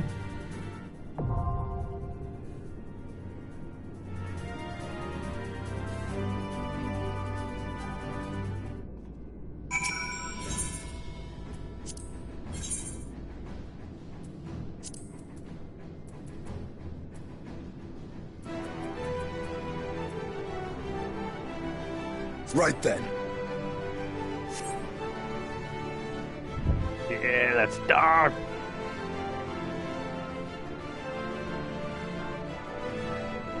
Over here. Hey.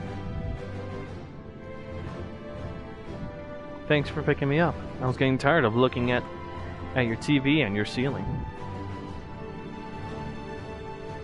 Why am I back to looking at your ceiling again?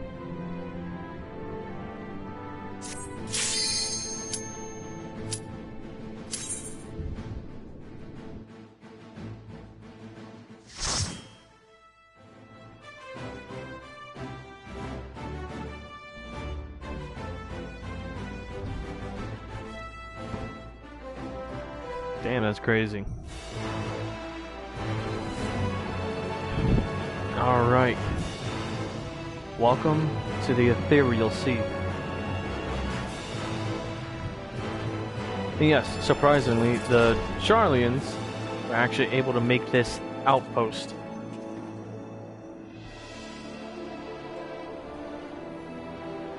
The Northern Empty, the Idoscope.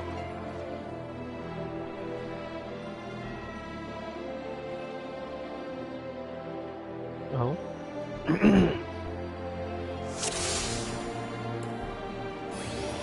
All seems in order with the lens, and I trust you can hear me.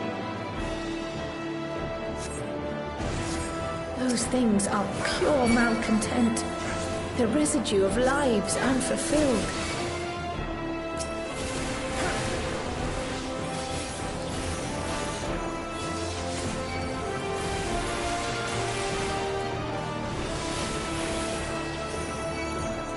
You cannot stop us!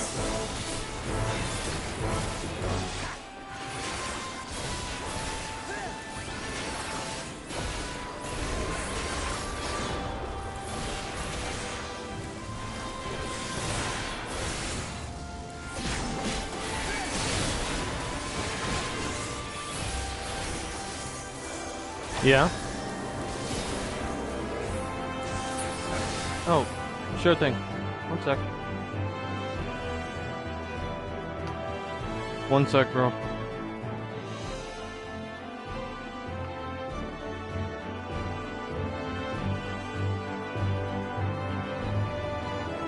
Okay. Did you put me on your iPad?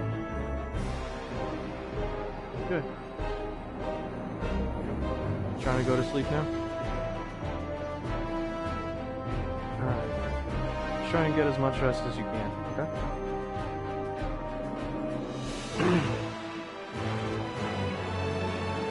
Right now I'm just going through some of the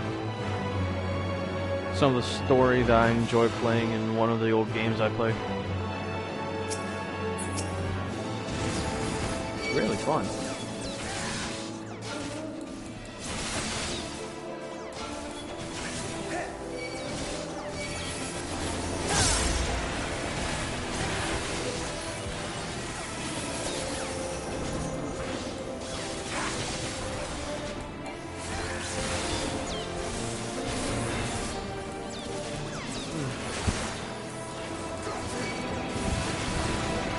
You good? Sure.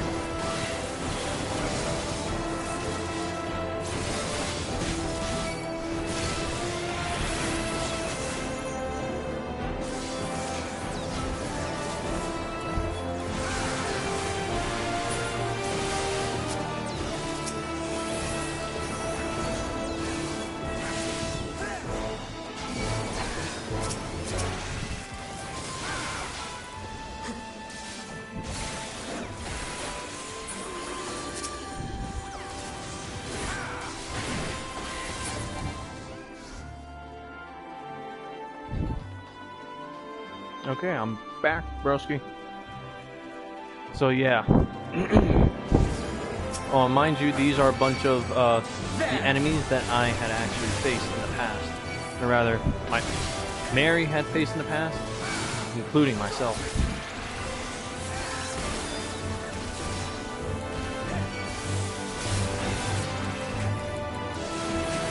You cannot stop us!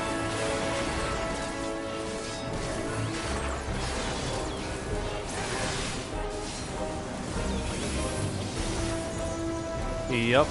Well, all the bad guys of, well, Mary's past, and, well, only the, well, enemies of Eorzea that have been slain.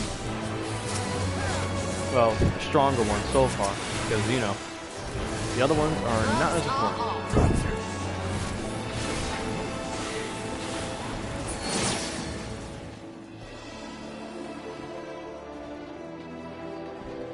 Oh, do you see that light one? That's an ally.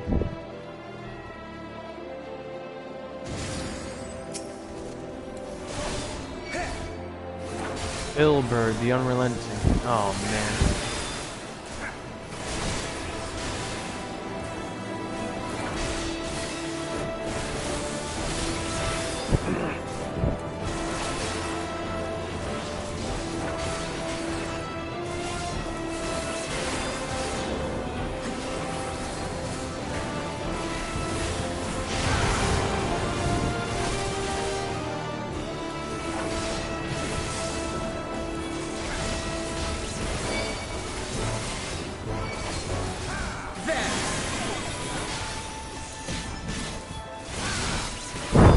Palpalimo. There!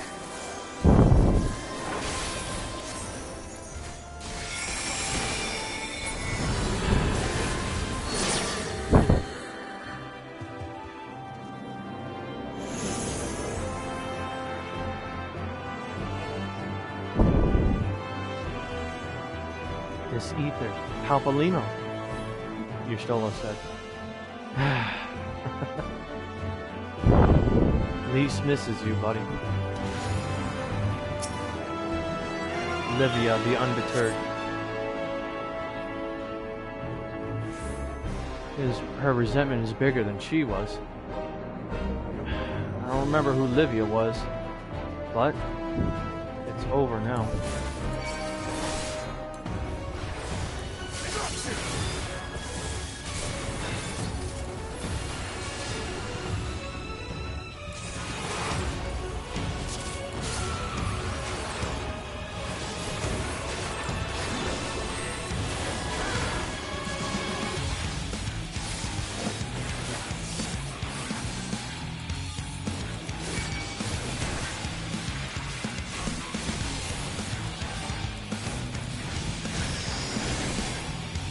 Uh-oh.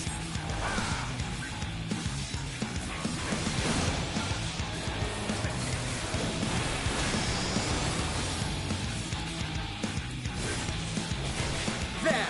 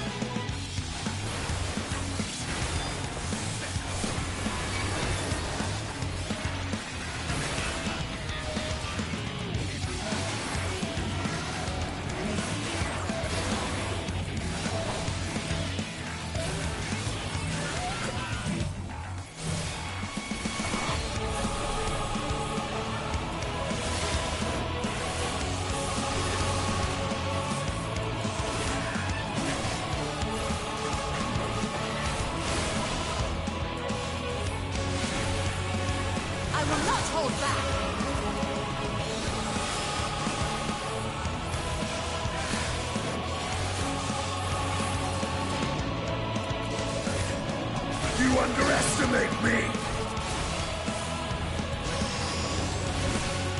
Uh-oh.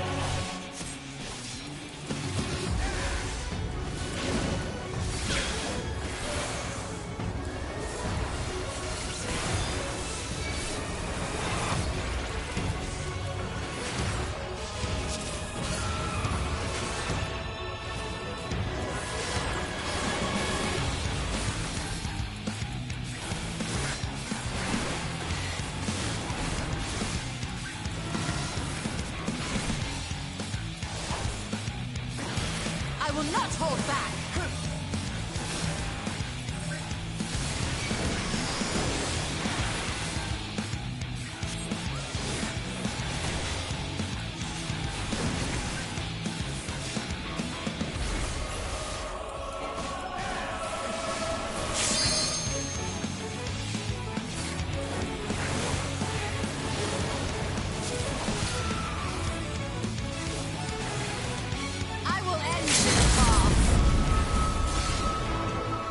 Oh, Livia.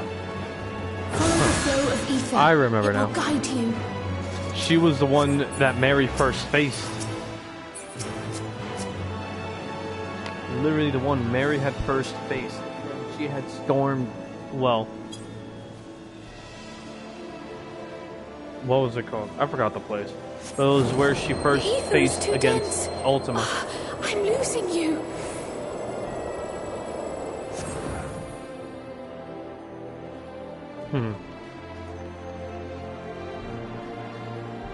She was an enemy that Mary had faced.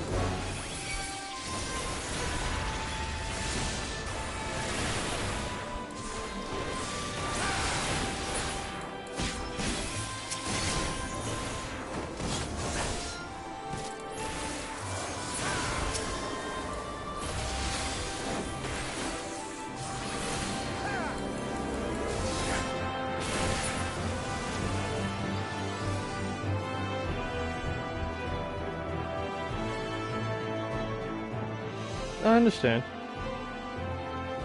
You're fine. Don't worry about it.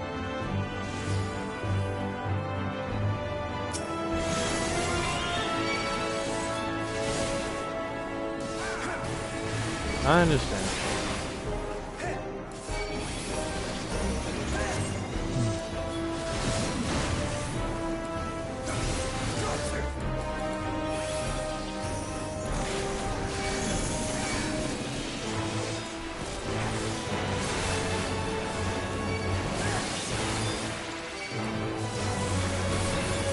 You cannot stop us!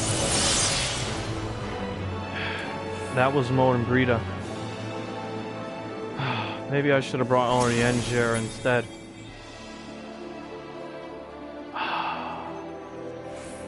It's Lord Harchefant, the one who defended Mary from that devastating attack. The reason why she still lives. The reason why she freed me.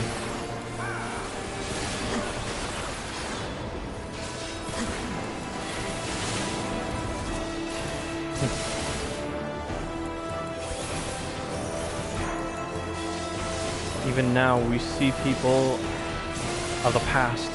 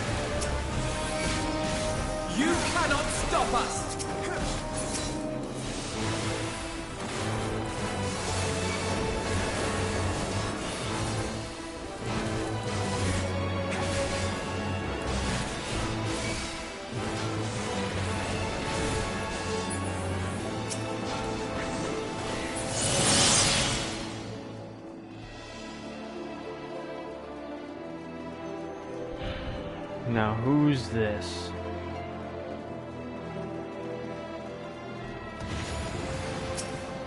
Oh, man. No longer wishes this of you, Prefectus. We face this guy in Doma. He was a stout defender of someone very corrupt. I will end this farce.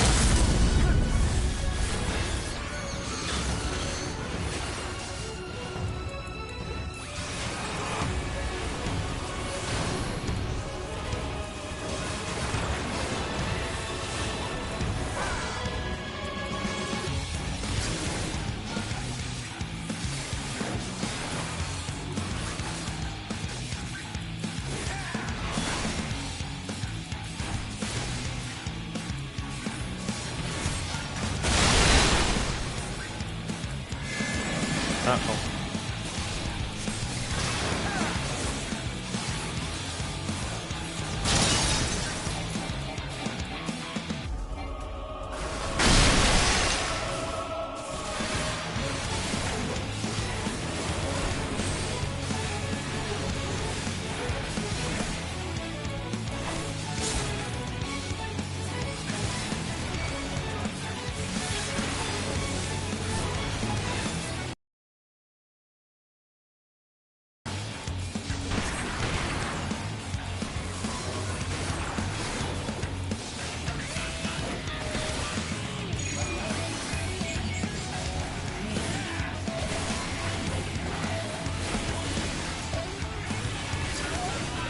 You're mine!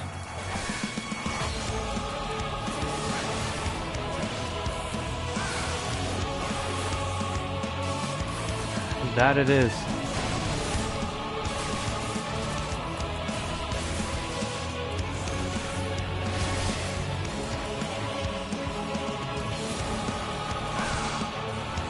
You cannot stop us!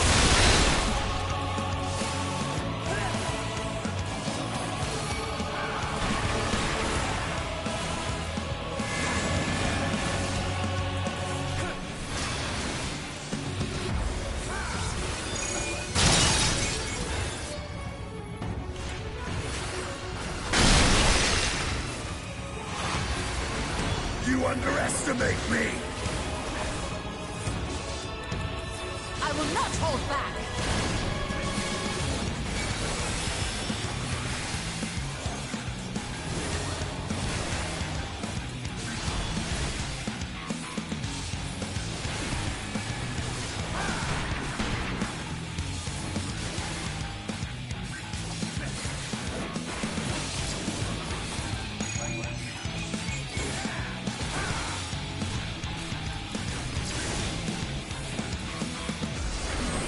You're mine!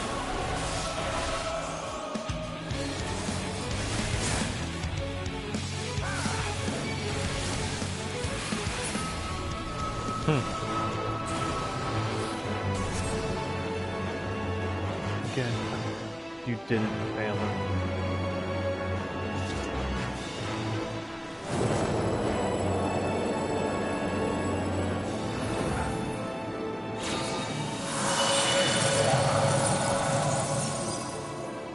Who knew you'd come?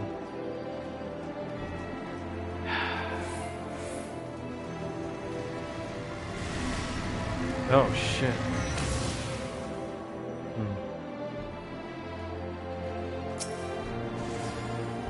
Hey Jin.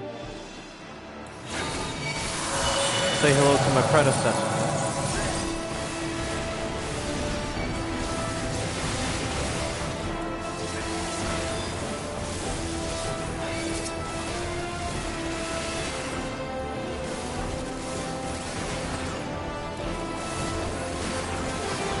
The ethereal sea has always been beautiful.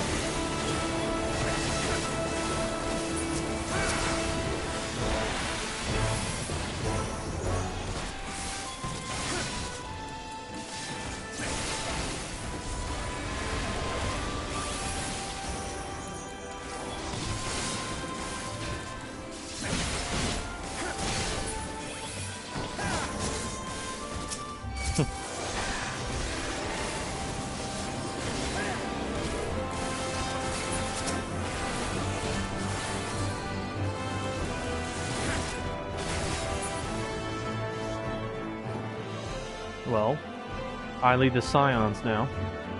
Who will let it before me?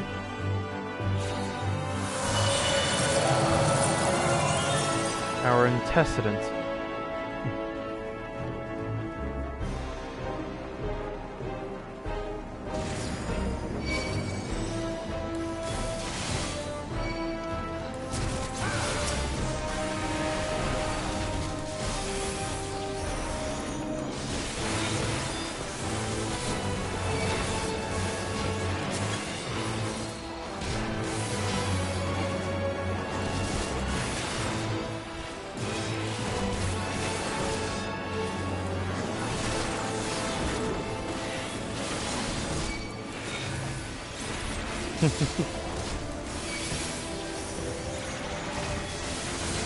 Well, I was still just Luxarius here, so she doesn't know who I am, and it's fine. She knows that I'm aided the Scions. Only one time in a dream, though, has she expressed her gratitude to me for helping me keep her family safe. And by her family, she means, well, the Scions. See? Minfilia.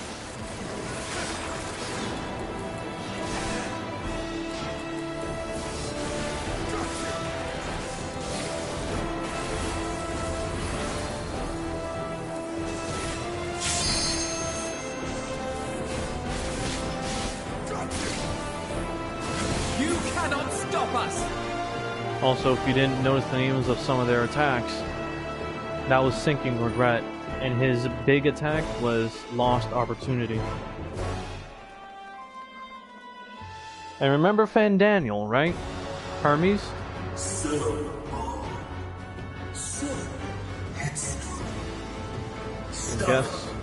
Guess whose ass I'm gonna erase from the ethereal sea.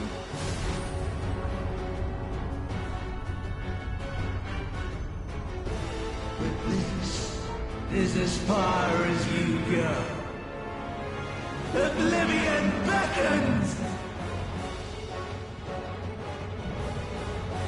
Amon the Undying.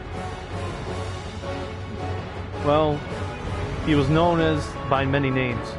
Hermes, Fandaniel, Amon.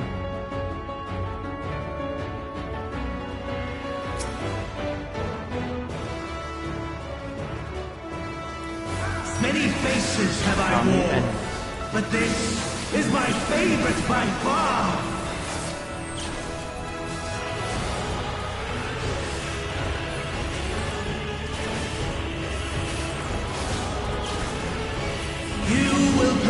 in this folly no longer. You cannot stop us. There.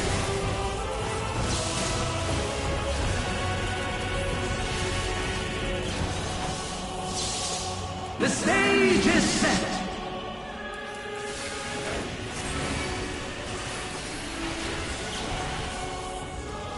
Yeah, I'm here. Don't worry.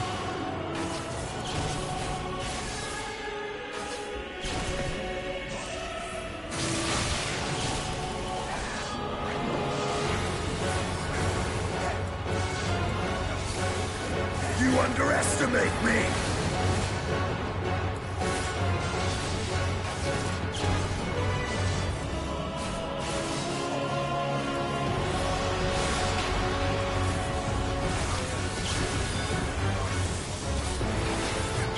Let the curtains rise for the main attraction.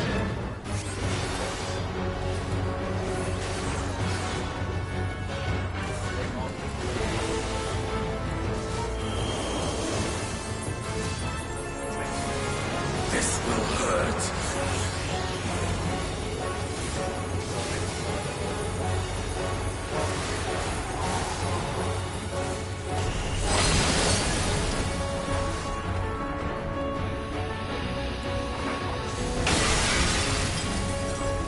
My, what a boorish audience you are.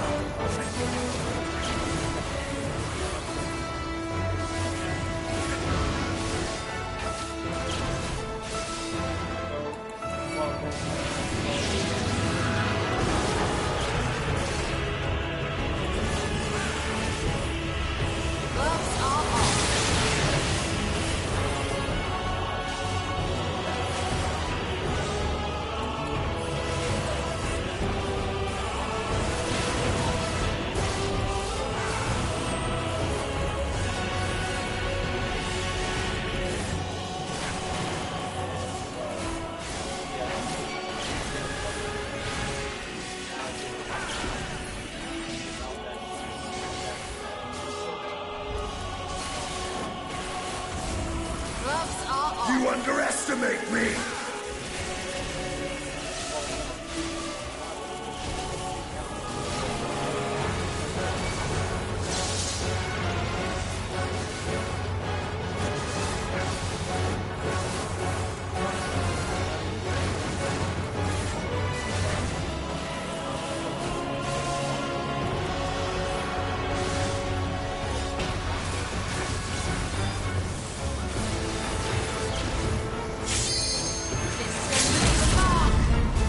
You cannot stop us.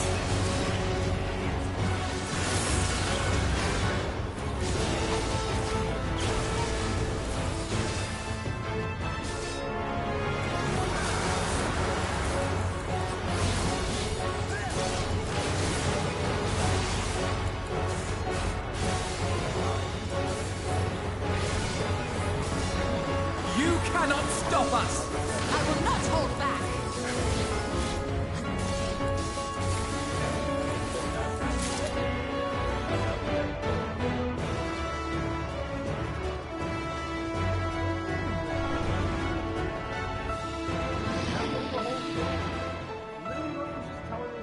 Lies! All lies! Well, the fact that the accountant and the bank... Your dreams, your hopes, your futures, delusions and lies! All I got was just that. I missed the whole story of it.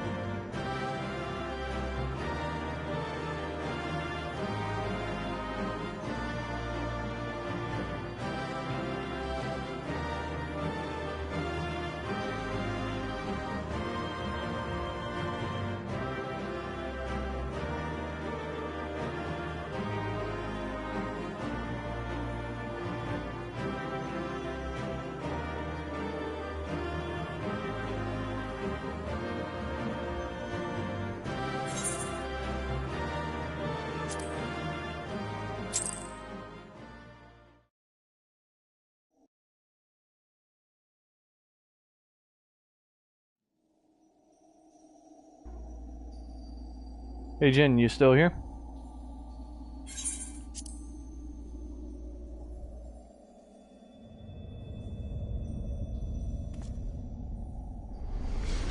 Huh.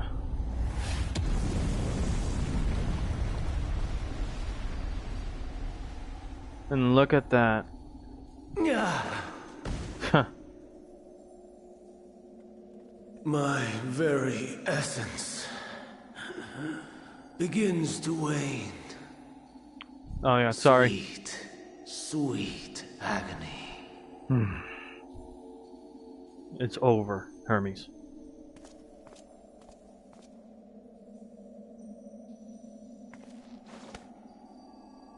Leave this to him.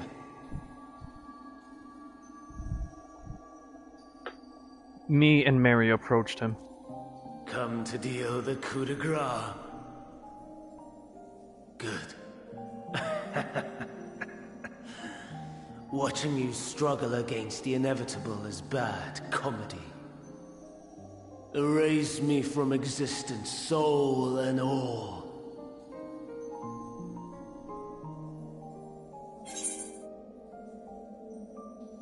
Have you any memories of Meteon?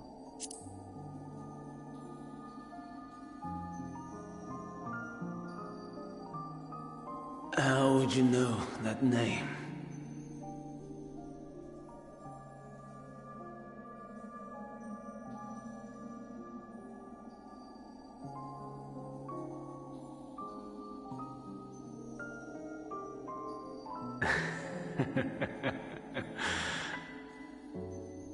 Then it was you.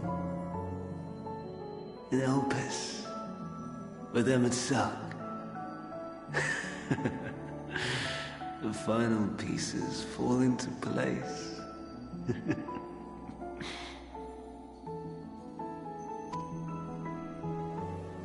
In my halcyon days, as the mortal Ammon, I was haunted by a dream.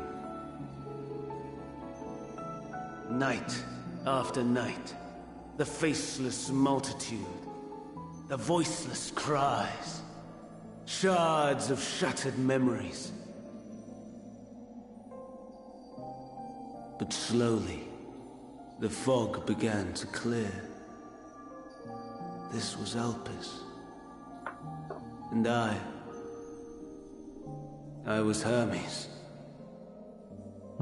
Recurring though it was, I paid this dream little heed. It was only when I was granted the seat and memories of Fandaniel that I knew these visions to be true. They were the memories of Hermes that he himself erased using the power of Kairos.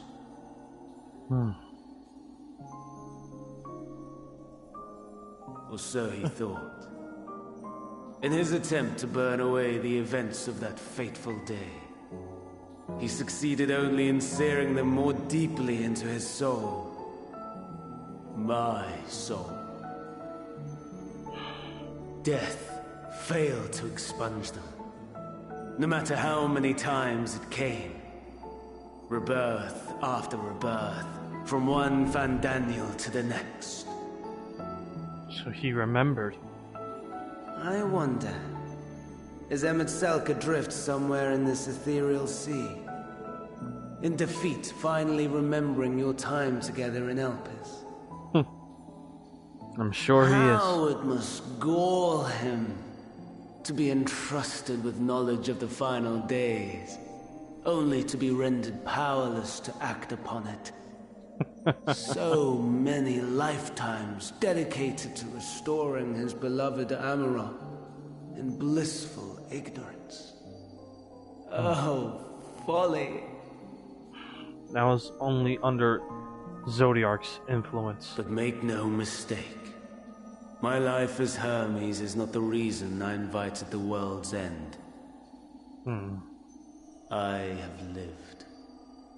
I have struggled. I have dredged the very depths of despair. And in the detritus of existence, I found the truth. I served a great ruler, powerful beyond measure. The world his dominion. Yet even he and his vast empire were destined to fall, to become one with oblivion. At the end of life's journey lies only death.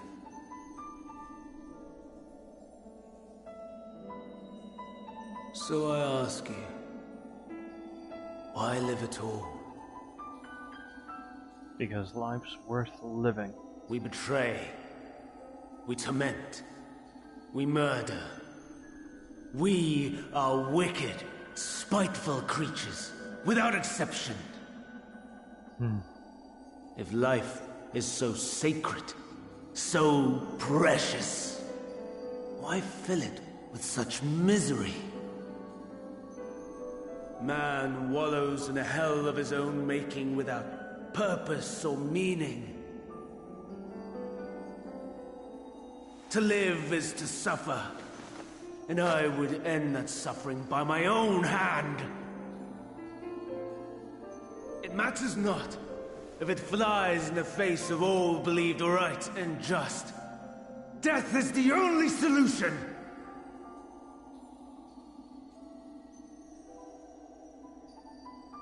That is my truth, my answer to the question. And yet, even as the words pass my lips, I am filled with doubt. Has my search reached its end?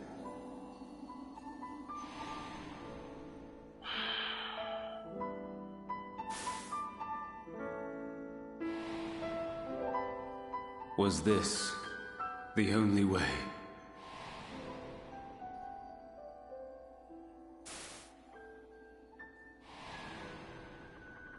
After all these years,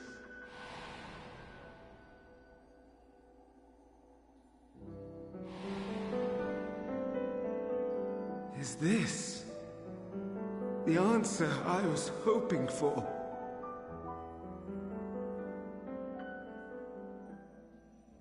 The lamentations of the damned. How it vexes me to see your conviction falter at the last. Emmett. Still clinging to existence, I see. You, who champion death so fervently, unwilling to accept your own, refusing to be purified and swept into the sea of souls. As do I. Hello, old friend. We prisoners to men, watching as the world turns.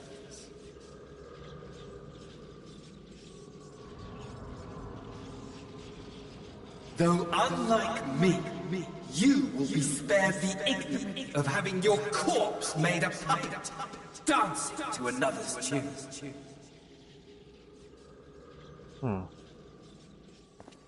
Is that Asahi? Asahi? How Wait. very astute. But let me be clear, I have not come to consort with the likes of you. Oh, it wasn't Emmett Silk. This guy. He's from Doma.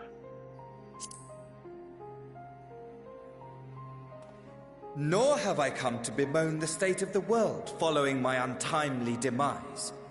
In fact, I delight in mankind's downfall and the anguish it brings the savior of the savages. Right. This guy was just twisted beyond all measure. If I played some small part in the chaos, all the better. Not that I was in any position to resist. I slaughtered this guy brutally. He reminded me of another variant. To be made accomplice to the betrayal of Lord Xenos. I would die 1,000 deaths to exact my vengeance.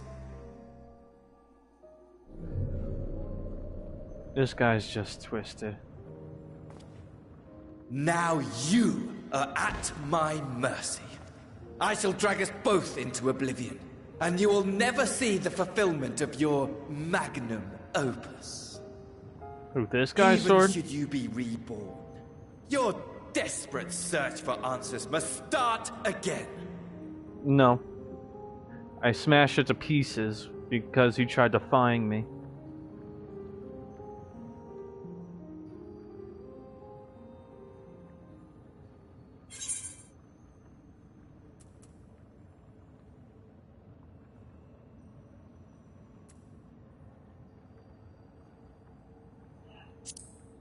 Hermes deserves no words.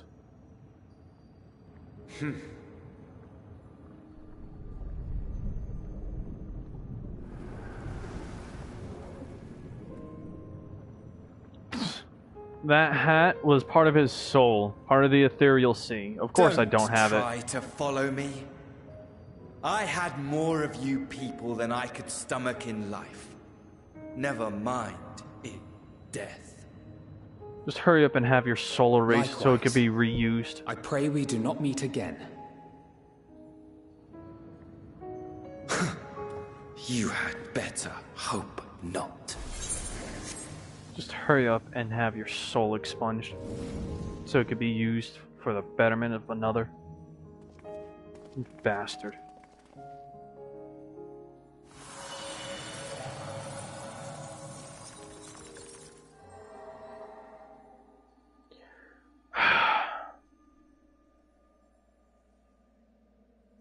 Come. Hydaelyn is waiting. Jin, all I'm going to tell you is that this part will be difficult. This was a very big turning point, even for me.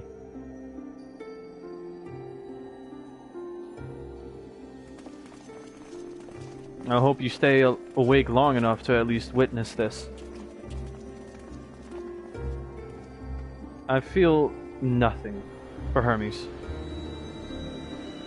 He pursued a question with the wrong tools, the wrong mindset, and the wrong people Brave backing him. travelers, I welcome you. And the wrong people surrounding him.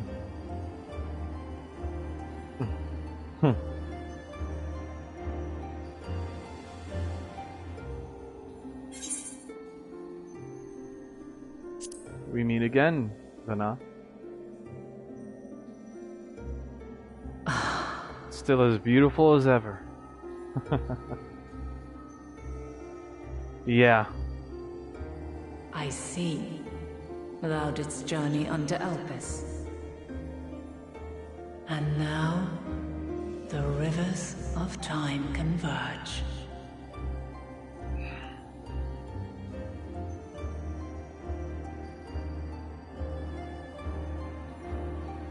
I know why you have come.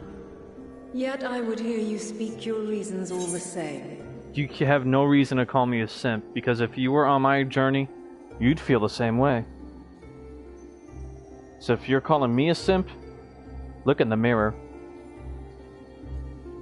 Am I right or wrong?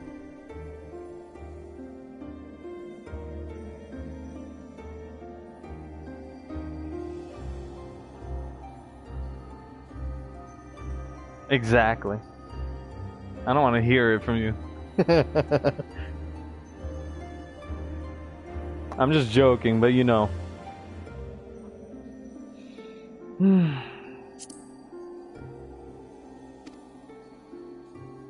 You created the moon to deliver mankind from the final days. But is that really how it has to end? We do not wish to abandon this world. We want to protect the source and all of its shards. I already know what's about to happen here. No. I didn't know, but I know what she's trying to do. Test our resolve. See if we have what it takes to actually defeat Meteion. That's why she wants to hear us. To flee is but one of two paths. The other leadeth to Meteion. far beyond the stars, where she doth chant creation's requiem. No comment, Jin. No comment.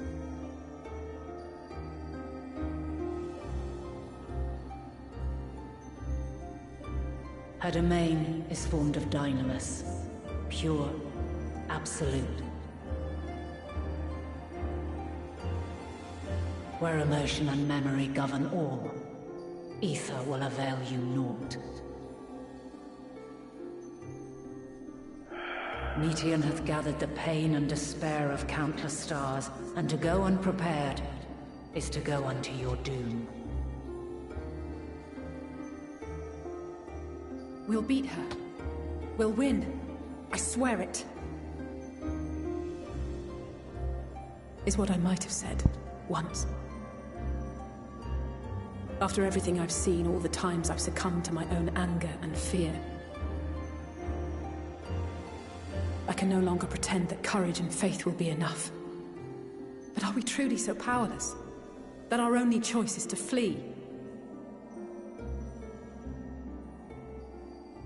Far from it, my child.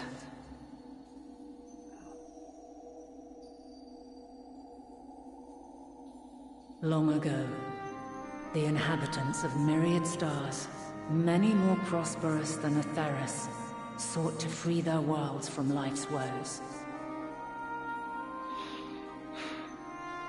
Sorrow and anger, conflict and hostility, despair, and even death itself. But as Meteon reported, every attempt ended in failure.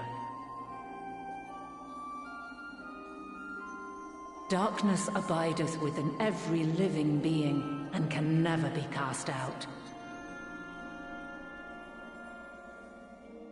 Neither reason nor faith can challenge this immutable truth.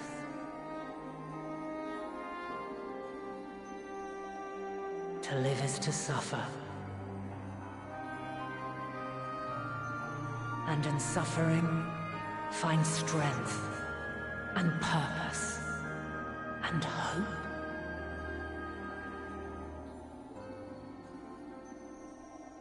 As you have done so many times before.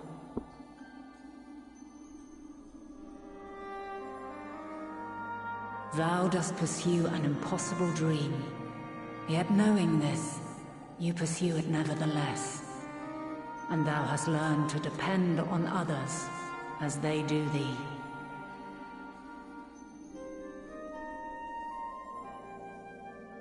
Thy yearning for the power to save the powerless hath ever driven thee to greater heights. Thou hast grown strong.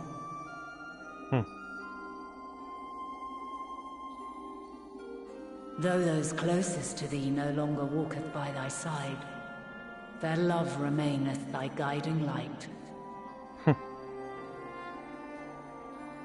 She's just airing out everyone's business. Thou hast been bound by truths unutterable time and time again. Yet thy heart hath never wavered, as thy companions will attest.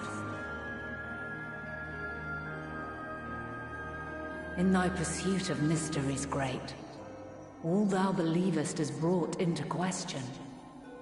Undaunted, thy thirst for knowledge remaineth unquenched.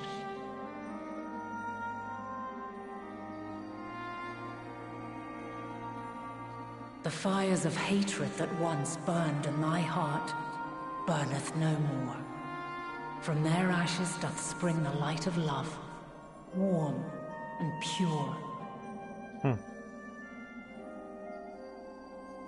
As witness to black calamity, thou despaired at man's helplessness.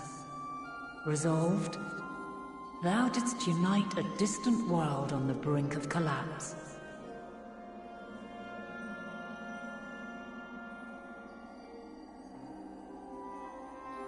And thou, my champion, when all did seem lost, thou never abandoned hope. For every trial and every foe that did bar thy way, thou hast proven equal to the challenge, drawing courage from the many bonds forged on thy journey.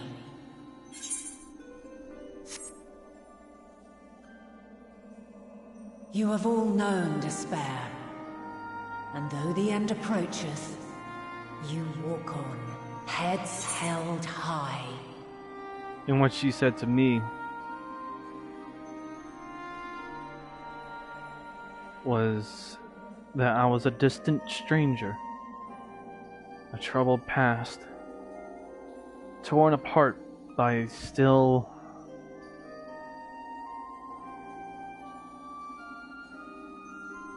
still lingering civilization that tore me apart.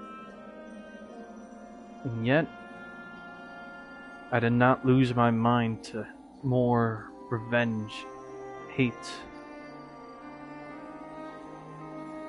Instead, walked a righteous path.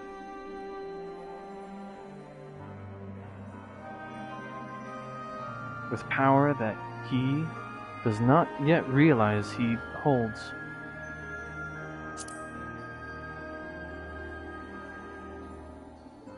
Therein lieth your power. The strength to silence the song of oblivion.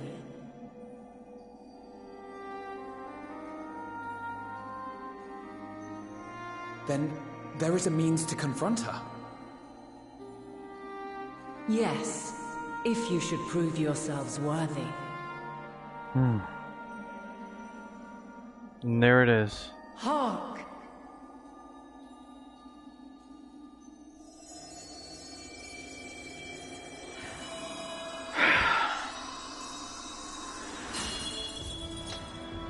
Let's do this. Nigh impossible is it to send mortals to the edge of the universe. Should you fail, there will be no second chance. As the will of the star, I ask of you this. Do you possess the fortitude to stand firm when all around you doth crumble? Do you possess the faith to vanquish despair itself? Should you lack the strength to best a supreme deity, I cannot allow you to make the journey. You must leave this star and never return.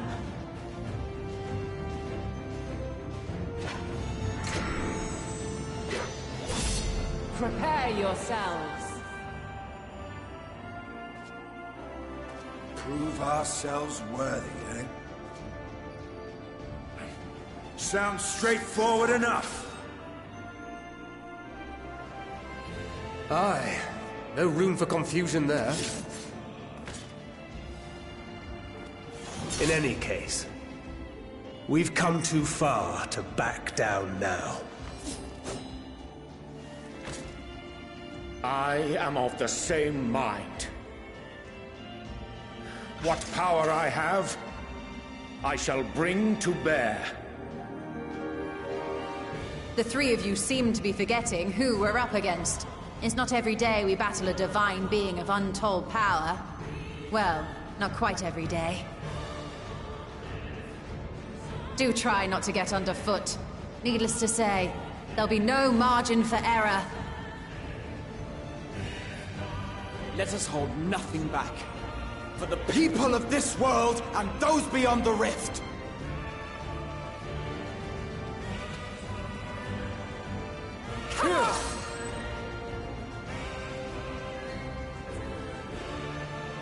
Alas, the question I posed to thee in Elpis hath remained unanswered these long years.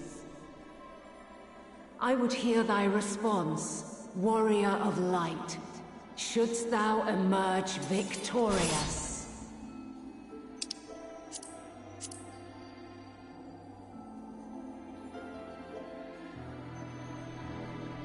And with a heavy heart, I raise my blade.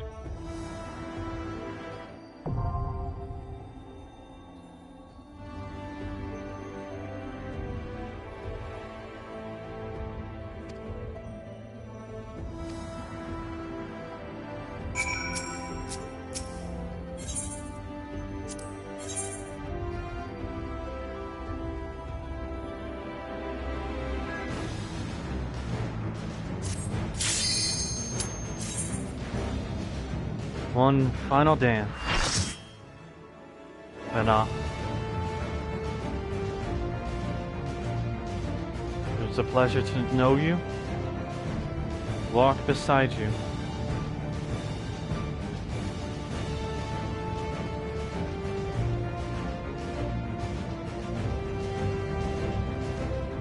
Divine light, Heidelin.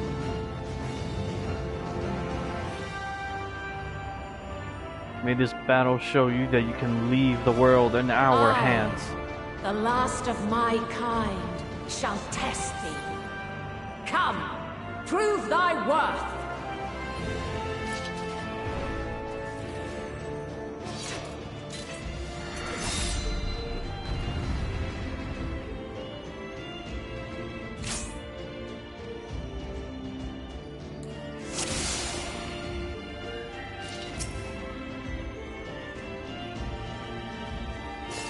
Have you the strength of will to alter man's fate?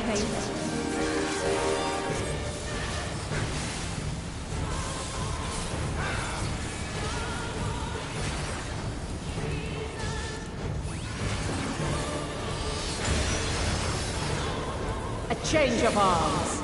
May the test continue.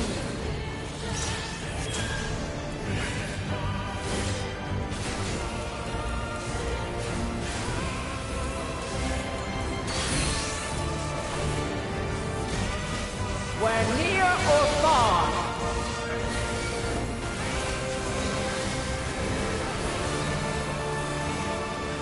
You underestimate me. And now this.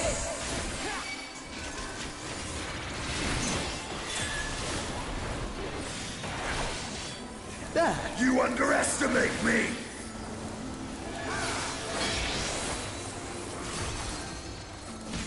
Light unyielding. Oh shit.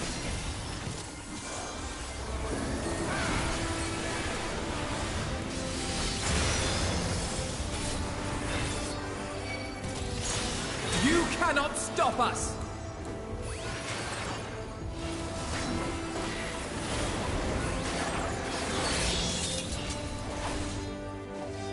By blade!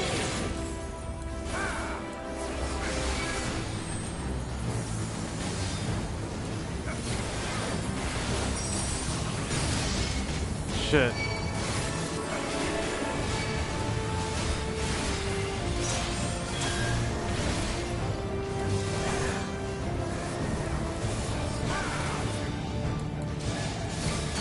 You now. There. We're near or far. Oh shoot. Supposed to get close.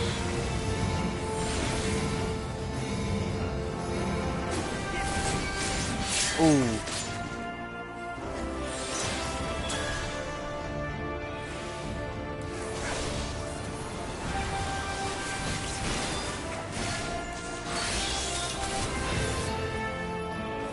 By blade!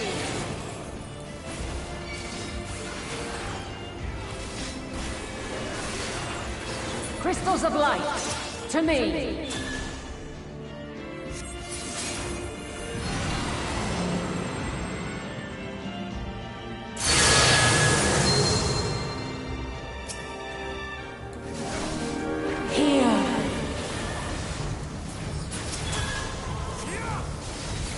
The song of creation's end.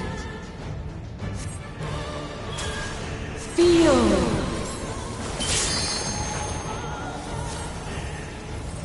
The sorrow at hope's demise. Think.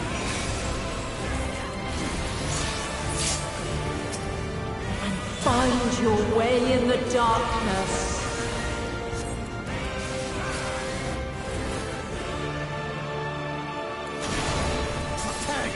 My turn.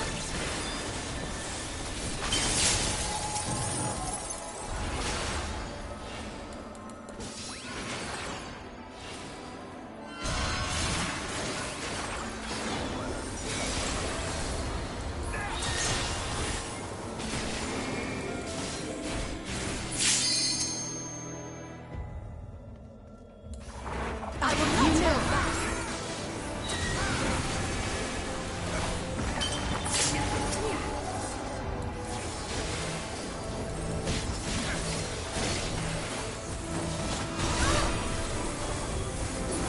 Follow your light. Or fly, my children, and never look back.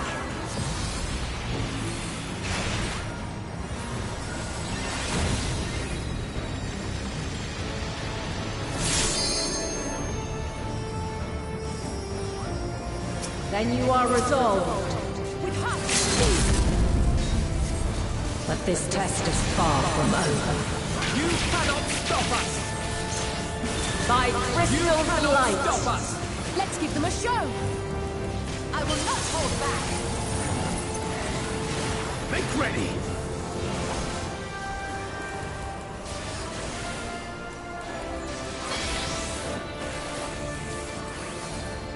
Light unyielding!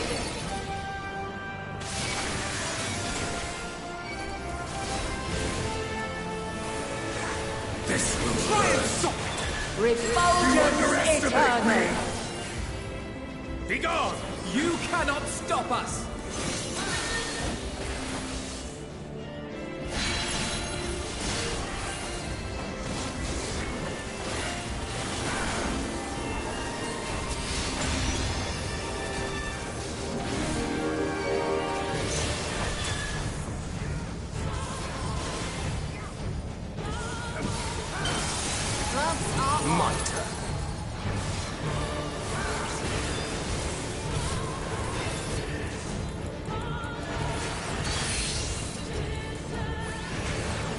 Oh, shoot. Near or far? How? What? I was close. That's crazy.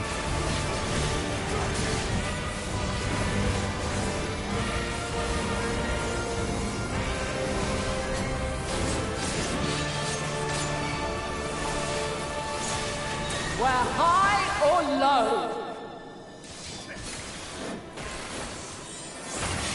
Be gone! Make ready! Uh-oh.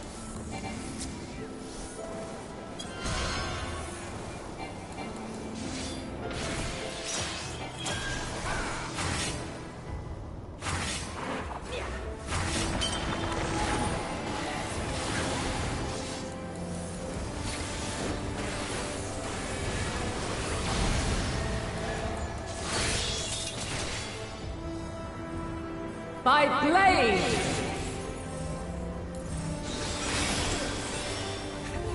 I will not hold back! Be gone!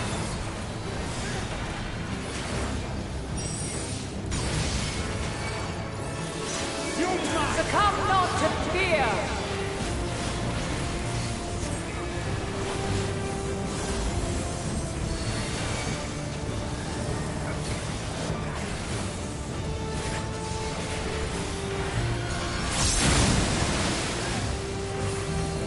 Uh-oh.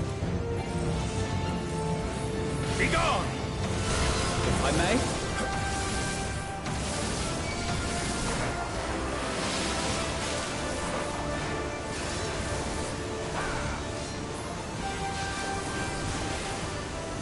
There.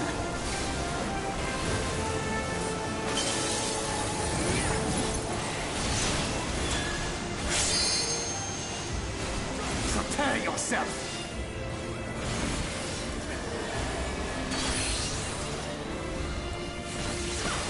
Where near or far? There. I will not hold back!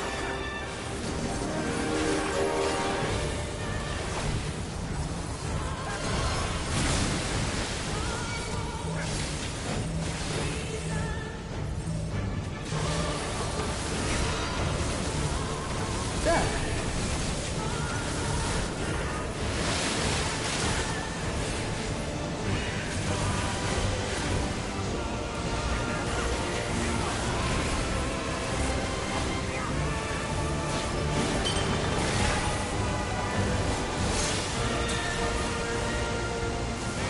Prepare yourself!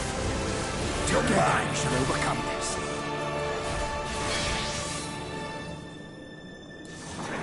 Light unyielding!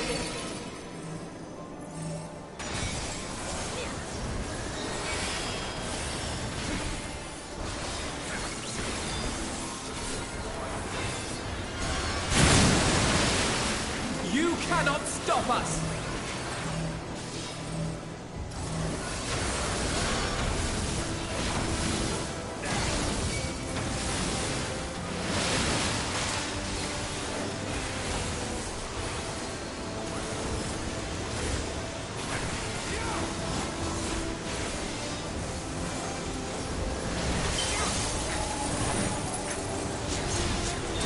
One yet!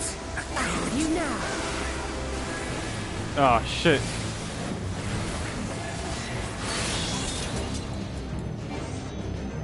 By blade! There. I will not hold back.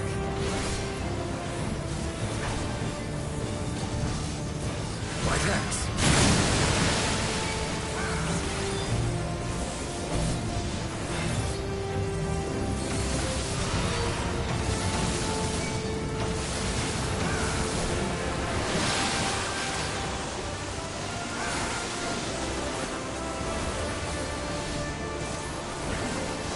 You cannot stop us!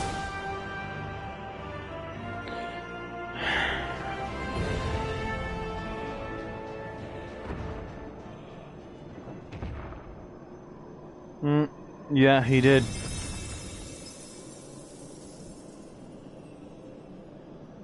At last, man has the strength to.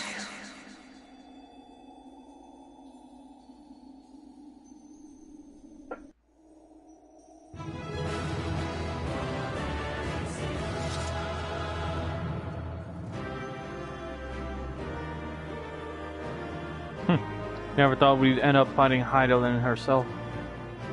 So it ends. It would appear we have proven equal to the challenge. Go down in history. Were there anyone but us to tell the tale?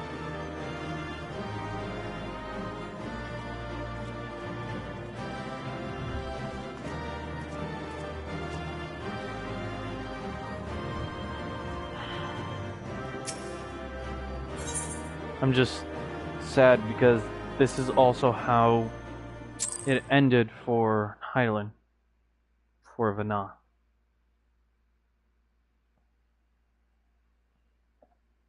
This is also when she left me one last gift. One I treasure despite all of its inconveniences. You know the one I'm talking about.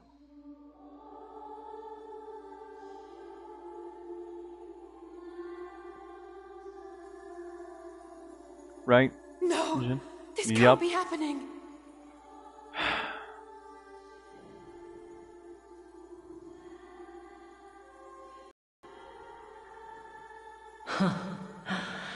Though my power is in constant flux, I have always kept a reserve for this very moment. Of It course was a you do. true test of your prowess. You have done well.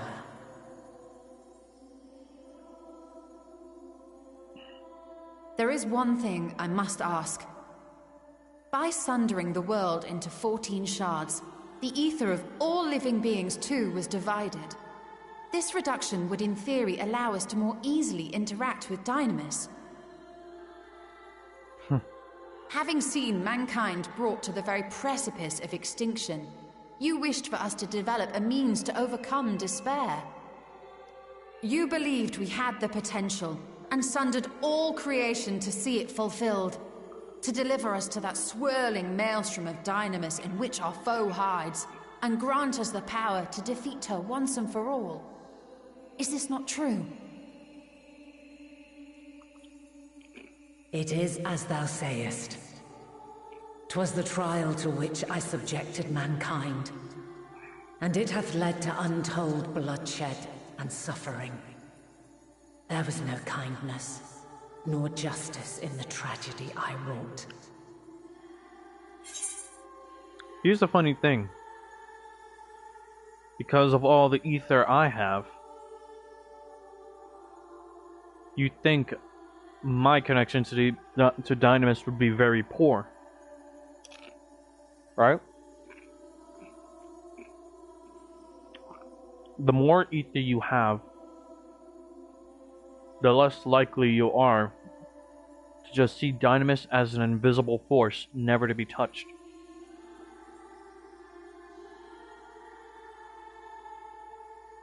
I was the sole exception. Well, not really. I didn't start to see it until after I almost transformed. Yeah, it is very strong. When confronted with the almighty Zodiac, my only recourse was rend him and the world asunder, that his power be diminished for a time. What you don't realize is that when she sundered the world, she also sundered Zodiac into 14 different shards.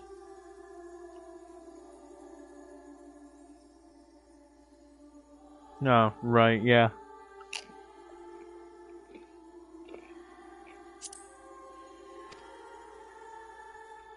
And so it came to pass. Now you, my chosen, have surpassed my expectations. Surpassed me. Shoot.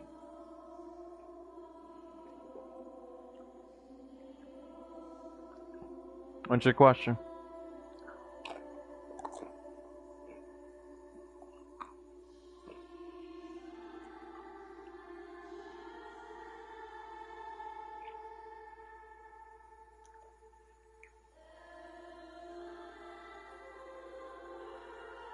No. I remembered what her soul feels like. What it looks like. She doesn't have it. Besides,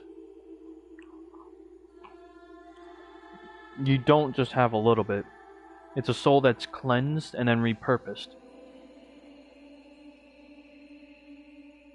Reborn. There are no little bits and pieces that go along with another soul.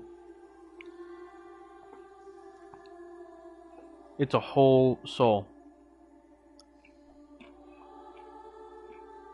It's fine. I entrust the fate of the universe unto you.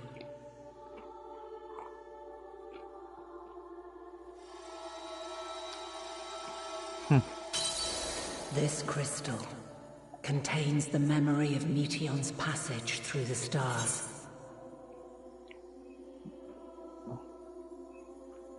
No. The soul in Mary is rather the incarnations of Azam. One of the 14 of the convocation.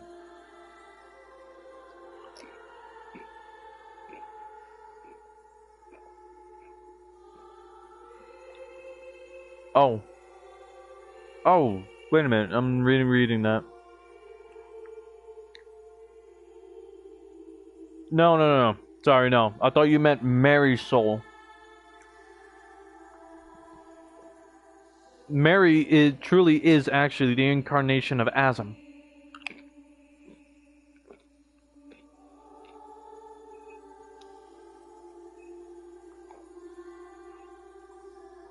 But the child that she bears, we do not know yet. The soul hides within, well, another soul to be created. It is not known until, well, they are birthed.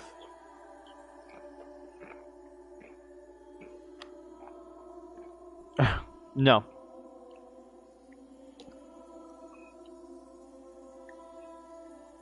What do you mean, you know who at one point? Who are you talking about?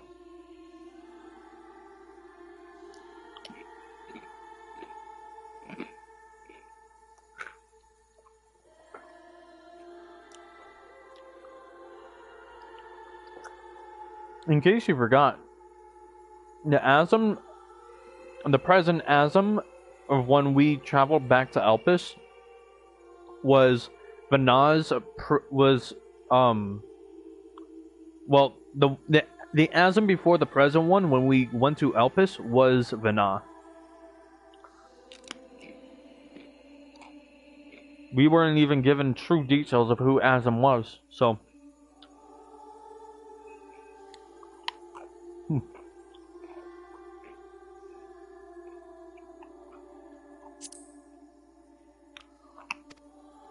Deliver it unto the Loporrits. They will guide you to her.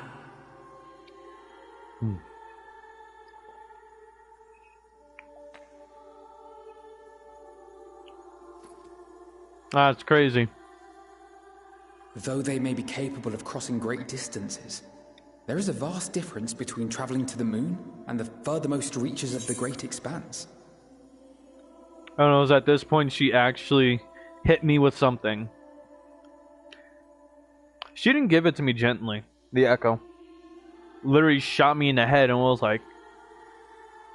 I had whiplash.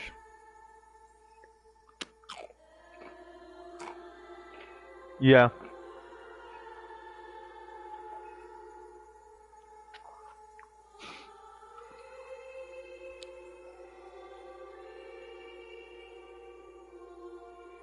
Legit shot me in the head with it and was like, hurry up and realize your true potential already. Or rather, that's my version of it.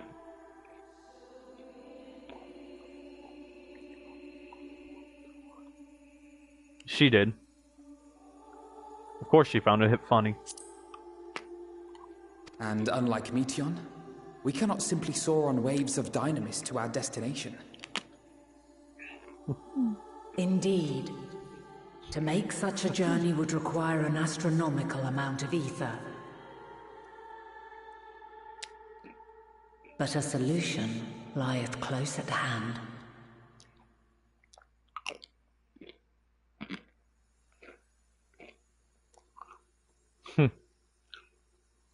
Of course. Yes, my child.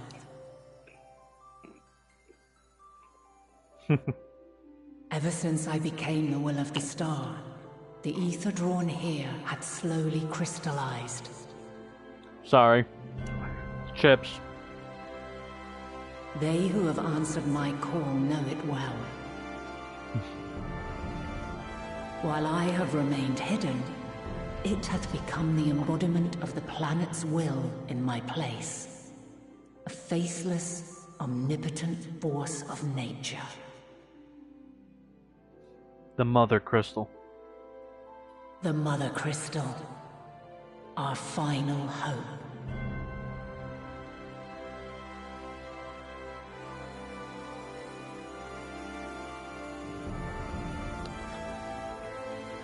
Alas, I can do no more. The fulfillment of this task doth fall to you, my chosen.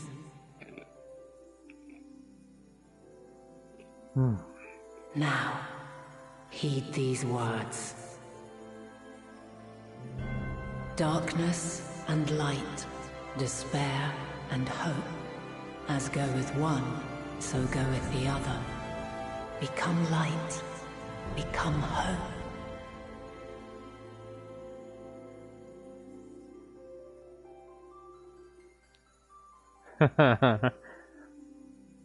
In a sense. I have a gift for thee. Come closer.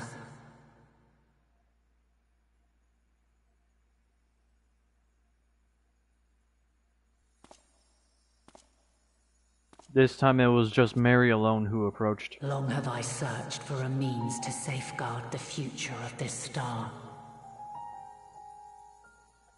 Though I knew failure after failure, by recalling thy tales and my promise to thee, I found the strength to carry on. Okay, buddy. Remember, you weren't around. Though I didn't meet you guys yet. Thy thirst for adventure hath never waned. Thine unshakable resolve never ceases to amaze, to inspire. As a mark of my gratitude, I bestow this final gift.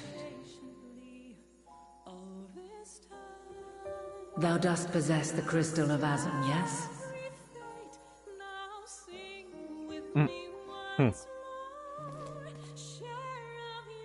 As Heidelin, I reside over the forces of stasis, tranquility, peace. The laws which impart stability to existence itself. I will weave this self-same power into the crystal, granting thee mastery over matter, to give form to the formless. Use it wisely, or it will not last indefinitely. As thou hast seen on thy journey through the ethereal sea, souls are drawn to thee. Mayhap this trait will prove to be a boon rather than a hindrance.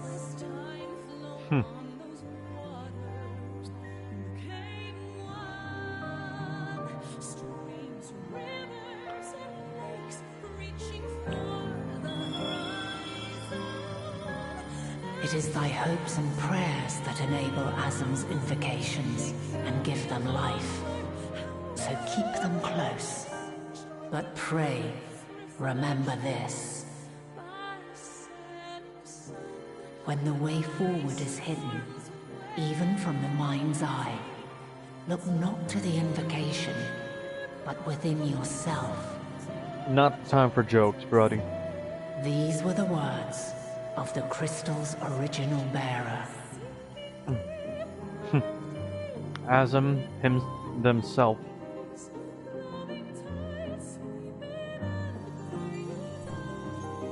With that, my work is finished.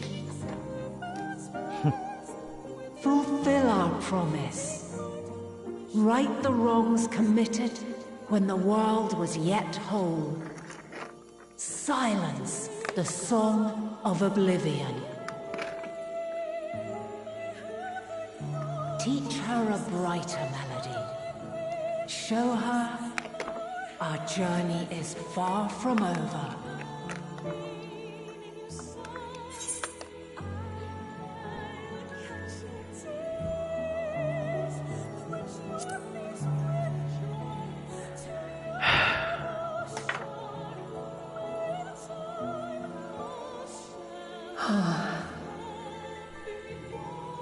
Of this, I have no doubt. For yours is a light brilliant beyond measure. Long after I have gone, though not even my soul remaineth,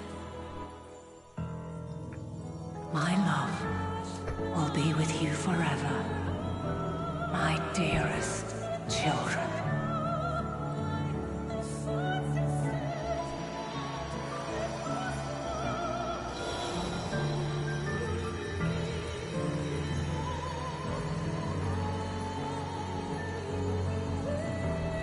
You know what's even more crueler?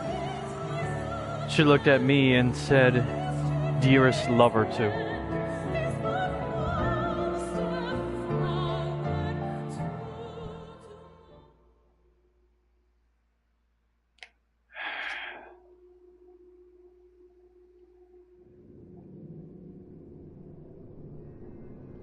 No, she won't. Her entire soul, her entire purpose. No. Her entire soul and purpose was to help everyone else. She committed the ultimate sacrifice, including becoming a primal, which means no longer a soul, just a being of will and belief given manifest via ether.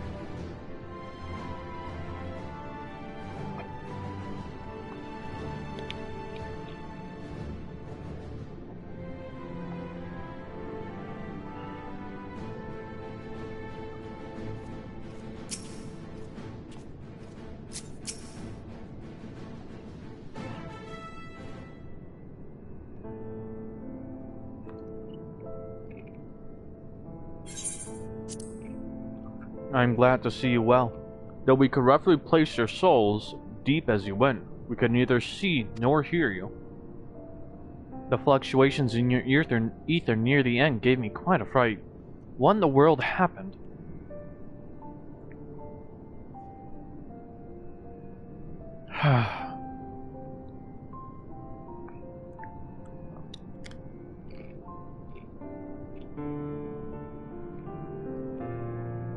I wasn't speaking for a while as I was lost in thought.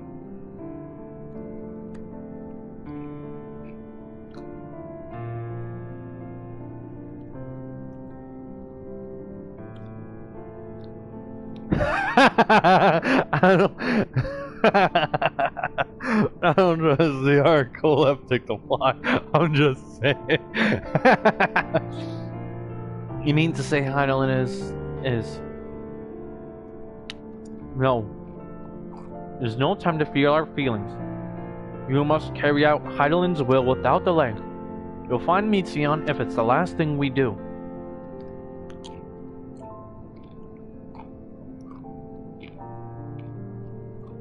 If you wouldn't mind handing over the crystal, that is, the fancy navigatory one.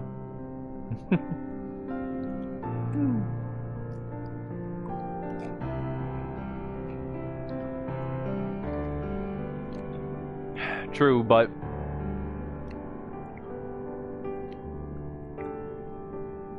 it's a reflection of how I was truly feeling too.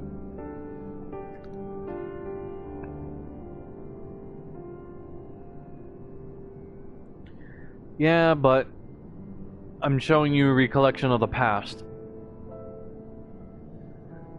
It's already happened. It's just that I was quiet until we got onto the ship.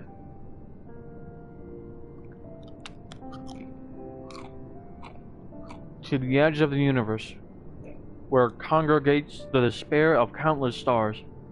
You are determined to see this through.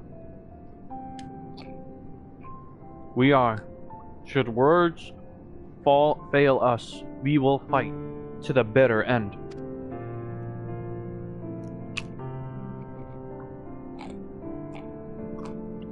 I know that it pains you to accept this. Would that I need ask nothing more of you. Yet we have only two means to travel the great expanse. The moon and Charlene's Ark. I am all too aware that without both of them, there will be no exodus. But nevertheless, beg you to honor the agreement we made. The forum's decision will be honored. You have earned the right to use the ship as you see fit, and I could not rescind it even if I wanted to. As it happens, I do not, and would do all within my power to aid your cause.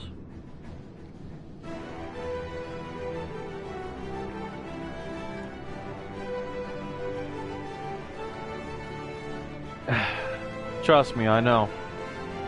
With that settled, might I suggest you rest a while?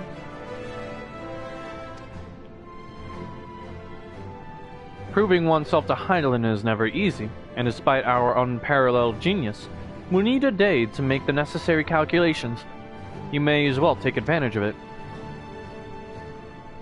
You can chart a course through the sea of stars in a single day? Ye gods.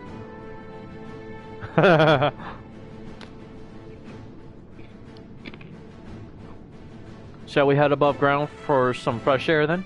And perhaps a nap. I stayed by the Y'shtola's side this whole time.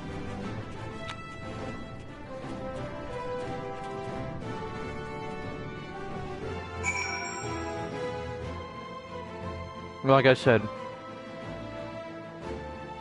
I was silent up until we got into the ship.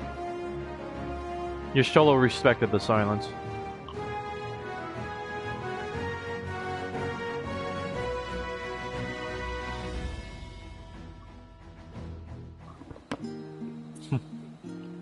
Trust me when I say she did an excellent job comforting. Being of great comfort. Oh, we're back in Charlene now.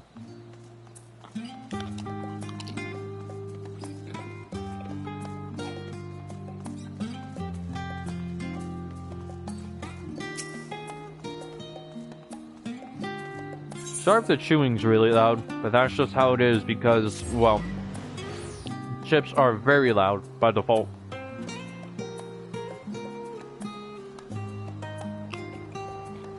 And I'm chewing with my mouth closed, too.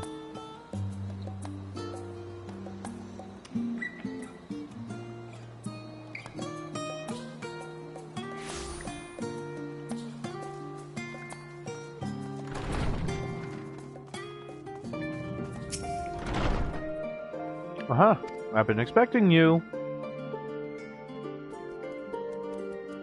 I heard about your foray into the ethereal sea.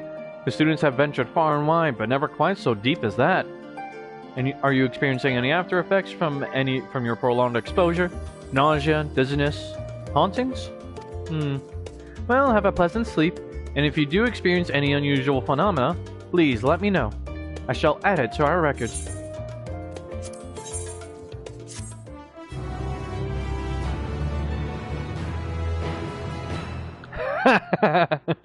Why grow? Yo, that's crazy. There's no need to do that yet, bro. Damn. Just a straight up jalapeno is crazy.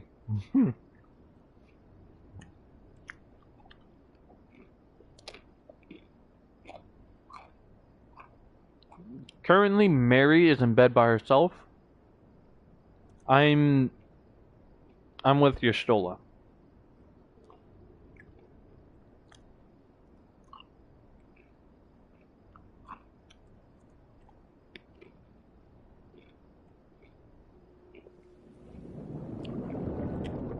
Stop. You're doing too much, bro.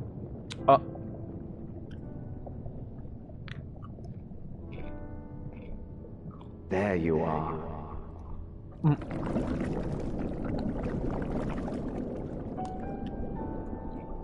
Some time, indeed. Yes.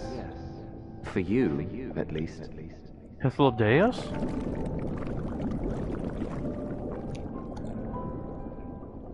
Believe me, I'd meant to get some proper sleep.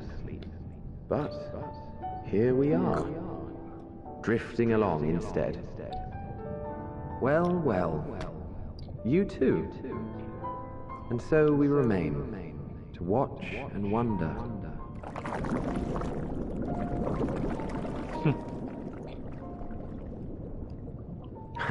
Yes, indeed. To begin, we first must see the end.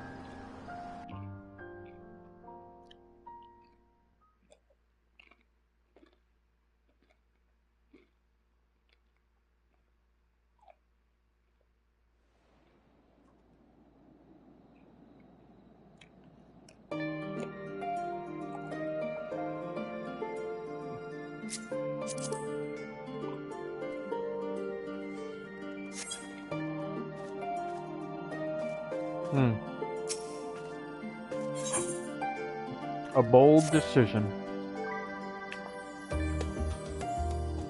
Mary, I trust you've had a good rest.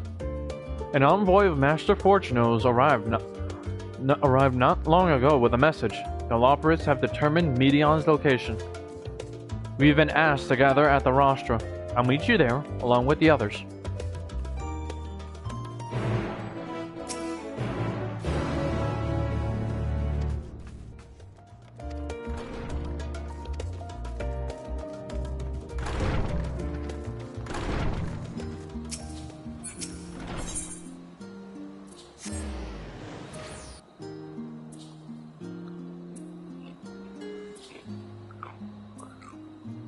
Yeah, that's a no way for me, Brody.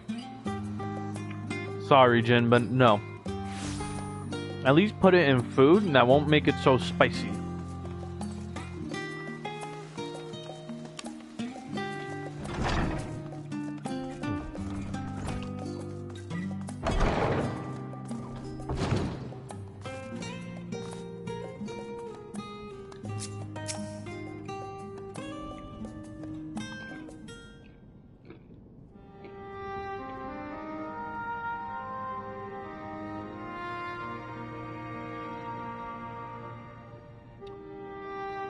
Everyone appears to be present and accounted for.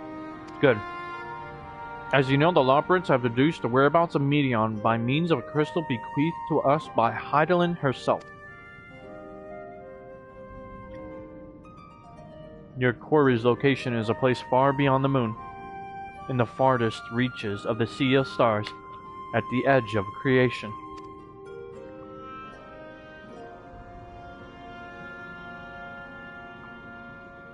A veritable Ultima Thule.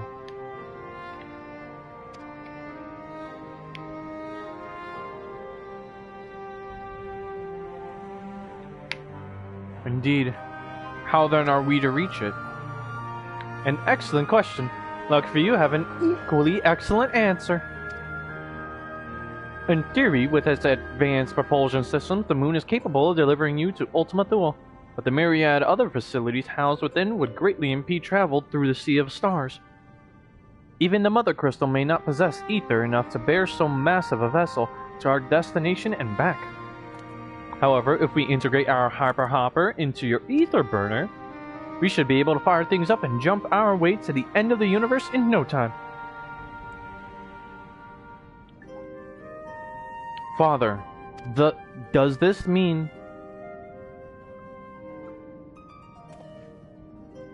Bear in mind, this decision was not made solely at my discretion, but with the consent of the Forum.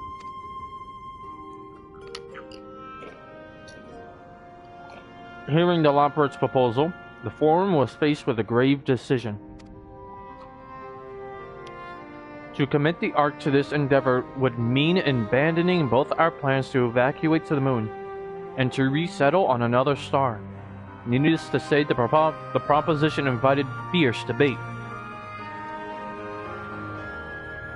In the end, however, the Forum was swayed by the simple fact that Hydaelyn believed you possessed the strength needed to overcome this crisis.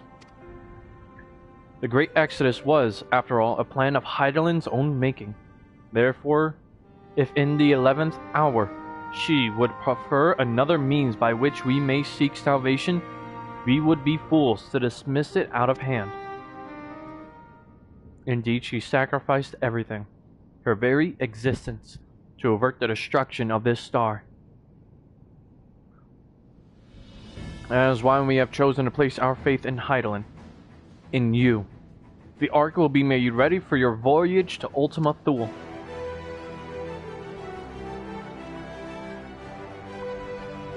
What of all the people that have labored so tirelessly to prepare for the evacuation?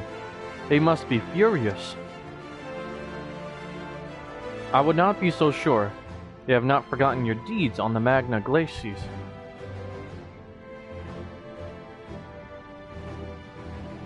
Nor did your instrumental role in orchestrating the delivery of Adamantite go unnoticed. No, the people do not protest. Quite the contrary, they have expressed unwavering support for you and your mission.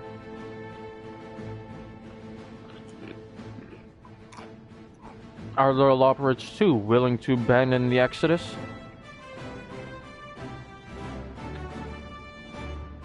Were you not listening when we said we were born of Hydaelyn's love for Aetheris and its people? If it means your survival, we will do anything to help. Are you here?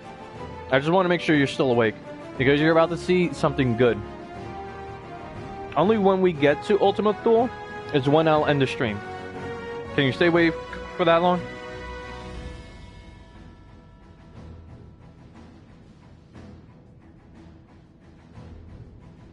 Jin? Okay, good. Can you stay awake for that long?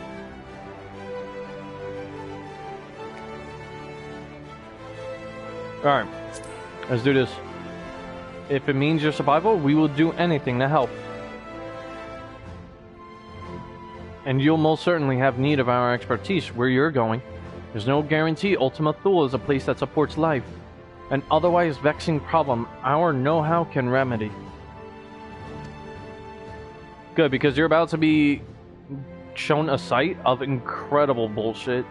No, not incredible bullshit, but incredible magnitude. Besides, Heidelin chose us to lead the way to Meteon.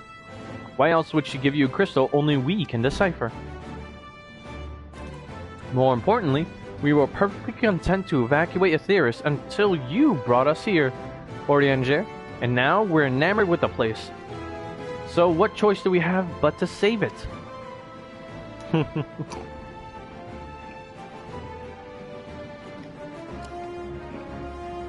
Of course, none of this is possible without you, and the Scions. So I must ask, are you certain you wish to do this? Oh, you're looking to marry now. Of course, I'm not answering. Like I said, I'm silent until we get on the ship. You couldn't stop us if you tried. That is Mary's answer. Yeah.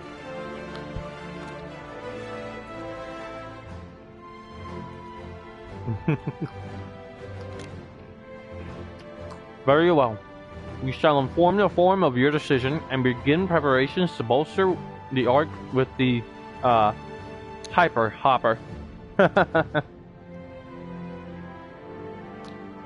Loporich will...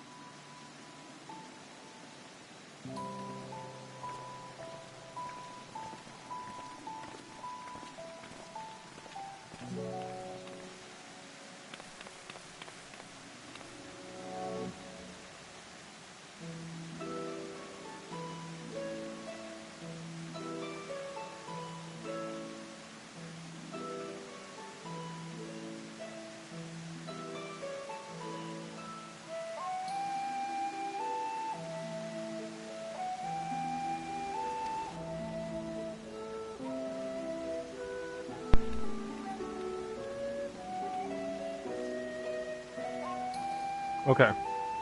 So, I said fuck it, let it charge for a little bit.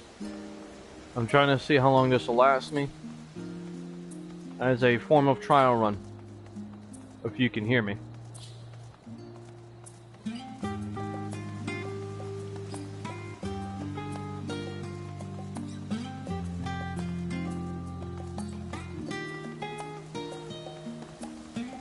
Can you hear me? Awesome. Okay. So it's around this time that we are given the well, the end game gear, basically, which is technically what I have on, but my end game gear is from Dawn Trail, the Taru's boutique.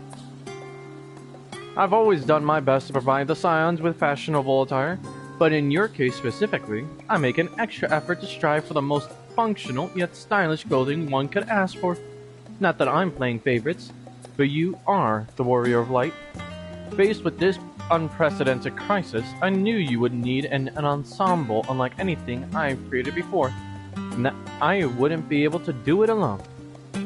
And so, after enlisting the aid of the world's finest artisans, I finally completed my career-defining masterpiece. She is. But then inspiration struck and I saw a golden opportunity just beginning to be seized. Just begging to be seized. With the help of some Thavnarian refugees, I decided to set up shop here in Sharlayan. Of course, I would never charge you for any of our works. Perish the thought. Varsarov? How are things coming along? Everything is in order, Mistress Satoru. We'll be ready to open shortly.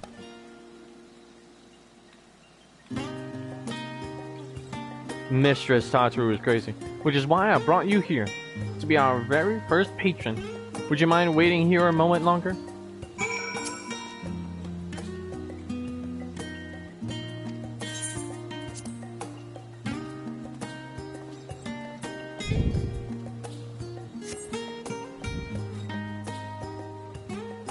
Oh yeah, I remember. I think I remember this. It's one of those moments where we wait around and people come to us.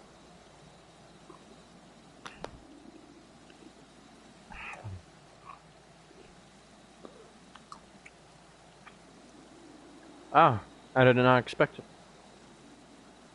to find you here. No, Varshan.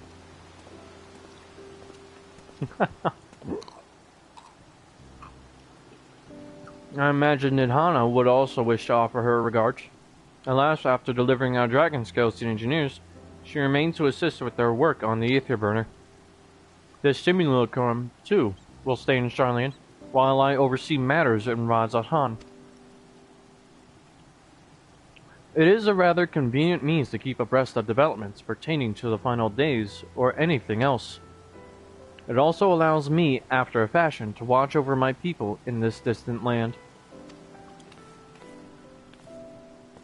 Rashawn, I was hoping you'd stop by. I can't thank you enough for allowing your artisans to work with me here at the boutique. Please, it is I who should be thanking you. This establishment has restored a sense of normalcy to their lives. You have blessed them with newfound purpose, and a means by which to support themselves in these troubled times. What's more, when they at last return home to Razathan, the experience and knowledge they have gained in your employ will no doubt prove a boon to the artistry and commerce of our land. In fact, I came here to see how your new employees are settling in, and to express my gratitude for granting them this opportunity. It's an opportunity for me as well, believe you me.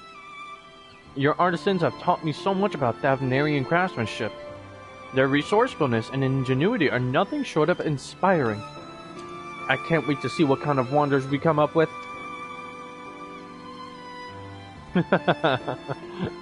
I pray you every success in your endeavors, Mistress Tataru. Yes, he is. Before coming here, I heard word of the Forum's decision, of what will soon be attempted. It was only then that I finally understood why my father called this star the last bastion of hope. Indeed, it was the last bastion, for the flame of every other star he encountered had likely been extinguished.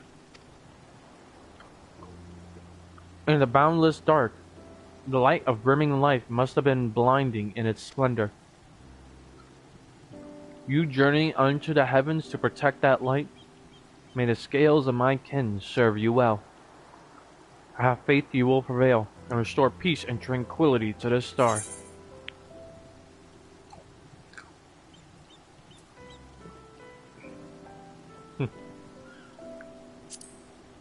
I should like to visit Razathan once this is, and we should be honored to receive you. There is still much of Razathan you have yet to see. But I must take my leave. Fare you well, and remember, the people of this star have not yet given up hope, and neither must you.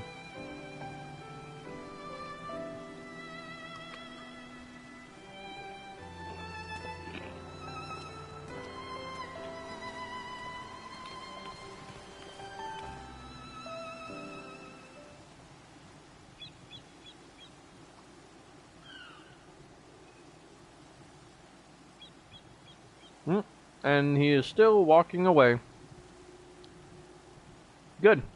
I'm glad you're still here. And cue the next person. Or must I go to get a meal with some flavor in this wasteland of taste? And who is this?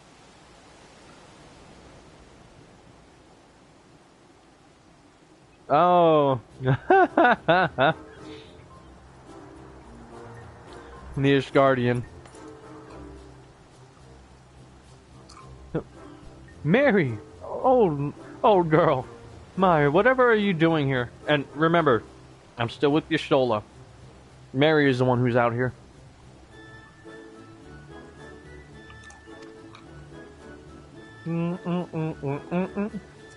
A new boutique, you say? I'd been meaning to expand my wardrobe. Yes, something with a little more flair, perhaps befitting a man of my station. Though I have nowhere to flaunt said raiments, so long as my confinement continues indefinitely. The young Lord Fortemps insists that, so long as there is work to be done, no matter how trivial, I must abide here in Charlian. Thus do I toil through, though every fiber of my being rails against it. Why, I've even suffered the company of that brute Sicard to see supplies transported in a timely fashion. Yet he was the one granted leave this morning to participate in some supposed covert operation. So I suffer instead for his otherwise welcome absence. Now burdened with extra busy work, and without Honorite here, there's no one to prepare my meals. I came here in the hopes of finding a nice cafe, perhaps. Alas, the Charlian delicacies I've sampled were lacking in every respect.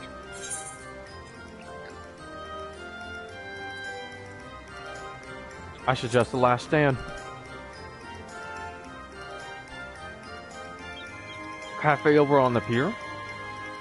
Their cuisine didn't appear all that appetizing, but if you vouch for their cooking, perhaps I will give it a try. Thank you for the suggestion, and ta-ta for now, old girl.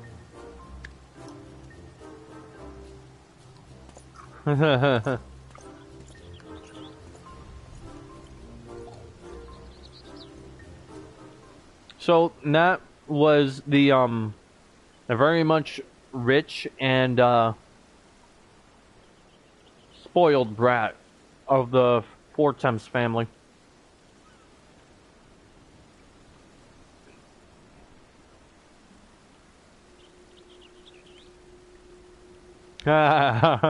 Well, well. Is that Marion Tataru I spy? Hancock.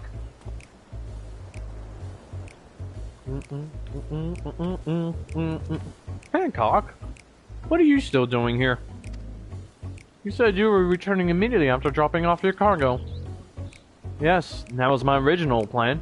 After all, any expertise required aside from the delivery of goods is well beyond my purview. But what manner of entrepreneur would squander an opportunity to study the markets of the northern seas? Worry not, I will return straightways to Kugane once I have finished. You remember those ones that had half the crew praying for milk?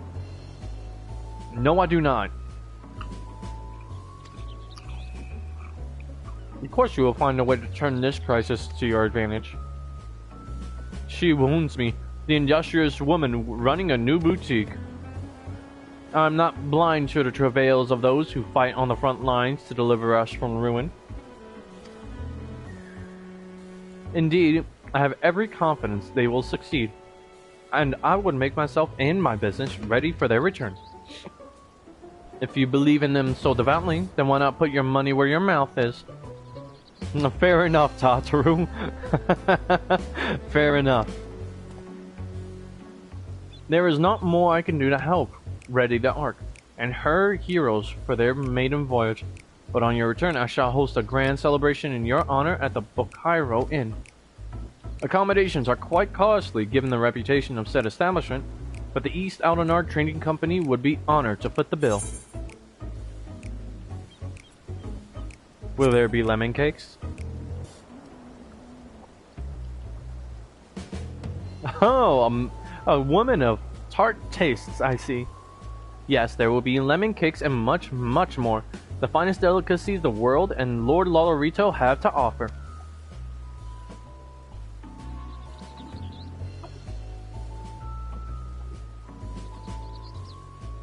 But let us speak more of this upon your return, lest I draw even more of Tataru's ire. Until next we meet.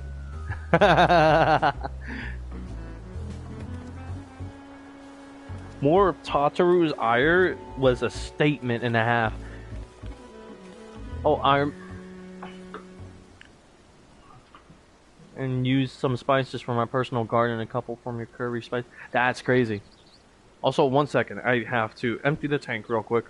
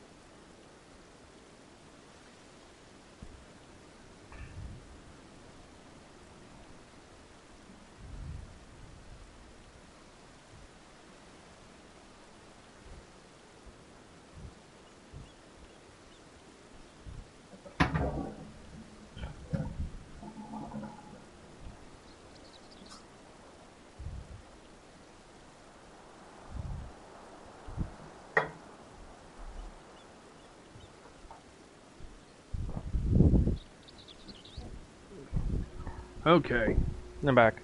Ah, Luxurious. Decided to spend your time at the markets, did you? Oh, sorry. Ah, Mary. Decided to spend your time at the markets, did you? Hey, Biggs and Wedge. My two favorite engineers. Mary liked them, but then again, she has the spice tolerance of a damn soldier. That she does. Tataru. Oh yeah, so remember what I said about Wedge and Tataru? This is how it is. This is what I meant.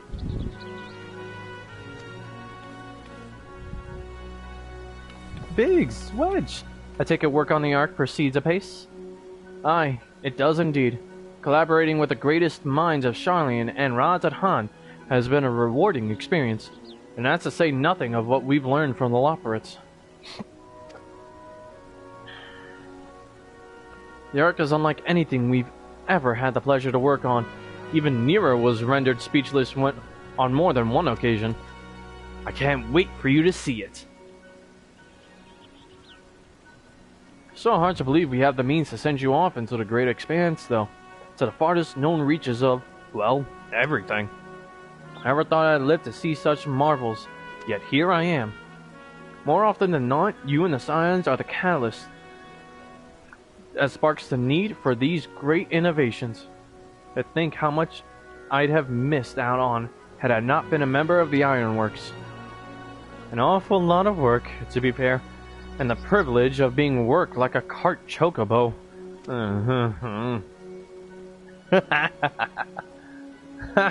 There is that too.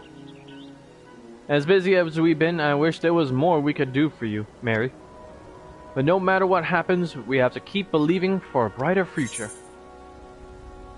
And we do, friend. We're filled with even more adventure. Haha!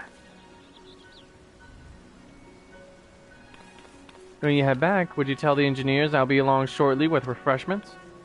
That's very kind of you, Tataru. They'll be glad to hear it. And on that note, Wedge and I should get along. Still a few more supplies to gather before we return.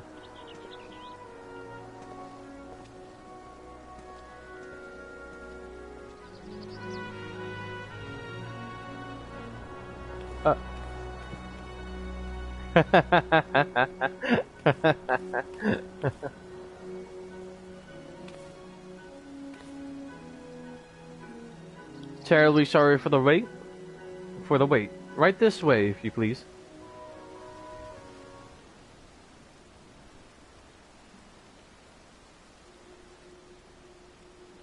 He is very shy. In the present time, though, he's gotten over it. He finally asked Tataru out, and she agreed. Right. I don't believe the two of you have been formally introduced. This is Varsaruda from Palika Stand. Oh!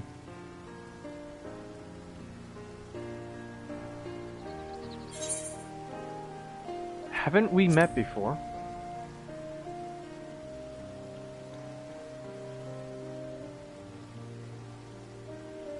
Ah, yes. It was you who helped us at Perusa, and again when crossing the ice fields, was it not? I doubt we exchanged a little more than glances then, but it is kind of you to remember me. Thanks to Mistress Tataru, I and many of my friends have found gainful employment in this foreign land. It is only natural to feel fear in the face of calamity. In such times, we must look to one another for strength and succor. I know not whether we will come to call this place home or return to Thavnair, but we are here today, and are glad to have contributed to the cause.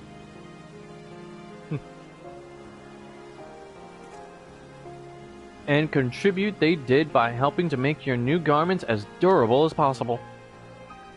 We put our hearts and souls into them, and I have every confidence they'll keep you safe in the battle to come.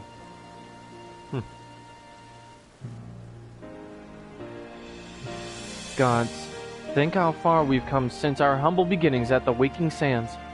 From the rising stones to the falling snows, and even a certain insufferable someone's ruby bazaar.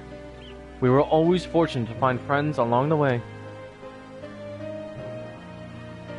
Even when you were swept away to the first, Grahatia was there to grant you sanctuary.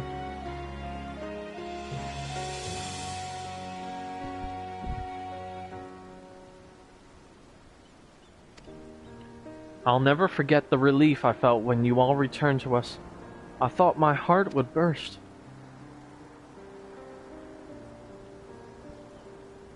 Yours has been a long, long journey, and I've been privileged to watch, often with bated breath, as you persevered time and again. For all the joy we've shared, there's been much sorrow as well, but I've long since learned you can't have one without the other. Which is why I promise to send you off to the Sea of Stars with a smile. And you can be certain I'll be the first one to welcome you back on your return. I feel that Ruby Bazaar was directed at someone. It was, and that was at Hancock. And that's the funny part. In addition to your new ensemble, we have raiments and weaponry for every need. So please, feel free to browse our stock. Na na na na na na na. Weapons and gear obtained can be equipped at level 89. However, all item stats will be subject to item level sync.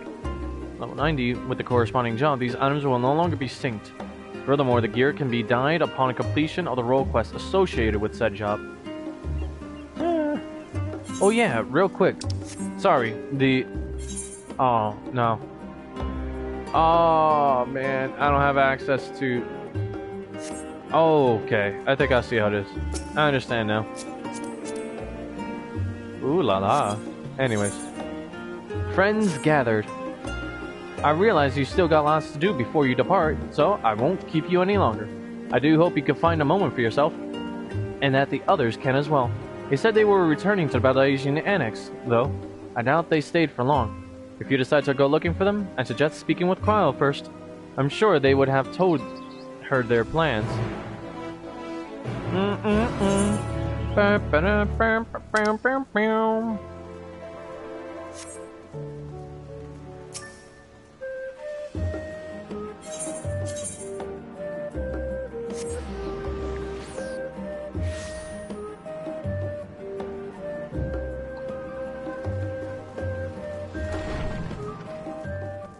To answer your question, though, the Ruby Bazaar was directed at the guy who visited, the one who had the glasses and the kimono, Hancock. You're back. I take it you received your gift from Tataru. It was a surprise long in the making, with many, many long hours of fretting to get everything just right. I'm glad to see it realized, and with great success. If you're looking for the others, though, they've already taken their leave. Y'shtola, Thancred, and Orianger have gone to the last stand for a bite to eat. Alice and Grahatia, meanwhile, though their time would be better spent poring over books at Numenon. As for Alphino and Estinian, well, they've elected to pay a visit to the Levelure estate, though Estinian seems somewhat reluctant to go. I'm sure they would all be glad for your company if you've a mind to seek them out. Should you be feeling peckish, I suggest heading to the last stand before Y'shtola and the others finish eating. But above all else, it would be foolish to run long in a battle of fatigued mess. So do remember to get a good night's sleep.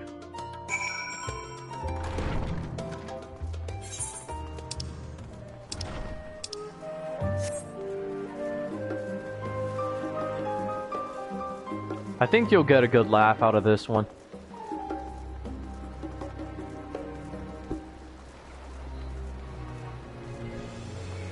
I'm sorry if I'm keeping you, but if anything, right before we are able to right before we leave to go, to leave for Ultima Thule is when I'll end the stream, so that we could get started on the good part and then can work our way up from there.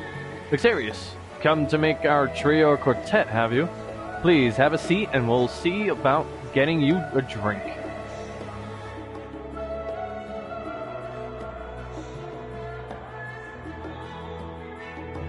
Actually, no. I can feel that you're getting tired.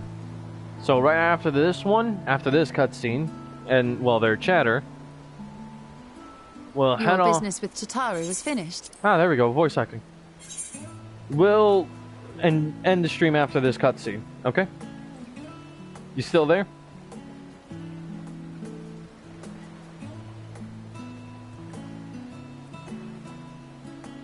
Alright.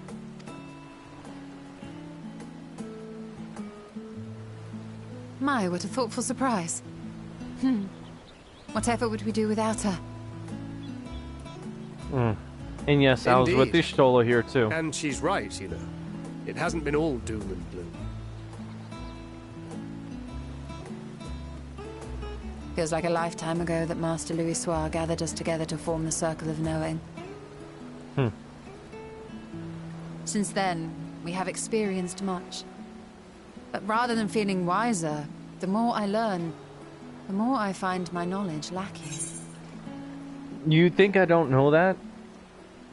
I know. Her voice, super enticing, but also that much more comforting. I love when she speaks. Forsooth. As a student, vainly did I believe that I held the secrets of creation in my grasp. Yet that which I had seized was but an insignificant sliver of what awaited in the wider world. Every encounter, every experience hath served to open mine eyes, enlightening and humbling me in equal measure. Even from those whom I called enemies have I learned many a valuable lesson.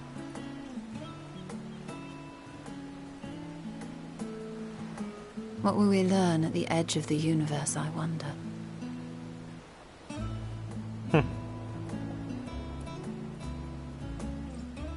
Ultima Thule, where the bringer of the end makes her nest.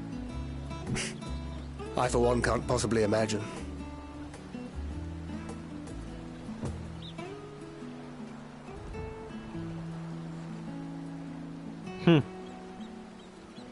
But whatever awaits us there, we will survive. We must. For her.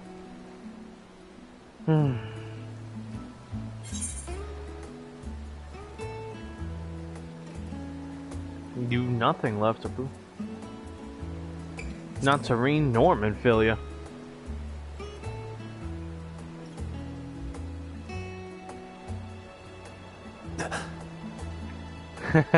Is aught the matter?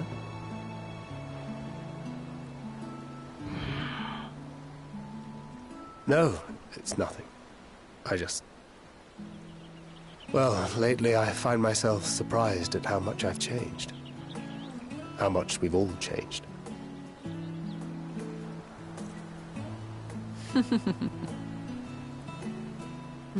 We've come far together, and if we have aught to say about it, we'll go further still. Aye, we will avert this calamity and return home. In preparation for which, we must give thought to what we hope to achieve after the proverbial dust has settled. Definitely. What and with when the she primals and chuckles too. Dacians all but dealt with, I suppose we'll need to look for new hobbies. In all seriousness, though. In uniting to overcome a common foe, the disparate peoples of the world have found a way forward together. It's a truly gratifying sight to see. Bro, you have no idea. Especially when, you know, she chuckles. She laughs. It's like a melody in and of itself, bro.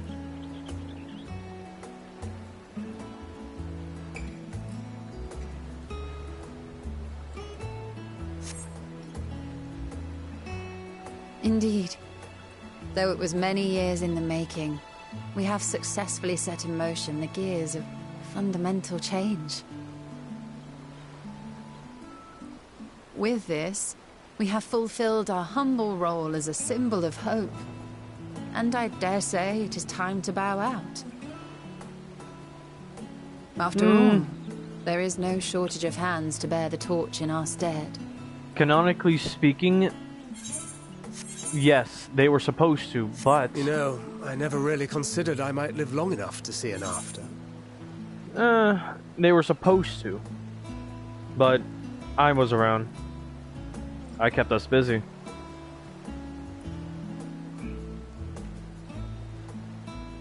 If anything...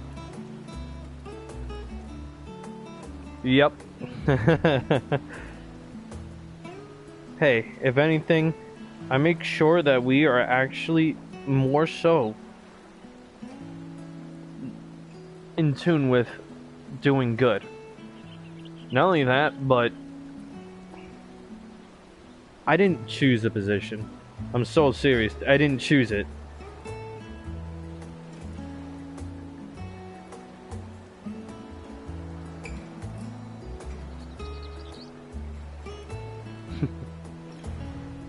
If anything, it was more... Speaking from an Alexarius point of view, it's surprising that they actually chose me to be their leader, and to not officially disband yet. But even if my time as a scion came to an end, I don't expect that much would change.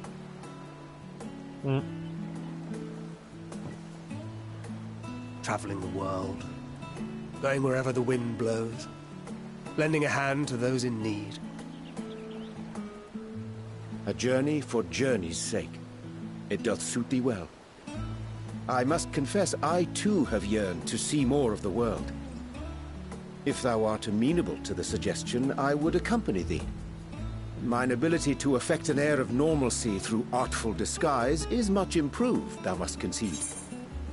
So, you keep this in mind, right? They agree that these two just literally agreed to just travel together, which is technically what led to the both of them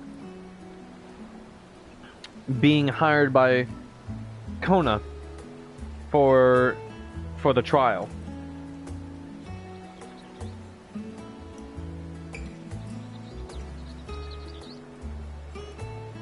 Yep.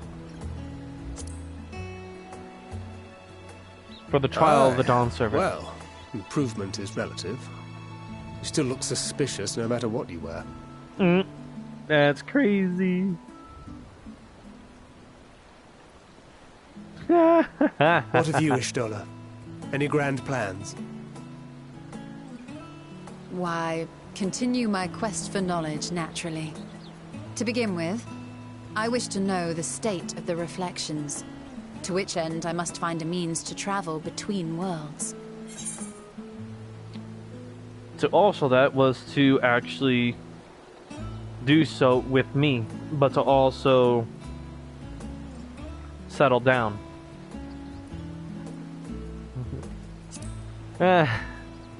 You have no idea, bro. It's the least I must do if I'm to keep my promise.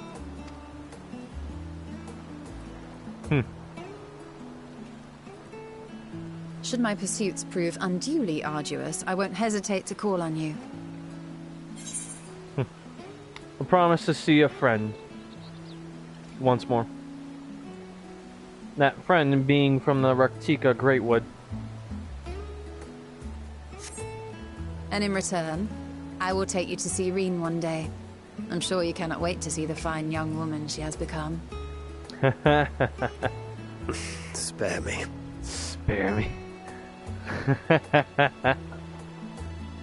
And what of thee? What wouldst thou pursue at duty's end?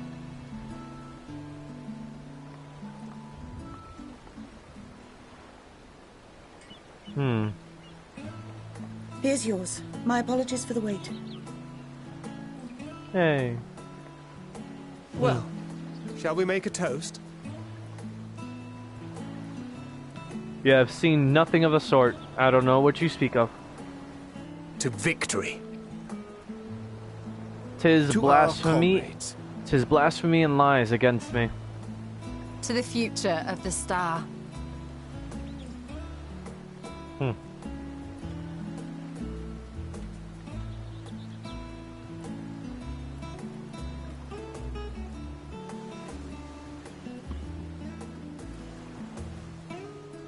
It is.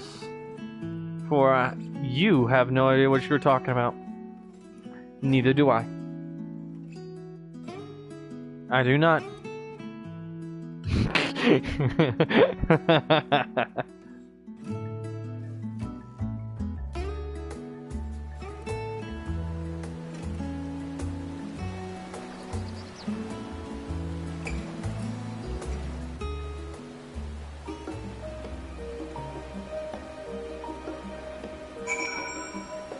Wow, I see how it is.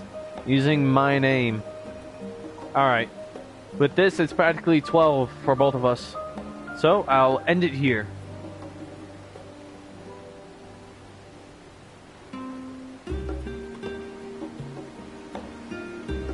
Start up again tomorrow if we can.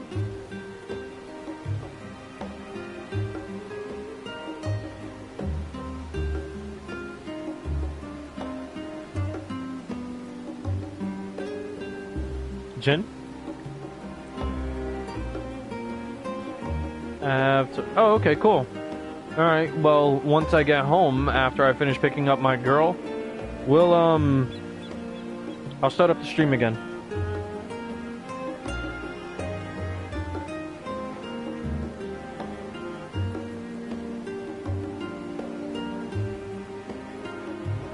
Sweet. Alright. Peace out, man.